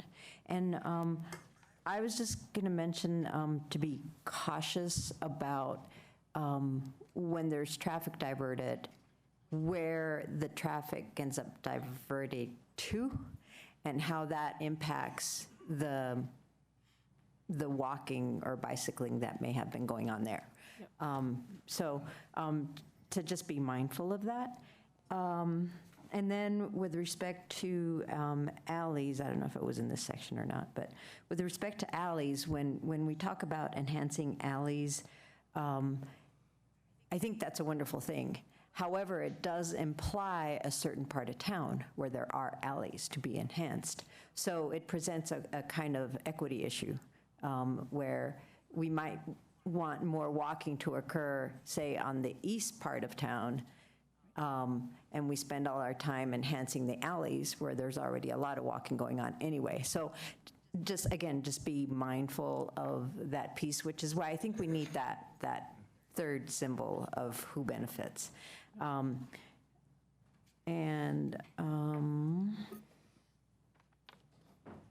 think that's all I have on that section. Aaron? Well, I'll just give a big thumbs up. Thanks for working on this. I want to appreciate the people out there who are working on this, the members of the Pedestrian Advisory Committee, and then Amy, who's working on this from the staff perspective. And the Walk with Council was so much fun. And Bob, thanks for the idea. And I look forward to us doing a lot more of that kind of thing. Maybe we could do that now. Maybe we could just start doing that. Although, maybe one thing I'll advocate for is as we do that, just to make sure that there's a feedback loop, that when you're out there walking with a group and you see maybe that there's an issue, to have a way for that to get into the plans for improving things in the future. I know you do some of that already, but. I will say I'm very impressed. Again, they're blinky lights, but where you've put those in and how well they work. And people are able to see them. Drivers are able to see them well in advance. And again, I think we've shifted people's behaviors. And so I really appreciate all the new crosswalks with the blinky lights and well-marked crosswalks. So those are great. So I was at a meeting once in Denver, and somebody made the comment that, you know, those crosswalks in Boulder and those blink lights, you can see them from outer space. So there you have it. There you go. Well, it's funny. At first, I didn't think they worked because it was scary, but it's true. People have changed. People have changed. Go figure. Okay. Data shows the same. So What? Data shows the same. Good. Yep. Okay, how about the bike network?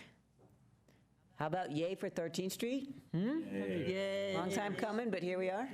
And happy. I just want to make a comment or a request for 13th Street. It's got that weird curve that happens right at 13th and Alpine. And it's, people just, it's utter chaos there. So.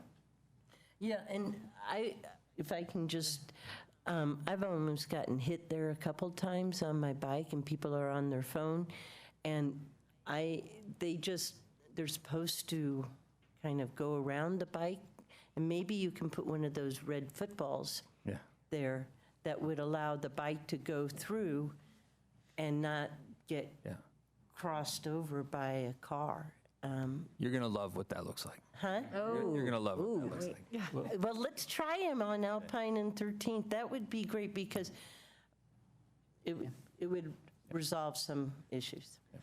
Can I colloquy on that? Because, and I was at the open house on the 13th Street, and I'm so excited about it. And I made a few detailed comments there. I'll just reiterate one of them, which is kind of Lisa's point, is that I get that we're doing this as something that's affordable because we want to do a fair amount of them, and I support that. But when I've been in other cities, I see occasionally a little bit more of a physical intervention, because like at those intersections, you're talking about painting them, which I think is good, but that does not include the actual physical football, this sort of concrete kind of thing. And one of the things that I've seen is where a little bit of concrete is added to narrow the road for cars, but the bikes go straight through to the right of them. You know, because one of the ways that you can control car speeds, as you very well know, is to make the streets a little narrower, right? And so that it just seems like a really effective treatment as a way to, you still get to go straight through on a bike, but the car pinches down and has to take it a little more slowly. So I would love to see on this one in particular, on some of these in certain cases, where you just put in a little bit of concrete. It doesn't have to be an enormous amount, but to kind of guide the cars to help pinch them down. Or a big planter, like they do in Portland, which are pretty nice. Yeah, exactly. Hey, a couple more. Oh, you're not done. Go ahead.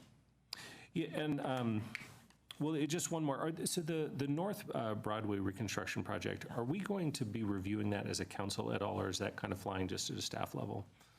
So I'm going to call up Garrett Slater, our capital project engineer, and he can answer the questions about North Broadway. It's just kind of the process that'll come forward to TAB and to council. So it will be going to the Transportation Advisory Board at their next meeting. Right, so they'll see it in July, and then, but I don't know if there's. Wow, that was a bait and switch. Sorry. Come on up and tell them. Yeah. No, Just say hi. I'm going to ask you. We don't eat. We've already eaten. We won't bite you. Thanks for coming up, Garrett. But specifically, I was asking if council would have a chance to review it at all, or if it's at the TAB staff level. Hi, Garrett.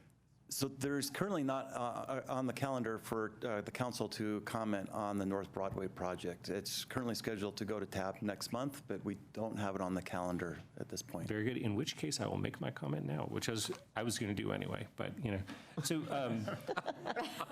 But now I know this is my only crack at it, so I'll make it a little stronger. So Mr. Heidel earlier in open comment brought up a point that was exactly the point that I was going to raise. So thank you, Stephen. Which was that I'm really excited about the low-stress walk and bike network plan. I think it's a wonderful vision for our next steps on biking in particular. And the green streets are going to make an amazing network. And then there's designated areas for buffered bike lanes and vertical separation, which means a multi-use path or protected bike lane. And it's ambitious, right? But if we're not going to make it happen, I'm not sure what the point of the diagram is. And so I wonder with Broadway, I mean, I know we've got other plans, 30th in Colorado, we're going to make them happen, but Broadway is this substantial project that's getting done right now that this map has designated for vertical separation, meaning a protected bike lane, and yet it has a buffered bike lane. So it just seems like, what is this map really representing if one of our 3 projects we've gotten on right now isn't going, being compliant with the plan? So to clarify, is your question about North Broadway or more about the low-stress bike network map? Well, it's specifically about North Broadway, but then to kind of going from there, like, is the rest of this stuff going to get done kind of as we have a chance? Yes. So I think it's important to remember that the North Broadway project has been in planning and design for a number of years, well in advance of the work that's taken place on the low-stress bike network. And so it was originally, just a little bit of background on the North Broadway project. We received DRCOG Transportation Improvement improvement program, federal grant funds, to reconstruct that section because the pavement condition had degraded to the point that it qualified for federal funding. And so that is why Good we got. strategy. Yes. That's one funding strategy. And I experience that degraded payment every day. That's how we get our federal dollars. Sorry, carry on. That's a category that doesn't exist anymore, so that's probably the last time we'll see that for a long time. But it did exist in the prior cycle, so we were able to take advantage of that. And so the primary purpose of that project is to reconstruct the pavements to improve the overall condition. But as we undertake every capital improvement project, we look for opportunities to implement the multimodal components and goals and objectives that are found in the Transportation Master Plan. And so the project will be looking to enhance the pedestrian and the cycling experience. So today, there is a 4-foot standard bicycle lane. The project is recommending the implementation of buffered bike lanes on each side. The challenge with implementing a protected bike lane facility on North Broadway is that we would only be able to do so between Violet and Lee Hill, because we can only implement parking protected where there's parking, and there's no parking north of Lee Hill. And furthermore, we don't have the ability to implement parking protected bike lane on the west side of Broadway because it's a lot of that is controlled by the fact that a lot of that is in the county, and we don't have the ability to go in and impose that full protected bike treatment on both sides of Broadway until the west side of Broadway comes in for redevelopment. So we would only, in fact, be able to implement on the east side a protected bike lane facility. So what we are working through right now in the design, and in recognition of the fact that the low-stress bike and walk network says that we are recommending vertical separation, which can consist of a protected bike lane, or it can include a multi-use path. We are looking at implementing a multi-use path between Highway 36 to south of Lee Hill on the west side of Broadway, and setting and stage the ability to have a protected facility on the west side of Broadway as development comes online. And we are also, as a part of the North Broadway project, looking at improving the flood capacity of 4 Mile Canyon Creek, which will improve the bike and pedestrian connections both underneath Broadway as well as up to Broadway, which will then provide an opportunity to set the stage for that multi-use path connection coming from the south. And so we are working to implement that low-stress facility throughout the corridor, and just in addition to improving the on-street bike lane experience that's there today. So if I can just follow up, and I'll let you, so thank you for that thorough Except for there's a queue here, explanation. Lisa. Garrett, all the saying on the north side of Yarmouth or Lee Hill that you can't do parking protected bike lanes, I mean, that's fine. There's no parking. You don't need to do a parking protected bike lane. Just a protected bike lane would be fine. But so I don't know exactly how the sections end up working out. But I get that it's been in progress for a while, but it's not approved yet. And we're looking at this new network that we're trying to implement. And I assume that we're probably not going to reconstruct Broadway again anytime super soon once this project is done. So I would just, and the multi-use path on the west side would be a great thing up there for that little section. For that section, that'd be great. Anyway, I would just urge you as you move through to the final approvals on this project to see if you can't improve the protected facilities a little bit more, because this street is not going to change again for a fairly long time, I would assume. So I'm in the queue, then you. I guess that was what I was going to bring up, and it just seems like North Broadway is such a key corridor. It is really used by bikes, both in town, but also leaving town to go on major rides. Anyhow, and if we need to talk to the county, I'm sure they're interested. I mean, because so many rides immediately leave to the county from there. Anyhow, it just seems crazy not to do as much as we can on a corridor that is kind of front and center major through our city. So I guess I hear what you're saying. I guess I would just say, can we do better? We'll certainly look at the opportunities we have available to us. I would also add that not an insignificant consideration would be the cost. So it would, to implement a parking protected bike lane would cost an additional $3 million, which would create some pressures on our already constrained budget. And is that the cheapest kind of protected lane we can do? Yes. I'm sure the county would pony up for that. Well, we won't know unless we ask. Okay, so we had Sam and then Lisa. Yeah, so generally speaking, to me, this integrates with the pedestrian plan a lot, because a lot of times bikers and walkers, especially on multi-use paths, are, sharing the pathways. And so, I don't think I have anything else about North Broadway.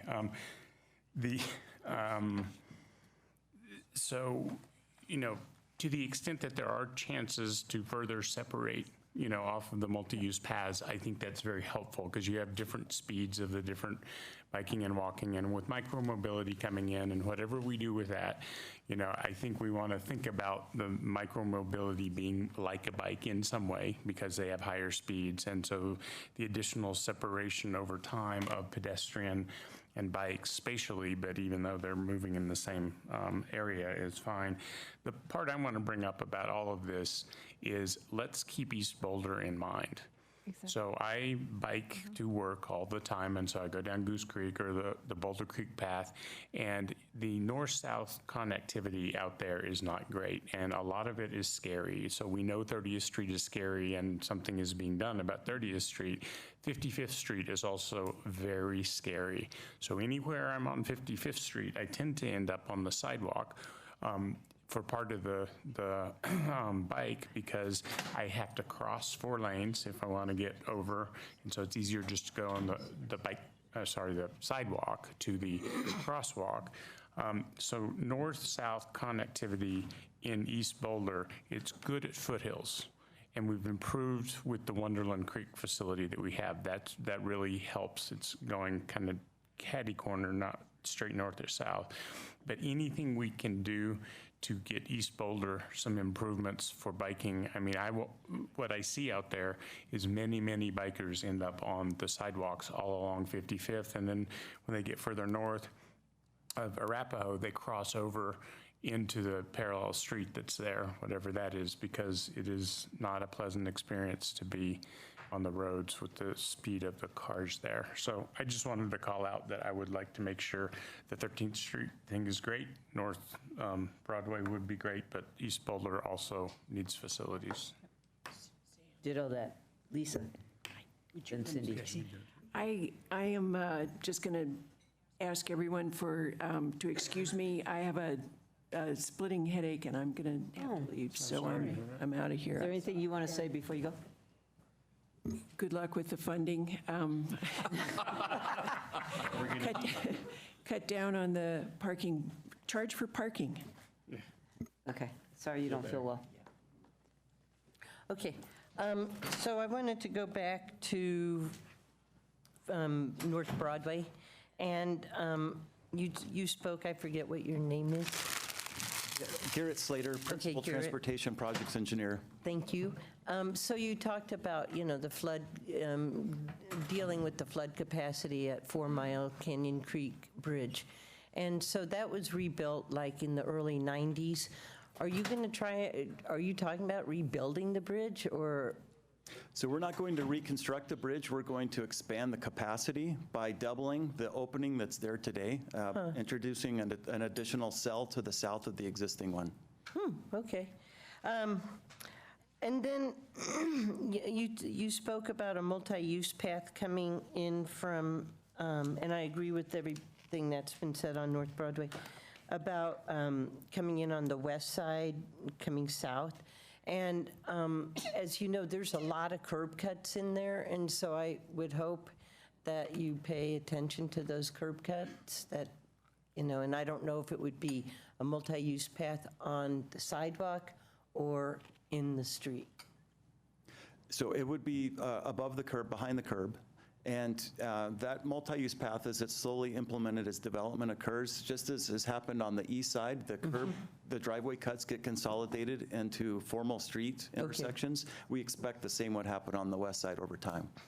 And yeah, get the county to pay for improvements that we need. I mean, it goes back to my question when we were talking about the electric utility, and we have these enclaves in the city, and development or people come in individually, and I guess maybe that's something we should work on in planning, but, to have more of a, instead of just incremental annexation, I guess I shouldn't be saying that, but anyway, it would be a lot easier. I am a little concerned about a comment that was made in public hearing about North Broadway, and I guess this would be between Violet and Yarmouth or Yellow Pine. And I think it's important to keep cars parked on the street, because that in and of itself, on the east side of the street. And I think in the North Boulder plan, we had envisioned that being on the west side of the street. And we had seen those cars parked there as traffic mitigation and narrowing the street. Back in the, must have been late 80s or early 90s, there was a proposal to put 5 lanes on North Broadway, and we shut that one down, making it just 3. So we were assured of narrower streets. But one of the plans in the North Boulder sub-community plan is that we've only built half of the North Boulder Village, and there will be, at some point, a North Boulder Village on the west side. And I would hope we're not going to remove parking from Broadway there, because we do reduce the speeds. I think the speed there is between Violet and Yellow Pine, it's 30 miles an hour. Yeah. And we were pretty adamant that the speed be reduced. And I think if you took the cars away, I'm afraid it wouldn't do that narrowing of the street that we And so two responses to that. One is we fully expect there will be parking on the west side. Okay. And further, as a result of this project, we are looking at implementing speed reductions through this stretch of Broadway. Bill, I'll let you speak to that. Well, I don't know what they are, but I know we're. What, down to 25? It's 30 miles. It's 30 now. No, so there's a section to the south that is 40. Still 30, well, that's 35. I think we've gotten rid of all the 40. Right. There's a section down to Violet that's 35 that still has the same characteristics as the section to the north that's 30. So we're just changing that area. That's what you're talking about, not speed mitigation. No. Yeah. Yes. Yeah, no, that's good. To get the speed limit down would be great. Okay. I did have one question about snow removal. Can I just ask this one question? Yeah. And in your presentation, you have a picture of a snowplow, and the snowplow is actually kind of a cool snowplow, because the way it's shown, it's on your page 29 of 60, it shoves the snow into the street instead of on the sidewalk. And do we have a snow removal truck like that? That would be really nice to get into our fleet. Yeah, I mean, if the question is, can we plow the snow in either direction, I think yes. I don't know if the vehicle is a smaller vehicle? Yeah, it's a smaller vehicle, and it's going in the bike lane. Yeah, so we don't currently possess a small vehicle like that, but we need to obtain one and are pursuing funding to do so. Yeah. Because we'll need that in order to plow the protected bike lanes that we're building in the protected intersections. Right, and I Colorado. just want to make a comment that it's really important during the winter that when we plow, that we make sure that we have pedestrian access, and so that people don't have to climb over mountains of snow. Yep. And that the bike lanes are cleared as well as the sidewalks. And actually, I misspoke. We're not pursuing funding for that. We have funding for that. Okay, Yeah. great. Yeah. All right.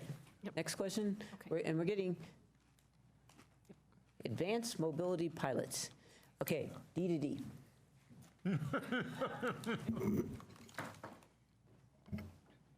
So the D2D, and that's one where I think we should really look at that third missing piece of the evaluation, where, and I appreciate that it's changed from, it's becoming a little more equitable to bring workers in from outlots into downtown, and I'm assuming that's like restaurant, that it would include restaurant workers and, Right, all workers. and so one of the things I would hope that you analyze as you're looking at that is, what would it cost? Does having them use outlots and then taking some sort of Lyft or Uber into town to their job cost more or less than just allowing them to park downtown for free? We'll just look at that as part of the. Yeah. So I think that would bear an analysis, because it also kind of devalues their time too, because it's going to take quite a bit of time to go from wherever the outlot is to into downtown. So I think that was, and then I'm going to go back to a previous one and just support what Lisa said about the speed bumps on 34th Street. 34. Okay. Aaron? I just want to support the kind of curbside management stuff you're looking at. We'll maybe talk about some funding stuff too, but just I definitely see how in the downtown occasionally people will just stop on Broadway, right on Pearl Street, and the traffic backs way up. Yep. And so it seems like we need some carrots and we need some sticks, right? Like, give them, here's the great place to drop off and pick up passengers. And here's where you don't do it, and if you do, you'll get in trouble, and can we have some enforcement that works on that? So I think it's a current problem that we do need to be actively working on, so I support what you're doing. And I had a question about that, if I may piggyback. On, we talked about curbside management for that kind of vehicle, but there's also the one for like delivery trucks, FedEx and UPS. And I was wondering who the fee would get assessed on. Is it the deliverer or the deliveree?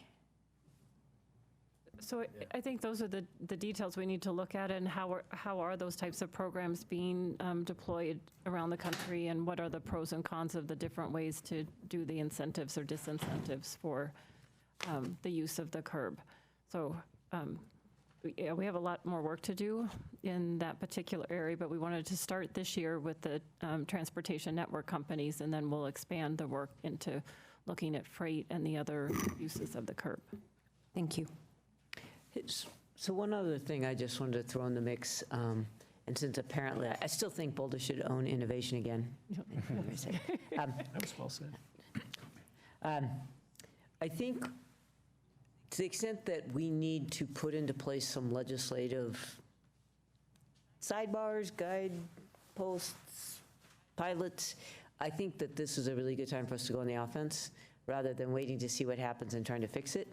And I think especially given the leadership role our delegation plays, that this is a really good time to try to encourage them to do that. So I just want to throw that in addition to us trying some pilots, trying to frame it well for the state, I think is also important, since things, before there's a constituency that's bought into things being a certain way, we have, I think, more flexibility to make sure that the advanced mobility changes actually further our sustainability and equity goals. So I guess I would underscore that. Yeah, I mean, advanced mobility and advanced mobility deployment can be both promising and scary. I mean, the e-scooters in other cities are having people killed because they don't have good enforcement, they don't have good guidelines. In Nashville, there was a recent story about they have, I don't remember, 7 companies operating there, and they just had their first death, but they've had many injuries because they don't have a bike network that's quite the same as we do. And so you can get, the sidewalks crowded with the scooters or the dockless bikes, or you can get safety issues. And so I agree with Zan completely on the trying to be ahead and see what's coming and see how we can set up for it. For instance, we are preempted from doing any regulation of autonomous vehicles at the state level right now. And I think we might have our own needs and desires about how autonomous vehicles could or should operate here. And so we missed that opportunity. We tried, we lobbied on that one, and we were denied. But we might go back to the well and we might do it as part of a package of things that look ahead. I think Aaron is exactly right about the curbside management. I think it would make traffic flow, more smoothly, more safely. Stopping at the corner of Pearl and Broadway is not the safest spot to get in or out of a cab either, or Uber or Lyft. And so there's promise here, but I think we need to be careful not to see this as a silver bullet. Auto driving everything and dockless everything isn't going to make us walk more. And so I think we need to just keep a big picture view. And if we regulate well, I think we'll get good solutions, right? I want to see e-scooters and all kinds of other things, but we just need to get them into the right category so that they move well and safely. So that's my thoughts on this. Any thoughts on the pilots being proposed? Are we good with those? Yeah? Okay. Next. Funding. Do you have, you don't have a summary chart, do you? I can go back to the summary chart that. Yeah. Yep. That'd be great. That'd be helpful, yeah. Can I start off with this one? Sure. So in January 2019, I don't know what the amount, was it some 0.15 or something from OSMP came into transportation?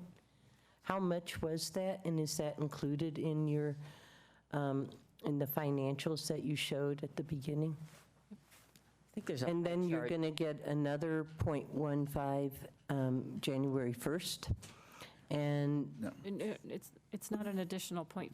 No, the first 0.15 was actually a temporary tax that started in 2014 and went through 2019, a separate tax. Okay. And then in 2020, I believe it is, that tax goes away. Right. And the 0.15 that had been going to open space was approved by the voters to go to transportation. Right, so I That's went. all included in our. Okay, so that's all been included.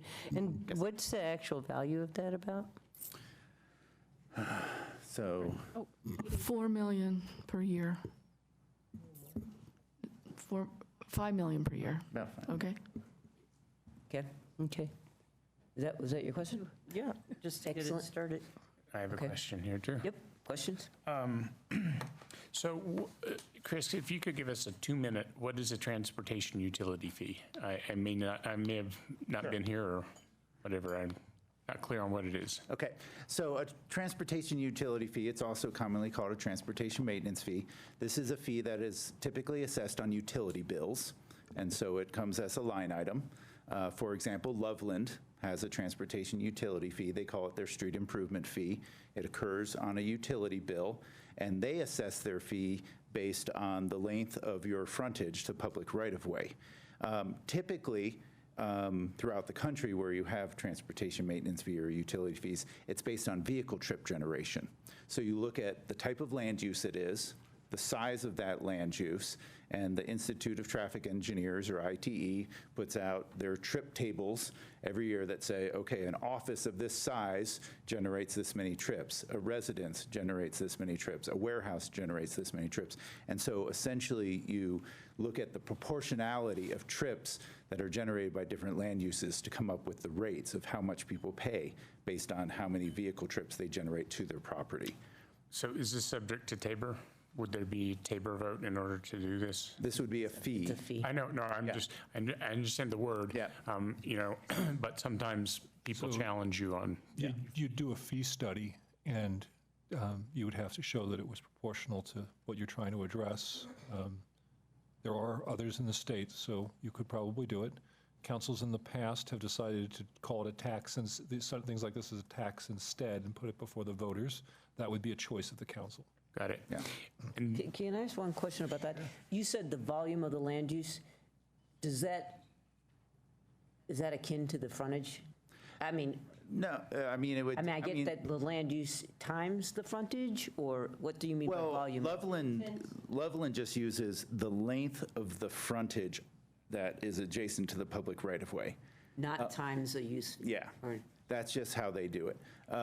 But typically, when you look at other transportation utilities fees across the country, they simply use vehicle trip generation. They typically base it on these ITE trip generation tables. But that it has just- nothing to do with how big you're, Well, it has to do with square footage, not the frontage. but not Okay. the frontage, yes. So let me just comment, well, we're talking about this, so it can go back to the group. I actually think for commercial properties, that trip generation thing makes great sense. But I think from a social equity perspective, as we've been talking about, for residential, the frontage makes a lot of sense because you're going to have a lot smaller frontage if you live in a smaller place likely than if you live in a bigger place. And trip generation is also an interesting way to look at that, but I've been thinking about the equity component since we got the email.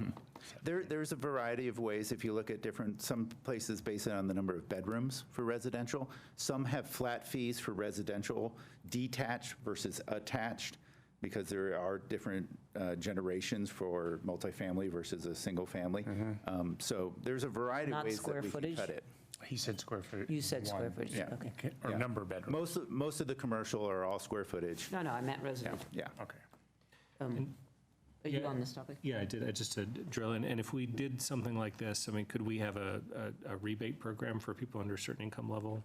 Right. Is Sure. that something you've looked at? Yeah, and that's something we, I guess it was back in 2012 to 2014, we had brought a transportation maintenance fee, as we were calling it at that time, to council. And there was a large discussion based on what are the different types of rebates that would be provided to different groups, nonprofit, commercial properties, versus, houses that are in neighborhood eco-pass neighborhoods. So we discussed a variety of different rebates, but they're all possible.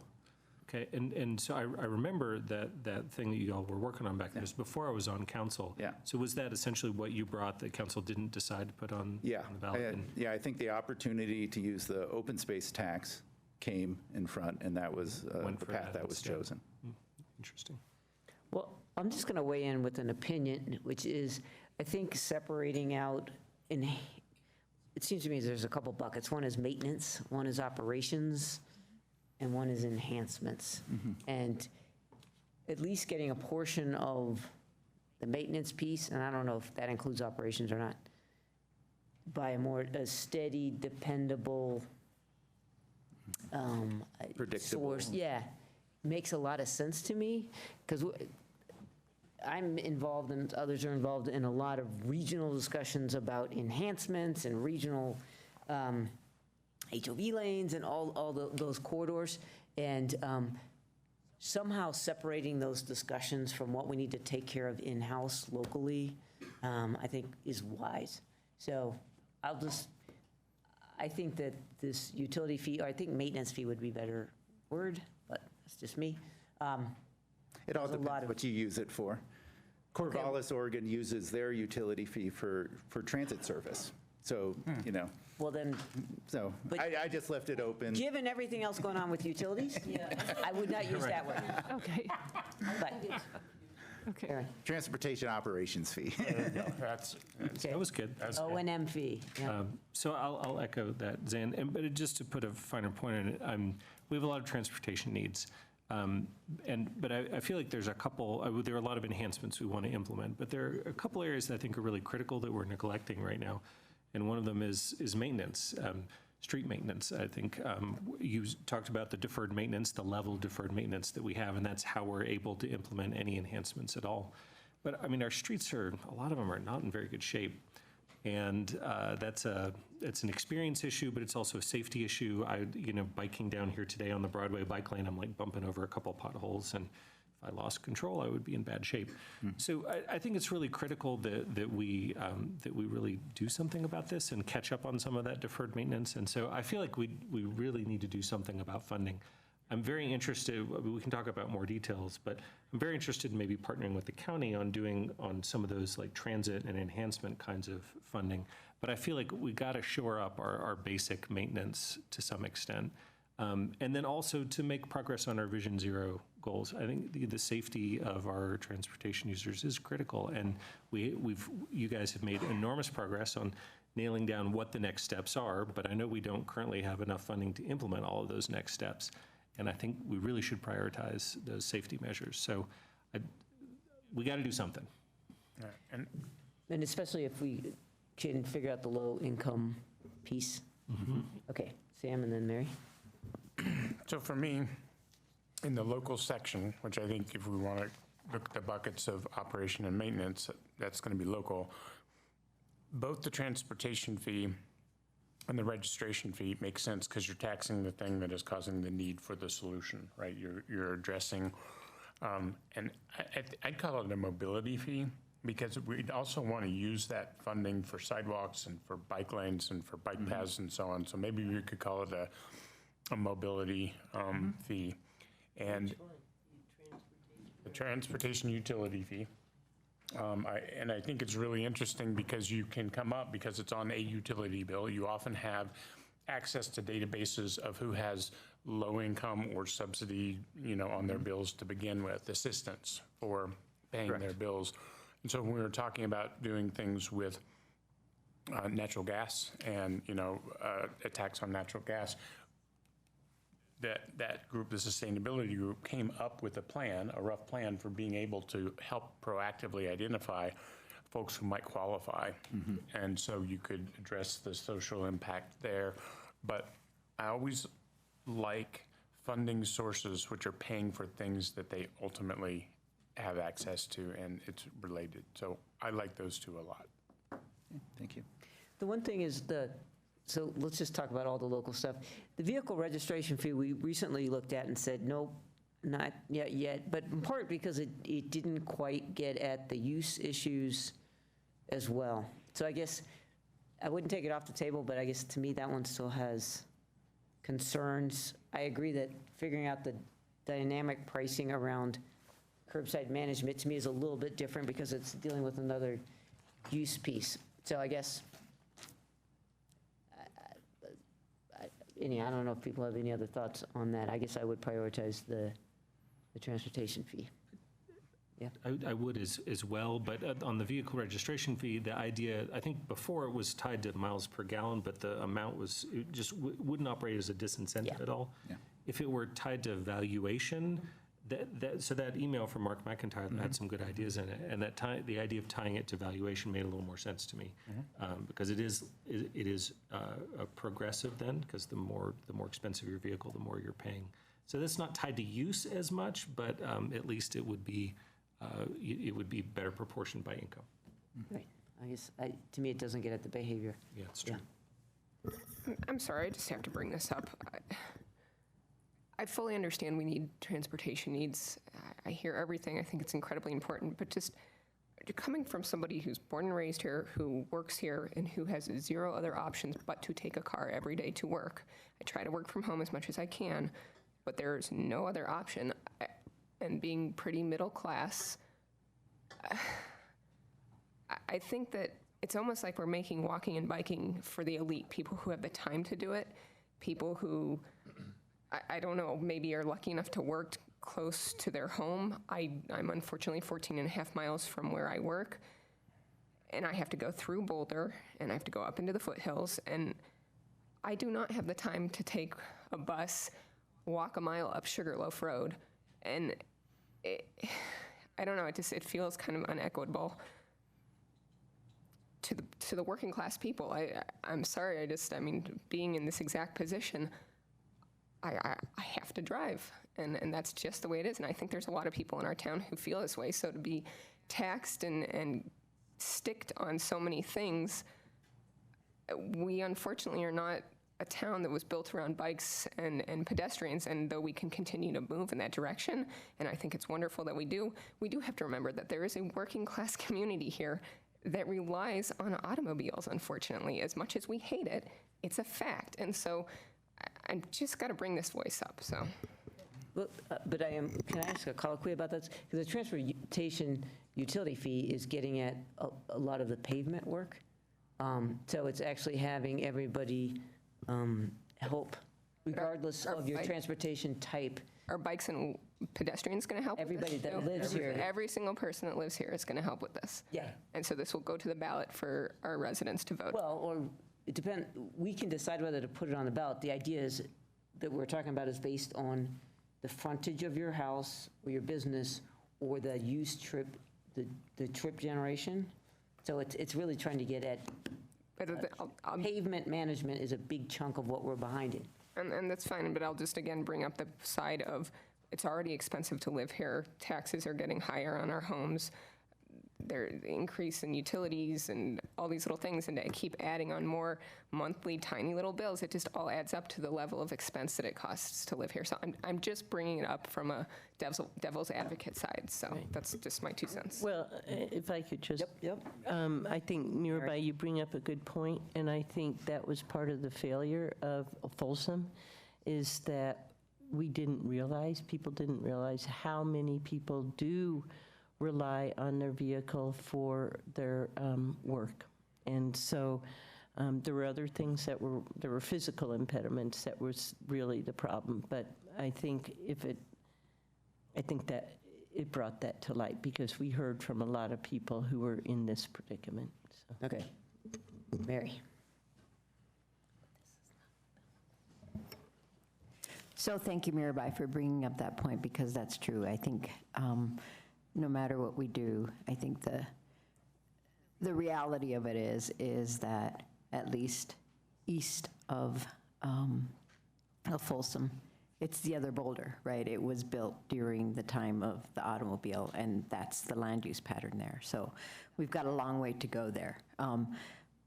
But I wanted to agree with Aaron about the basic road maintenance, and taking care of the roads actually cuts across safety and enhancements and users. So it benefits people who are driving, it benefits people who are riding bikes, it benefits people who are pushing baby joggers. So it has a big value, I think, to the community, because it's pretty basic. I did really like the points that Mark McIntyre made in his email to us today about the vehicle evaluation fee, especially the point that all of these up here, except for the way he proposed that vehicle valuation fee, are regressive. And that was the only one that was a progressive approach, which would then do away with the need for rebates or discounts or anything like that, because by its very nature, it wouldn't need them. So I would support looking at something like that. And I think we do need to be careful, again, looking at all of these fees and these taxes and how they look in the aggregate. Because I agree, Mirabai, it's death by 1,000 cuts. And we need to realize that because we up here may be able to pay them, everybody can't. And it does matter to a lot of people. So, thank you. Sam? So, Mary, I agree. I found Mark's email very interesting. He brought up a very good point. And I would be in favor, if we did something like a mobility utility fee, that it would need to be, in a way, not regressive. And so you can approach that by looking for people who have assistance on their water bills or assistance on their energy bills, but you can also do it, as I think we heard, on the number of bedrooms in the property or the size of the property. So there might be a way to make that one as progressive as possible. So I wouldn't take it off the table because it's regressive, because I think I heard that we can work with whichever option to try and be very careful about that. Great. Aaron? I'll agree with Sam on that. I mean, I think that the utility or the operations fee could be done in a much more progressive way if you tuned it right, which sounds like you've already done a fair amount of work on a few years ago. Yes. With rebates and scaling up on larger houses and things like that, you could manage it. And just, Mirabai, I appreciate you raising the point. The two areas that I was talking about, which were road maintenance and safety, are both across all modes. That's not just about walking and biking, it's about all of them. But also just want to keep in mind that if, certainly some people, if you have a certain distance to travel, a car is going to be pretty much your only option.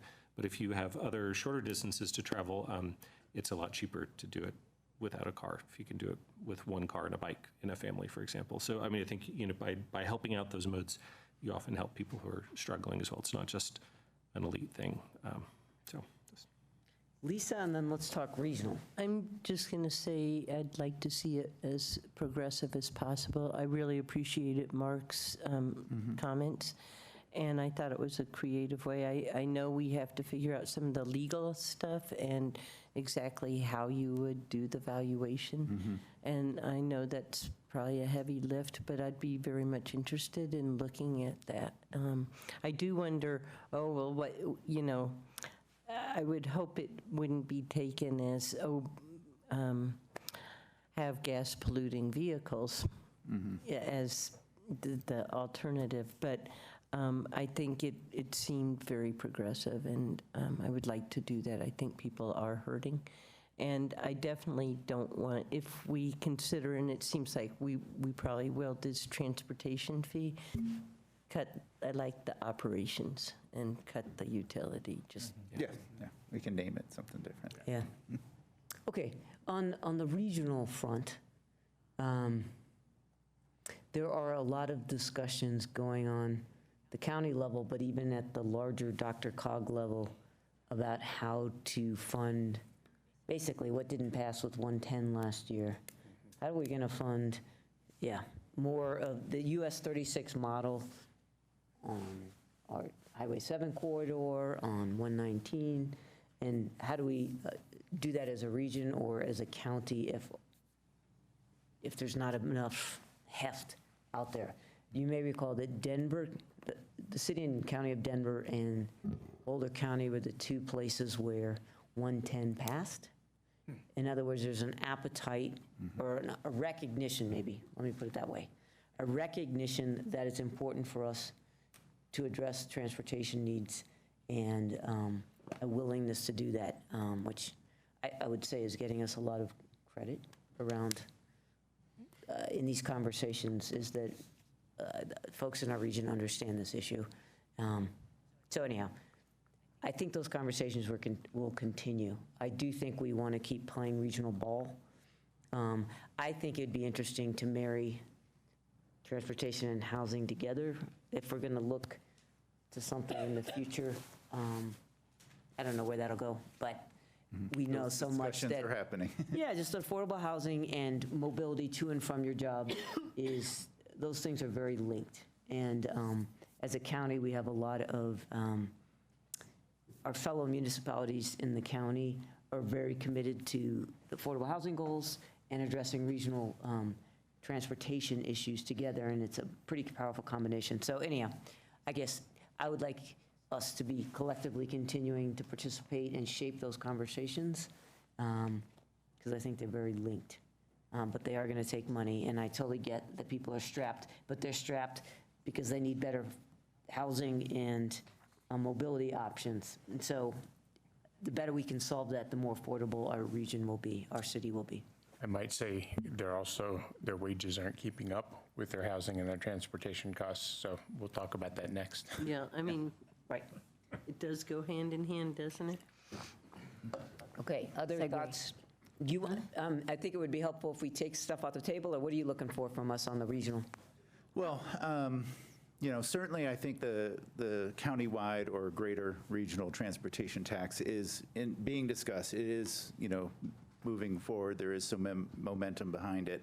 I guess, getting some input on what council thinks of user fees would be helpful. I can tell you a little bit about the funding working group's perspective on user fees. Is that congestion pricing? Yes. Is that what you mean by user fee? Yeah, so it could be, a user fee could be a cordon fee. You could put a line around Boulder and say any car that comes in here pays $1 at peak hour. You could also have corridor pricing like we have on US 36 right now in the high occupancy toll lanes. You could also do it at the end of the trip as a parking fee. That to me is a little more difficult to implement and administer. But I would say the main views of the funding working group were that if Boulder and Boulder alone implemented let's say a cordon fee or corridor congestion pricing within the city limits, that we would put the city at a significant economic disadvantage regionally. And so the funding working group, what they said was, if we were to implement user fees and congestion pricing, we should do it on a regional level as those regional corridors are improved and that greater mobility options exist for users. So once 119 is done, we've got BRT, we've got first and final mile services to help people.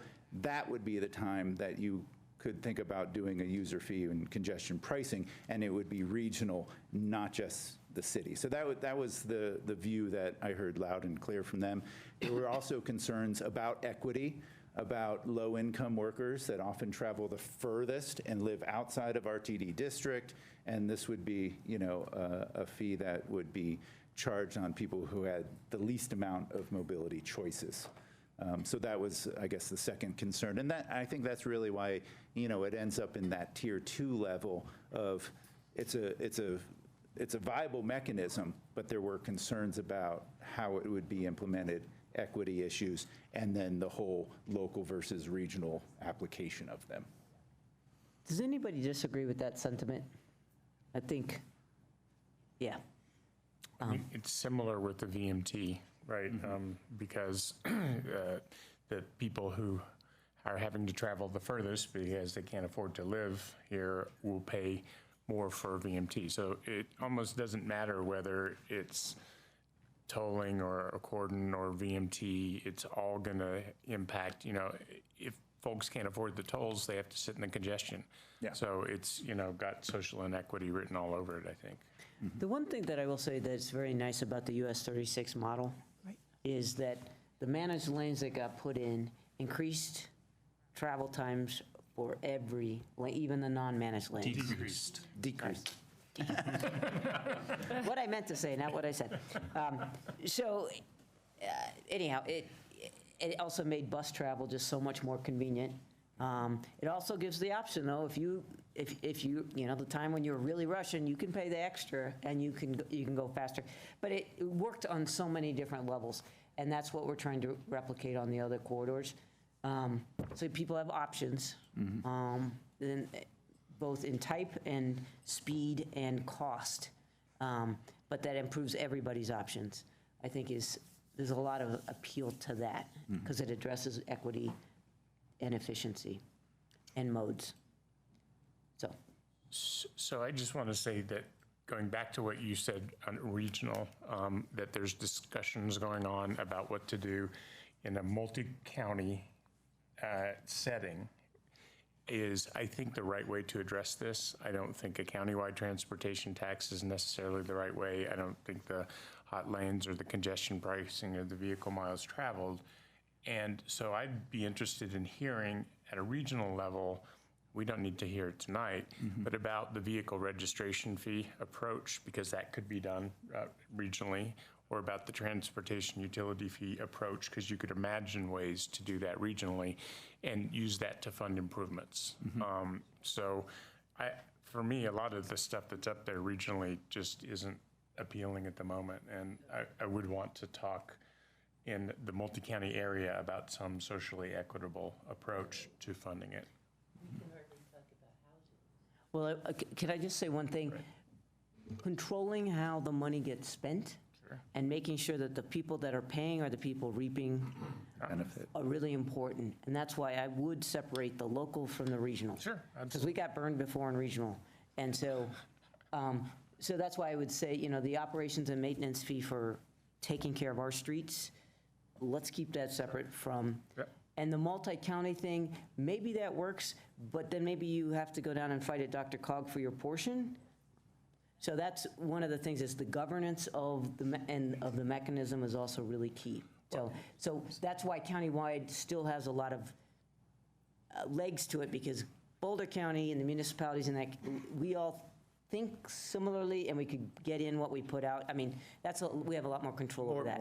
More control, yeah. So just keep that in mind as we explore. So the colloquy on that, when I went and filled in for you at Metro Mayors and you at Dr. Cog, what I heard down there talking about the subjects of this is, no way does this go to RTD, right? There's not a chance, because a lot of people got burned at RTD, and because DRCOG already administers the Transportation Improvement Program fees, and there's an equity component built in there so that counties get their fair share, and then there's merit-based stuff. There was a pretty good agreement, I thought, and this was just at a high-level conversation, that DRCOG would be a fitting organization to administer those funds, because they do a good job with the tip fees right now.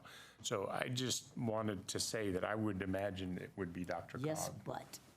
Yeah, I mean, I think it has promise for sure. And I mean, we're sitting at that table, we're part of those discussions, we're open to it, as long as our kind of requirements are met about that we have some control, and that that if we pay a certain amount of taxes, we're getting most of that back. I will say that the battles at DRCOG over funding get tough. And so I wouldn't want all of the money to go into some discretionary pot at DRCOG. Like, some of the money in a discretionary pot can work out, but given the tenor of those discussions, they don't always come out in our favor, as hard as we try.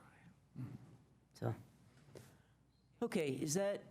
No, I just want to move on. Okay. Yeah. No, that is excellent direction, and we will continue to do research and flesh out these ideas and come back to you with different ideas on how they actually could be implemented. And we certainly heard the issues of equity being very important, and being as progressive as possible. So, yes. All right, thank you. Last question, anybody care if we move the TMP date to 2030 so it aligns with climate efforts? That's fine. Positive thing. Positive thing. Perfect. Is that our last question? Yep. Yes. Aaron wants to gush. No, I wasn't going to gush, no. Well, no, I just wanted to get in the one thing that, I talked about the taking care of our streets, and I'd just like to see the language about that in the plan itself. So it's part of the funding goal, but I just want to make sure that it gets in as part of our goal for the next 10 years, is to get our streets in better shape. And then I'll gush, because you guys are doing awesome work, and I'm really excited about this, and I can't wait to see the final plan get approved. Yeah, I think that captures the sentiment for all of us. And then here's the Okay, Thank you very much. now we are woefully behind, but that was good, yeah. special board. And then, Okay, you tell that to your fellow colleagues. So we need to have a time check, and we have way too much on our thing. And I cannot sit here 2 more hours. Okay. And so, And it's actually 2 hours and 20 minutes Right. on the agenda. That's 1 o'clock. so I just can't, I'm almost asleep right now. So I would like to take off the big items. So I would take off the possible ballot polling questions, library district update. That's an hour. And 15 minutes. what? Oh, No, together. yeah. And I don't know if we can really have a good discussion about living wage, given it will be a lengthy one, I think. So, Okay, I would suggest that we just finish with these small things and call it good. well, okay, can I counter? On living wage, mostly we have to decide about custodial in or out. That can be a long or short conversation. Right. And we can tee up EMS to talk about it another night. I guess I feel like we don't have to make everything long. We could say, hang on, I'll just throw it out there. I think the ballot, I agree, let's take the ballot polling off, because I was going to say, you know what, we don't need a ballot poll. Yep. I think it's about us, because we know the outcome of the ballot poll. Do you want to fund open space? People will say yes. It's what amount, and we should have that as a public discussion. We're going to have a whole financial discussion when we come back. Right, let me say what Recess. we're going to do with that, and what we would have recommended tonight is that on July 23rd, we have a study session that will be focused on kind of a financial update and an opportunity for council to learn about, as you know, about the needs of the open space, transportation, other needs. And then we were going to ask you, based upon that financial update, do you want us to poll on putting a question on the ballot for a sales tax increase for some all general fund, open space, whatever. So there'd be an opportunity then for you to talk about what you might like to put on the ballot. We can poll in the period of time that it would take to get to second reading, and then you can make those final decisions. So if you look at the document that you have on your table, you'll see at the very end, there's a timeline that we think would be helpful. And you also could say we don't want to poll on anything.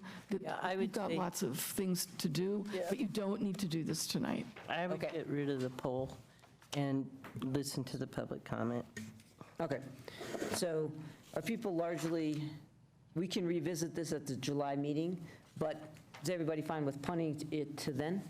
Yes. Okay, so that's off. The library district was mostly where I thought they're going to withdraw it if we say yes. You'll make it a priority next. If we make it a priority next year?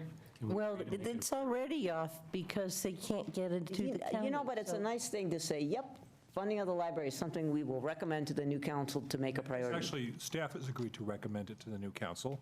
It's just, they just wanted to hear a general statement of support from all of you. Well, plus I further think that we're going to be talking about the library budget during the budget cycle this year with this council. So I think This council's going to talk about it. So, yeah, I think we can get rid of that too.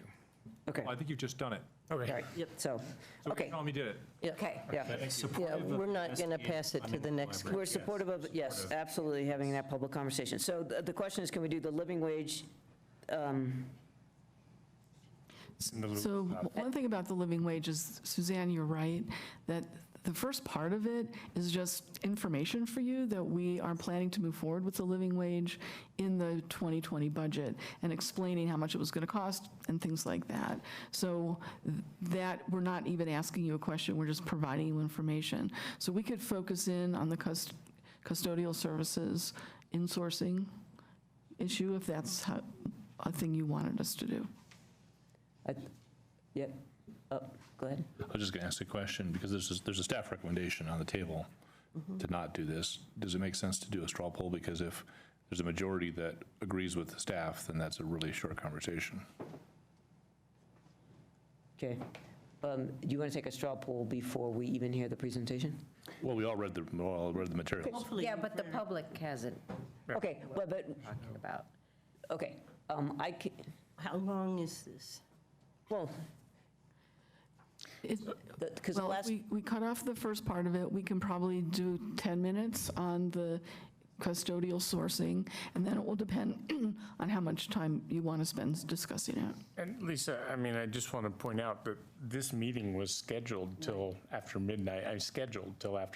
So we just punted it to be around what we had said or less, so, no. Okay, so go ahead and proceed. Yeah. Okay. The last presentation was supposedly going to be 20, it was 45. So, we did read our memo. Challenge accepted. Yep. Okay. Skip over the. Yeah, skip over. The right answer. Skip. Well, just tell the public the punchline on the self-sufficiency wage. I think that's important. Sure. So as I go up to the next slide, thank you again, Katie Doling, Executive Budget Officer. In the last several years, we've switched our methodology for living wage to the self-sufficiency standard. Our current living wage is $15.67.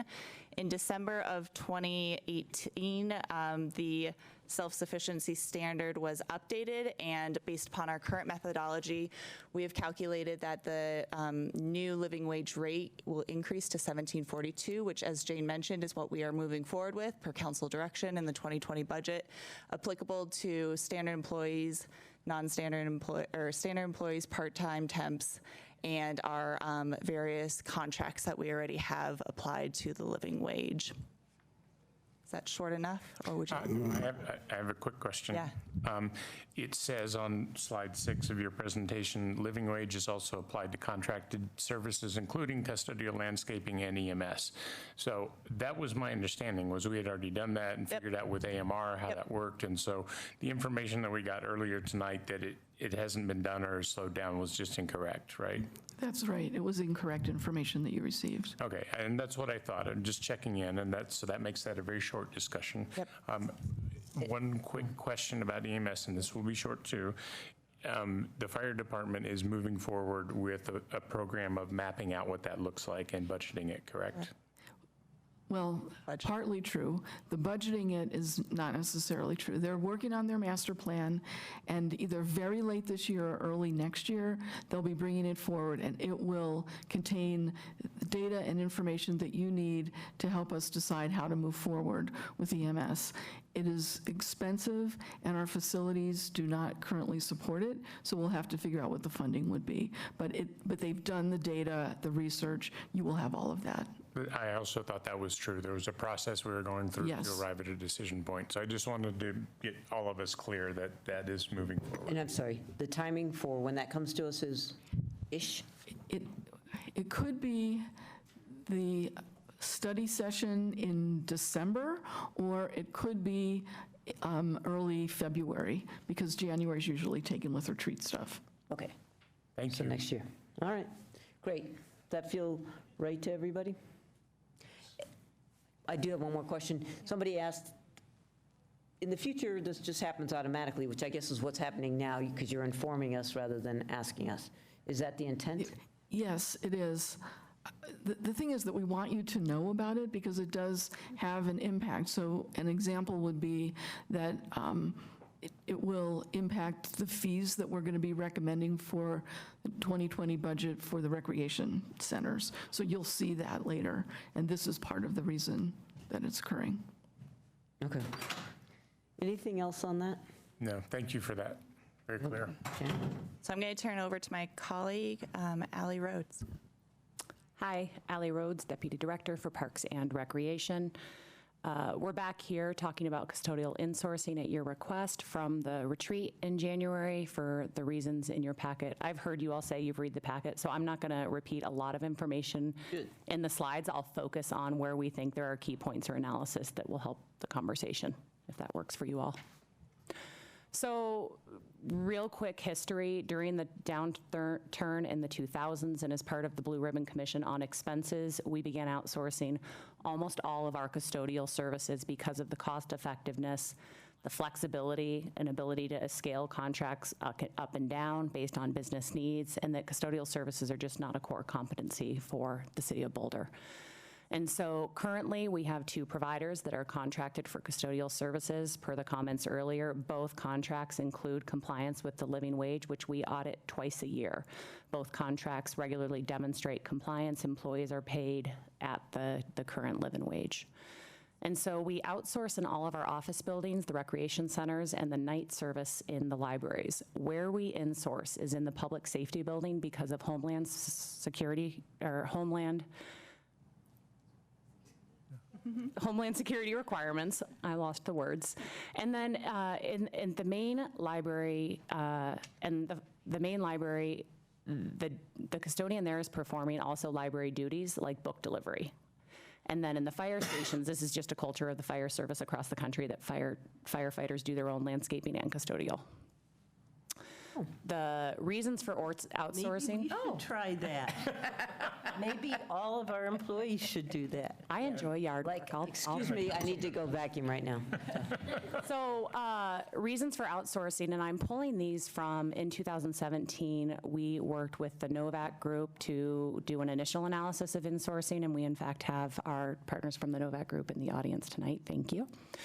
And the reasons for outsourcing for local government are these, and it's about focusing on core competencies, cost savings, flexibility, efficiency, and performance. Those are covered in more depth in your packet and were discussed in 2017. So on these next 2 slides and in your packet, there were answers to the questions from council, both in CAC and then via some emails. I want to call out that the average pay in both contracts is exceeding the current living wage, that the billable rate, I'll just call out, includes, we can say overhead really generally. It's covering insurance, it's covering supervision, it's covering vacation, it's covering sick time, it's covering other benefits, the travel, the supplies, and many other things at that billable rate. So if I can ask, what does it cost? Where's their profit? How much profit are they making? I don't know exactly that number. That's what I'd like to know. That's what I've been asking. I asked Yvette that when I had a conversation with her. Okay. yeah, I'd be speculating if I were to answer it now. So if we could get But that, I how would can appreciate it. we know what, is that a knowable number? Are they going to tell us what their profit is? I don't. I think that's the kind of thing they, Well, I would just like to know. well, I meant businesses hide that. I mean, that's proprietary. That's the word, proprietary. Proprietary, that's what I meant. I think that's why How we would don't that know. information help us make this decision? It's comparing how much we would, well, let's let her finish. Okay. Thank you. So benefits, this is a very high-level summary, but what we know is that anyone doing custodial work in the city, there is some level of benefits available to all employees for both the City of Boulder and the contractors. That varies based on your employment status, whether it's part-time or full-time, and whether you elect to enroll in those benefits.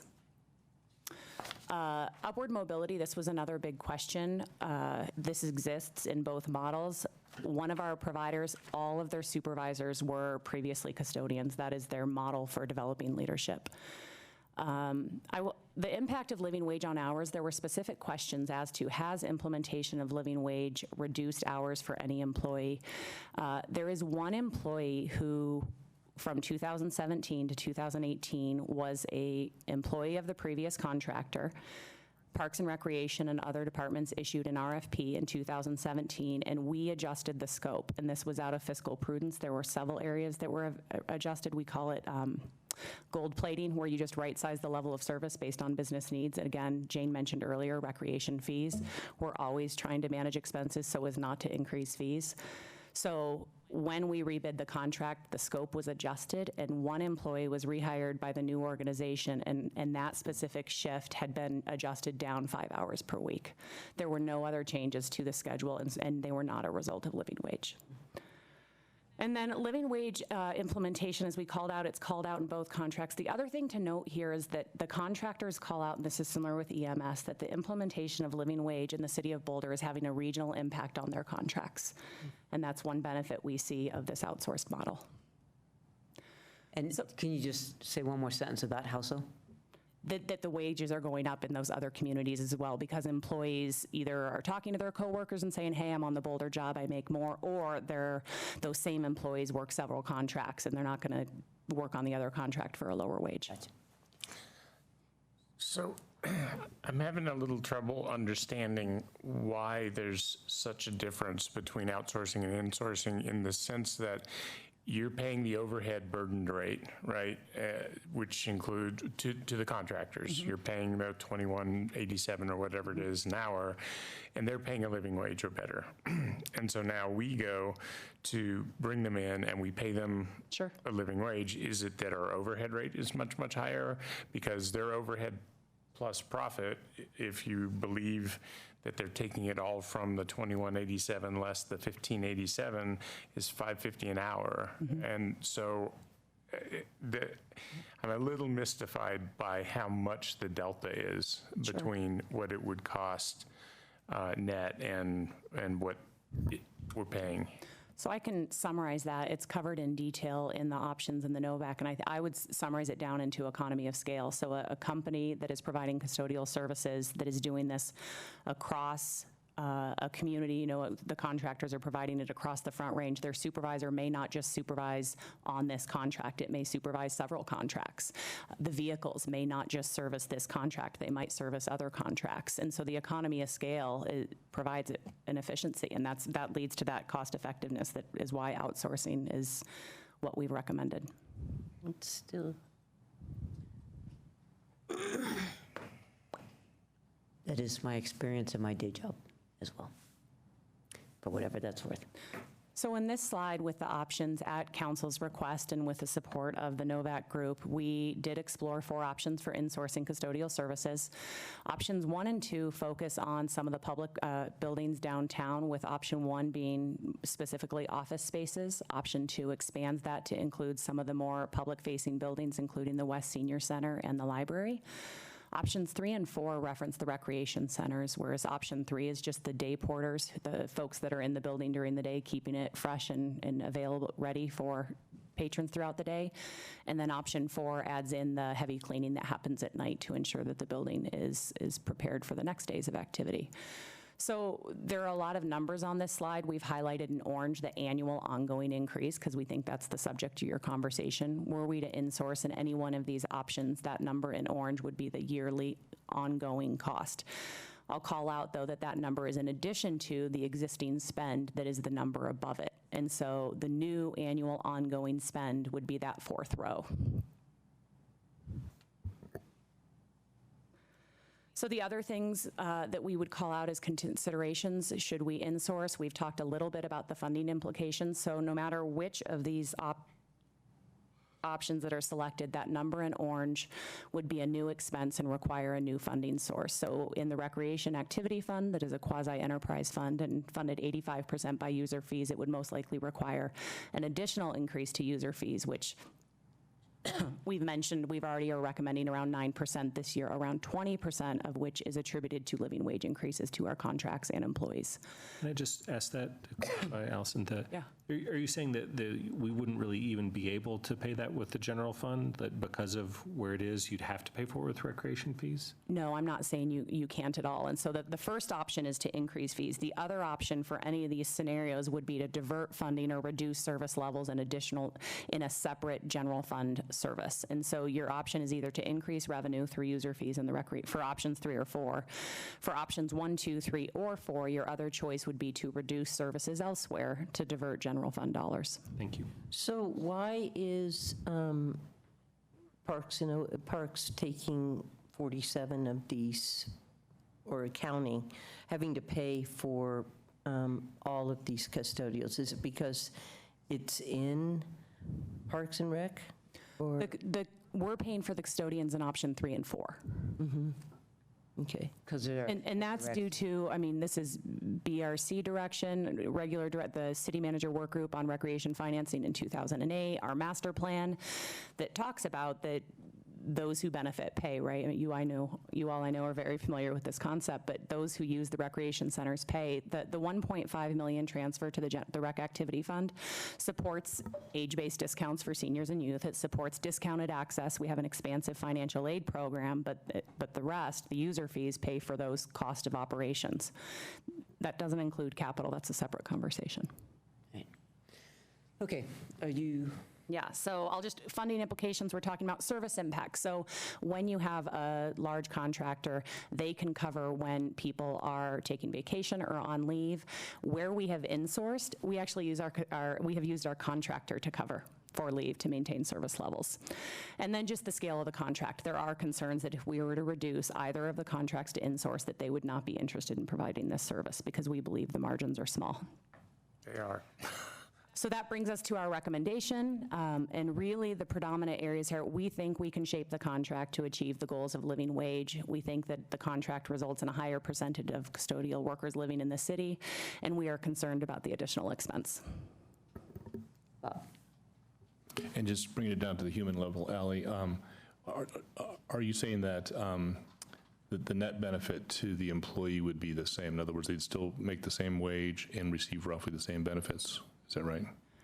The benefits are not exactly the same. There is discrepancy in the benefits. The city has a very rich, generous package, and I won't say it's the same provided by the contractors. So the benefits are better, the wage would be roughly the same? Yes. Okay, thanks. And could you speak to the number of part-time people who don't qualify for ACA? On the contracts? Mm-hmm. The exact number, I mean, don't you need to earn... ACA requires 30 hours over a contract period. The average in the contracts is 24. Right. And so I don't know the exact number off the top of my head that are eligible for benefits, and then selecting them is obviously a different question. So that would be useful information. Well, can you... Actually, I'm sorry, I do have that number. Well, do the people that service our contracts fill in the rest of their time working on other contracts? I don't know. Well, that might get what I at can that tell question. you, What I I can tell you anecdotally that the one employee I spoke with in exploring the question does have another position. And we also know from the Novak report that many of the night custodians, this is a second job. Okay.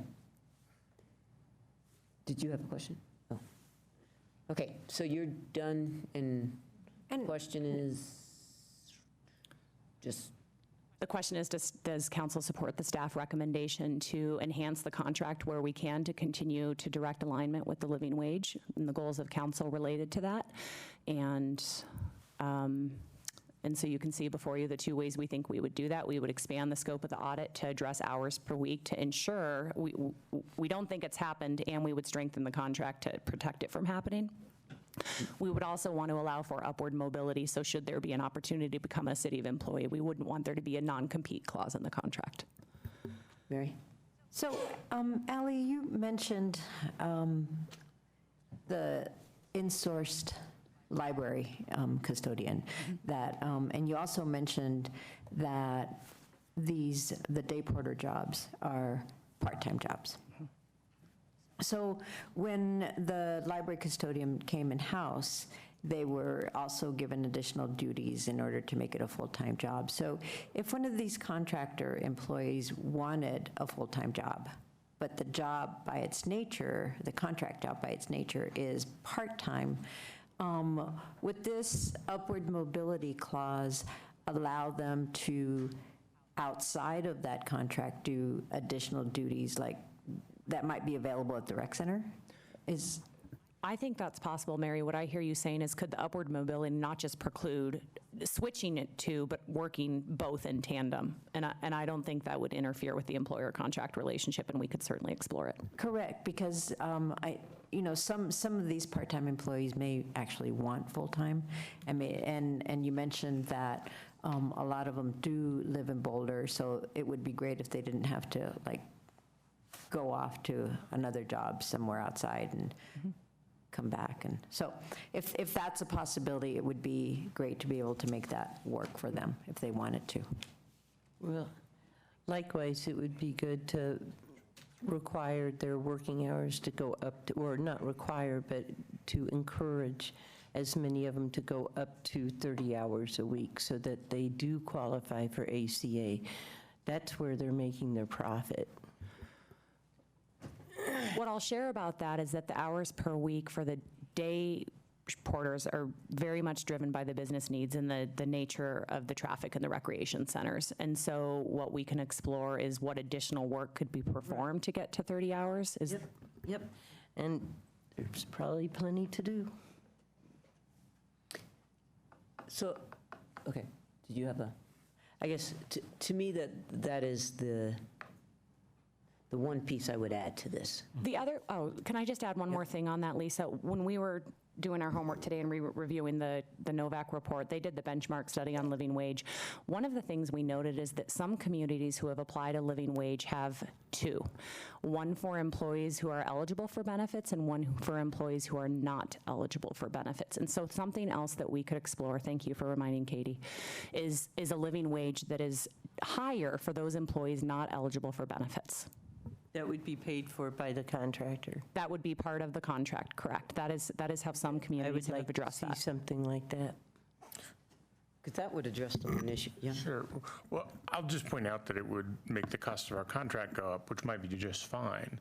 But the contractor almost certainly has a margin that they need to survive on as a business, and they're only going to take work that gets them that margin. And, the margin plus overhead that's in here averages about 37%, and that's very low when you combine the profit and the overhead. So I would agree to do that, but it would also have a cost, and that's fine. But we just have to acknowledge, if we wanted to do that, it's one thing to encourage the contractor, and the contractor's probably got their hours set up so that they make the margin they want because they don't have the benefits. But just for us to be aware that it would come with a cost, and we should probably know that cost if we were going to go forward with it. It would come with an expense that would require revenue to fund it. That's what I mean. Yeah. I'm being explicit about it, that the conversation about where would those funding come from would have to go with it, that there's an additional cost and how do we pay for it. Right. And so I'm fine with whether we try and manage it with the contractors and make it a requirement on them, or bring them in-house. I think it might be better and more cost-effective if we did it the first way, but either way, it will come with a cost. We're going to need another chart with the orange bar about what that's going to look like because the contract costs will go up. But I think, but actually, what we need is more information about their benefits package, right? And whether the folks that are working 20 or 24 hours on our contracts are somehow working more for that company and therefore covered. I predict they're not. I mean, So I we think can the ask that question, but you can tell by looking 5 full-time, 41 part-time. I'm guessing the contractor has it set up that way intentionally for their margin purposes. Yes, so this just brings me to my point of why do we allow a contractor to make money on the backs of other people? You've made an argument that custodial services aren't core competencies that we want in the city. So why don't we just try going without their work and see how everybody likes that? I don't think they would like it. So, and you're scrunching your face, so. I'm following you, I'm sorry. So I'm trying to figure out really what is the difference, except that intuitively, it seems still cheaper to bring these people in-house and make them, so those are the numbers that I want to see without the contractor in there. And I can't find those in here. And I feel like some of the comments in this memo were pretty elitist, and that comments such as, the skills that these people don't have skills that are appreciated. Anyway, and it's the whole thing of just making people feel part of the entire community of the city. And so, to me, it's like having the haves and the have-nots, and then when you break it down on racial, I find it interesting, the 7 contractors that we have in-house, I'm trying to get to that number, are 57% people of color, yet the contractor people are 93% people of color. Why wouldn't we want people of color working in the city of Boulder? Since I look around, we have hardly any. Why wouldn't we want to have that? And we're putting all this money Lisa, of course we want people of color. Well, we're not hiring them. It's difficult to hire people of color for just 7 jobs there. The contractors have 46 jobs that they have, and they've got contracts all over the region. And so they have better ability to hire folks. We are trying very hard to hire people of color. Okay, at least, I feel like you're not being too fair. But you said your piece. I'll just say my piece, which is that I think it's really important that we pay people a livable wage, and I would like to understand a little bit more about the benefits package. That, to me, is the important thing. Well, excuse me. Okay. I think we are also, as the keeper of, the fiduciary responsibility also is for us to keep costs low in the city, especially for things like rec center fees matter to people that are middle income. I think we try to lower the cost for low income, but everything has cause and effect, and we're trying to reach good for the entire city. So I think paying a livable wage is really important, and I'm glad that you've helped drive this. I'm glad that we're going to do this, and I think it's the benefits piece we need to check into. But there's an economy of scale of going with contractors. And so, again, let's balance that and make sure that we're taking care of the workers that either live here or work for us, whether they're in-house or not. And I think that's the higher goal. So I guess, to me, I would just like to understand the benefits piece a little bit. But Can I clarify? Do you want to know how many people are taking? I understand that's Lisa's question. I can summarize the benefits currently available. Is that your question, or is it how many people are taking it? Just that the people that are contracting for us are they covered, do they have a benefits package that's taking care of their health care or not? Or are Yes. we, So by not both hiring them? contractors have benefits that are available. One contractor has a limited plan that is available to any employee regardless of hours, and then there are higher levels as they increase in hours per week, so up to 30 and 40. The other contractor offers benefits, health benefits for 38 hours and above, where dental is available to everybody after the 90-day probation. Okay, so it's just that we're not hiring these people full-time, and so I guess that's the only thing is whether we're leaving people in the lurch there. Right. That's the only part that makes me squirm. Yeah. And there's a significant number of people, it seems, that are working at 24 hours a week. Right. I will note, so we have done a lot of outreach, thanks to Dave Bannon over in our purchasing department. We have noticed that those that are offered them oftentimes also don't elect to take them.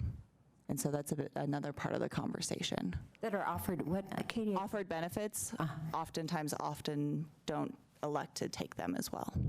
Is based that upon because they have to conversations. pay for 'em? Or a certain percentage of them?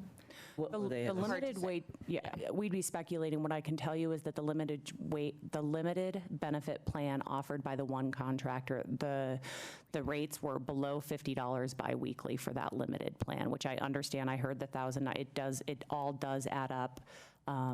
It was more affordable than what our part-time package is. Okay, other thoughts from people? Aaron? Well, I'll echo what Zan said, so that we should try to see to what extent that we can make sure that the people are doing the contract work are having the opportunity to elect for these benefits, because we do want to make sure people working for the city are being taken care of. But can you flip to the cost? Yeah, that one. It's just so striking that in the first two options, the cost to the city is triple what, if we were to go into insource, it's triple what outsourcing is. And in the third and fourth option, it's double. Those are just enormous margins to kind of charge to our taxpayers and our recreation fee users. So I think it's really important that we make sure that the people that are doing this work are well taken care of. But if we provide them a living wage and the opportunity, make sure that they have the opportunity to get benefits, I just don't feel like we can justify the cost to our taxpayers and recreation facility users of those very large increases in costs. Sam? So, I mean, the one thing about contracting that is hard, Lisa, is you can't know all of those things unless you contractually agree with the group contracting with you. And so one thing it looks like staff has done is said proposed 2020 contract enhancements, expand the audit scope, hours per week per employee, upward mobility. Those are all good things. I think one thing that might get at what is being talked about here is that they need to provide us statistics on benefits packages. And what I mean by that is I don't think that we can know individually because of HIPAA restrictions and other requirements who is taking what. But we need to know how many are being offered which package, because I think expanding the audit scope maybe should just add benefits to that. And they have to agree to that on the front end so that we can be sure that they're being offered packages that aren't just entirely stripped down high deductible packages. Because when you look at the world of healthcare and healthcare offerings, which is probably the most important benefit, there's just this spectrum of what's available. And some of them are terrible and some of them are reasonably good. And so I think if we want to do a better job at making sure that those employees have good benefits, we need to make that part of the audit. And we can't know which ones are taking them, but we need to make sure they're all being offered them.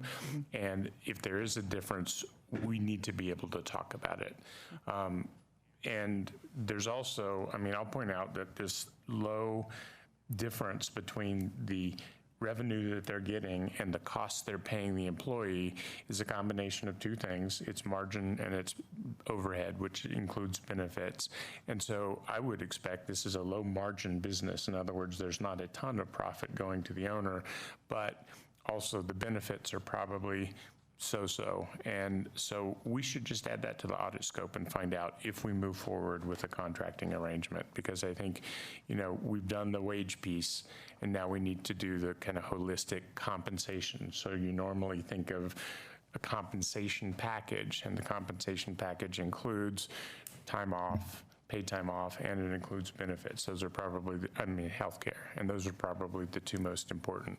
So if we could learn about those and at a future conversation be able to compare those to what an equivalent city employee would get, it probably explains some of the difference in the cost there. I generally am impressed that we have the level of information that we do about what the contractor composition is and what the in-house composition is. It is a big chunk of money to do it.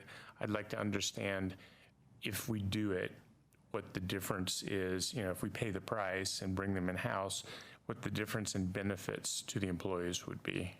So that's the missing piece for me, and I think it's the last piece of the conversation that we need to know is. So there's on page 136 of our packet, there's next to the last paragraph, it says standard city employees who work 20 hours or more per week receive benefits. Non-standard employees receive benefits in alignment with the Affordable Care Act. Can we put that in the contract with the contractors? So that they don't have to, that they can work a minimum of 20 hours a week and get ACA benefits? Well, to be clear, the ACA requirement is 30 hours a week. Well, then what does... So for non-standard employees, those who've averaged 30 hours a week or more over a look-back period are offered benefits. We need to pause and continue the meeting. I move that we continue the meeting. Second. All those in favor? 1, 2, 3, 4, okay. Matter. Yep. Comment. And Ally, another question that was just raised in terms of if cost goes up, we need to find the revenue source.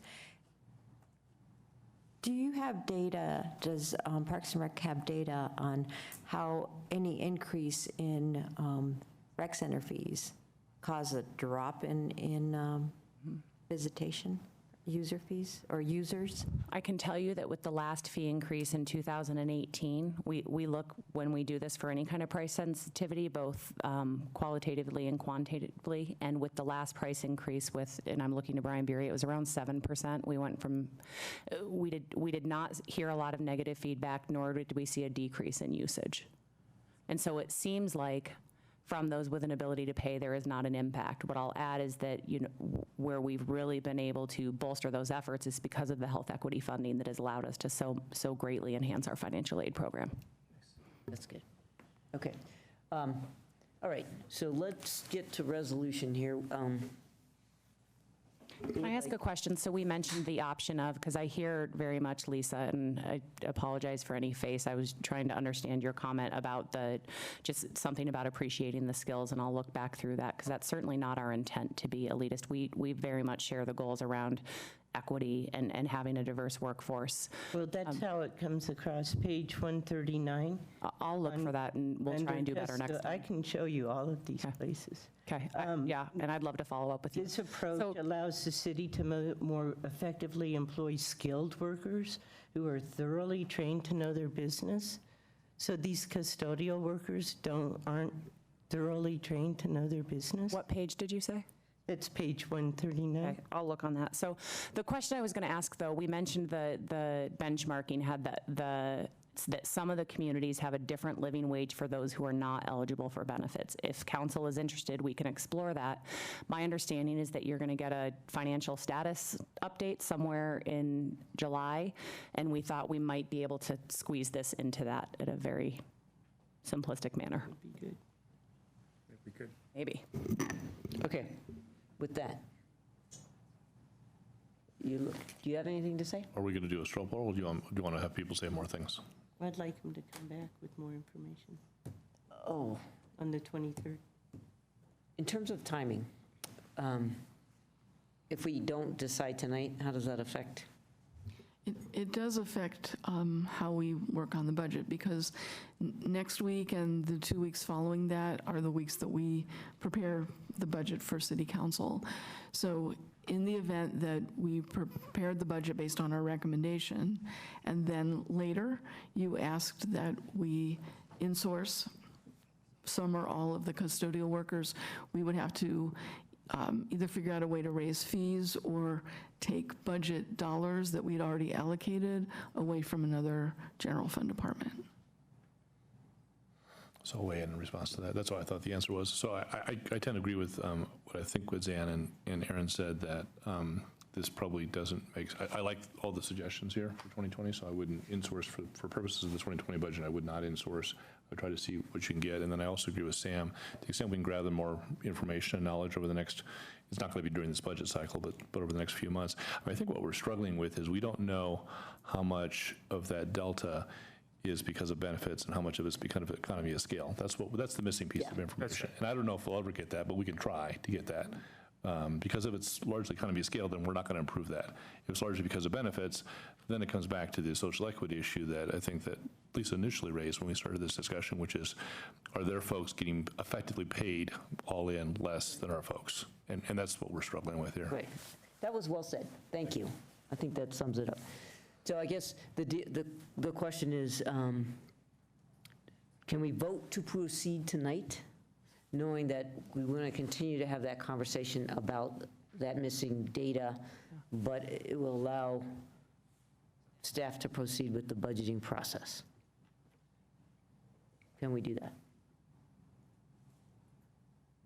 I guess I'm prepared to do that. I understand the goal, and I think we want to keep having that conversation.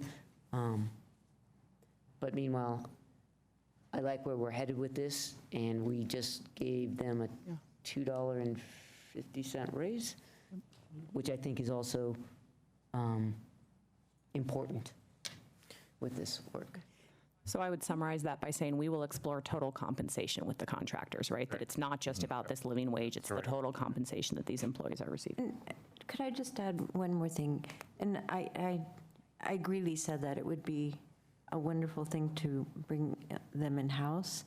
But the other thing that's going on here is this living wage that we're doing here is actually having spillover effects. Yeah. And I think that's a really great thing. Right.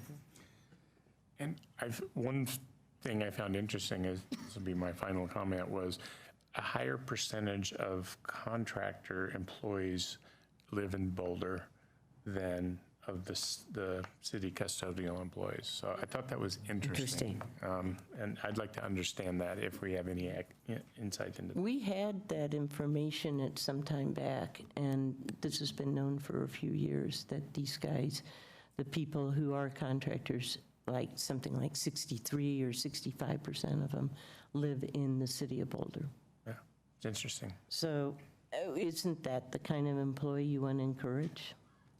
Well, but why aren't the other employees? But to understand the cause and effect is interesting. Well, just to make the point, we would not be hiring the contractors' employees. No. Correct. Right? We would be hiring new people. So the contractors are doing a better job than the city is at having people who live in the city. We would not be able to hire those people. We would be hiring new people. Okay. The motion, perhaps?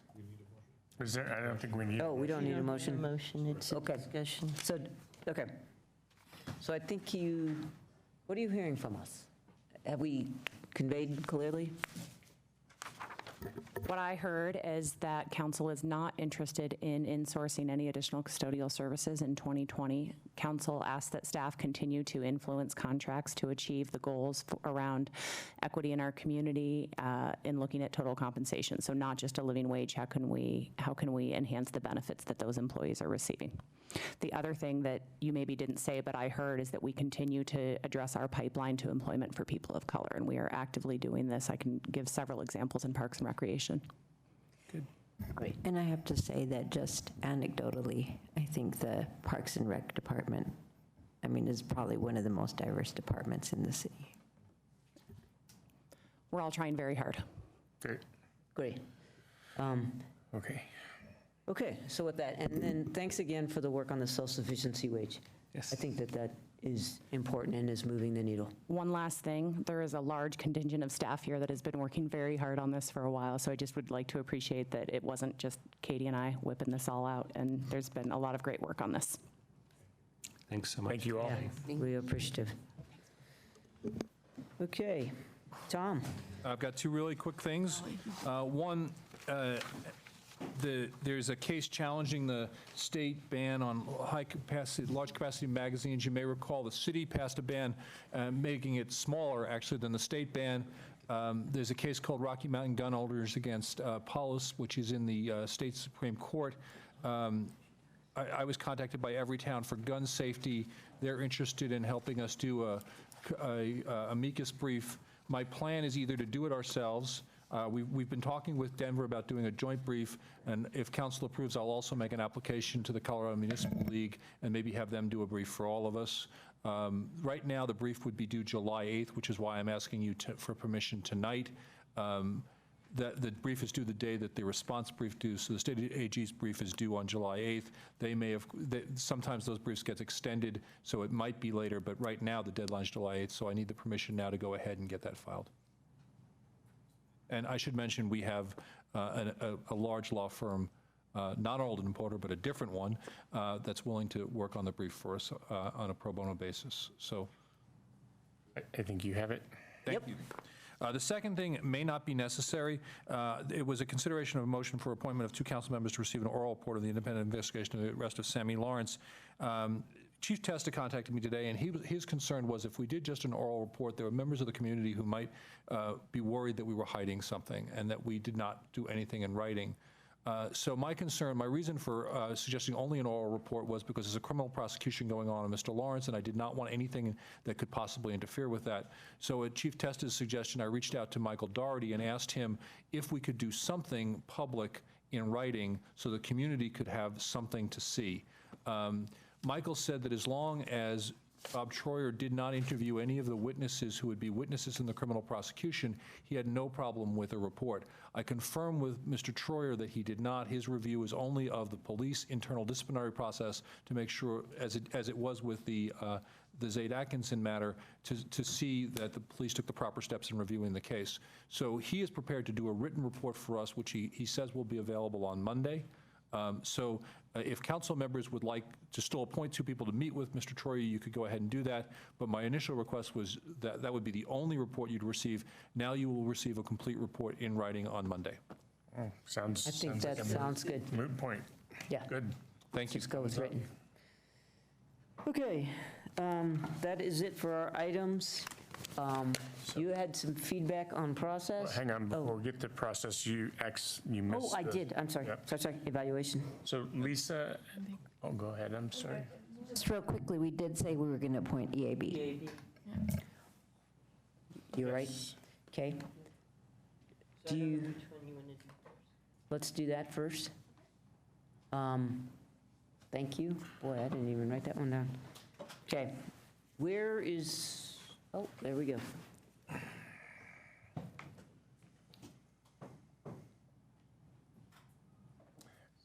And so Martin Horling did respond. Okay. And so Toria, we just never heard back?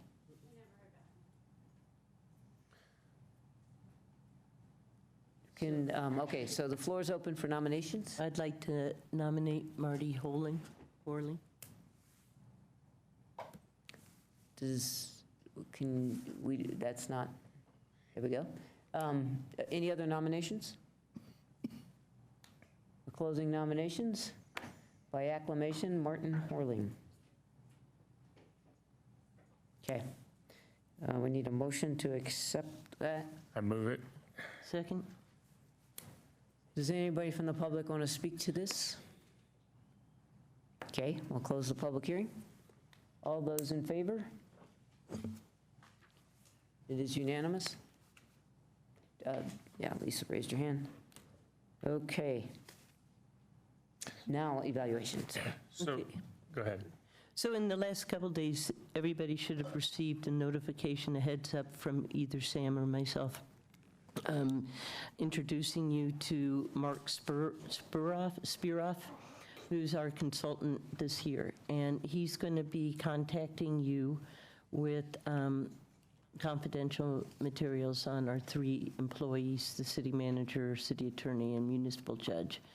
And you have until, I think, July 8th. I think that's what it is, to get those in. If you have any questions, you can call him, or you can call me or Sam. And that's it, but please pay attention to those and your due diligence. You guys happen to know, I know in past years, it's been difficult to complete those online. You actually had to fill them out and print the documents into PDFs and then scan them. Has that been improved? We have tried really hard this year to make it all online. Okay. So. Know if you were successful? Have you tested it? Well, no, we all just got we looked at what the questions were. Yeah.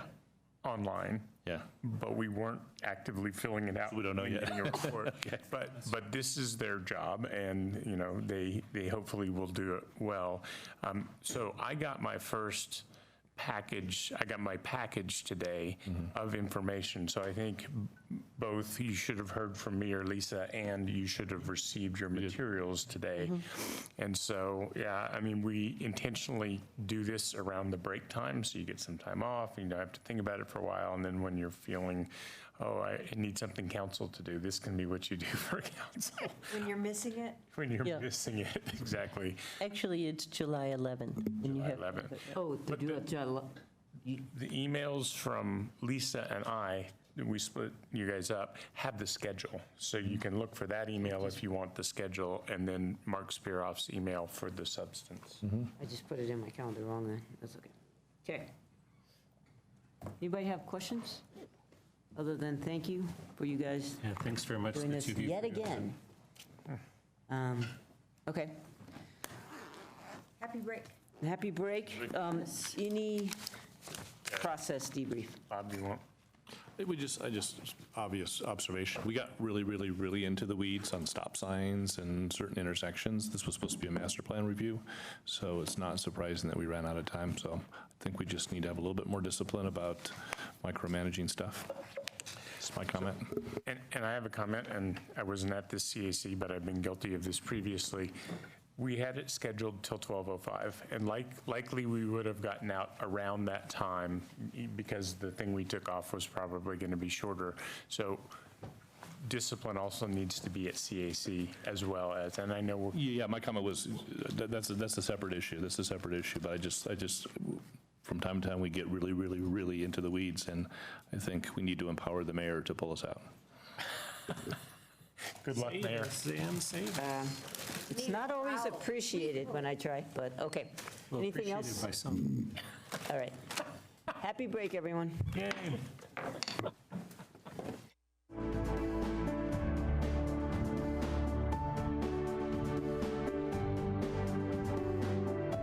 Live from Paris, en France 24.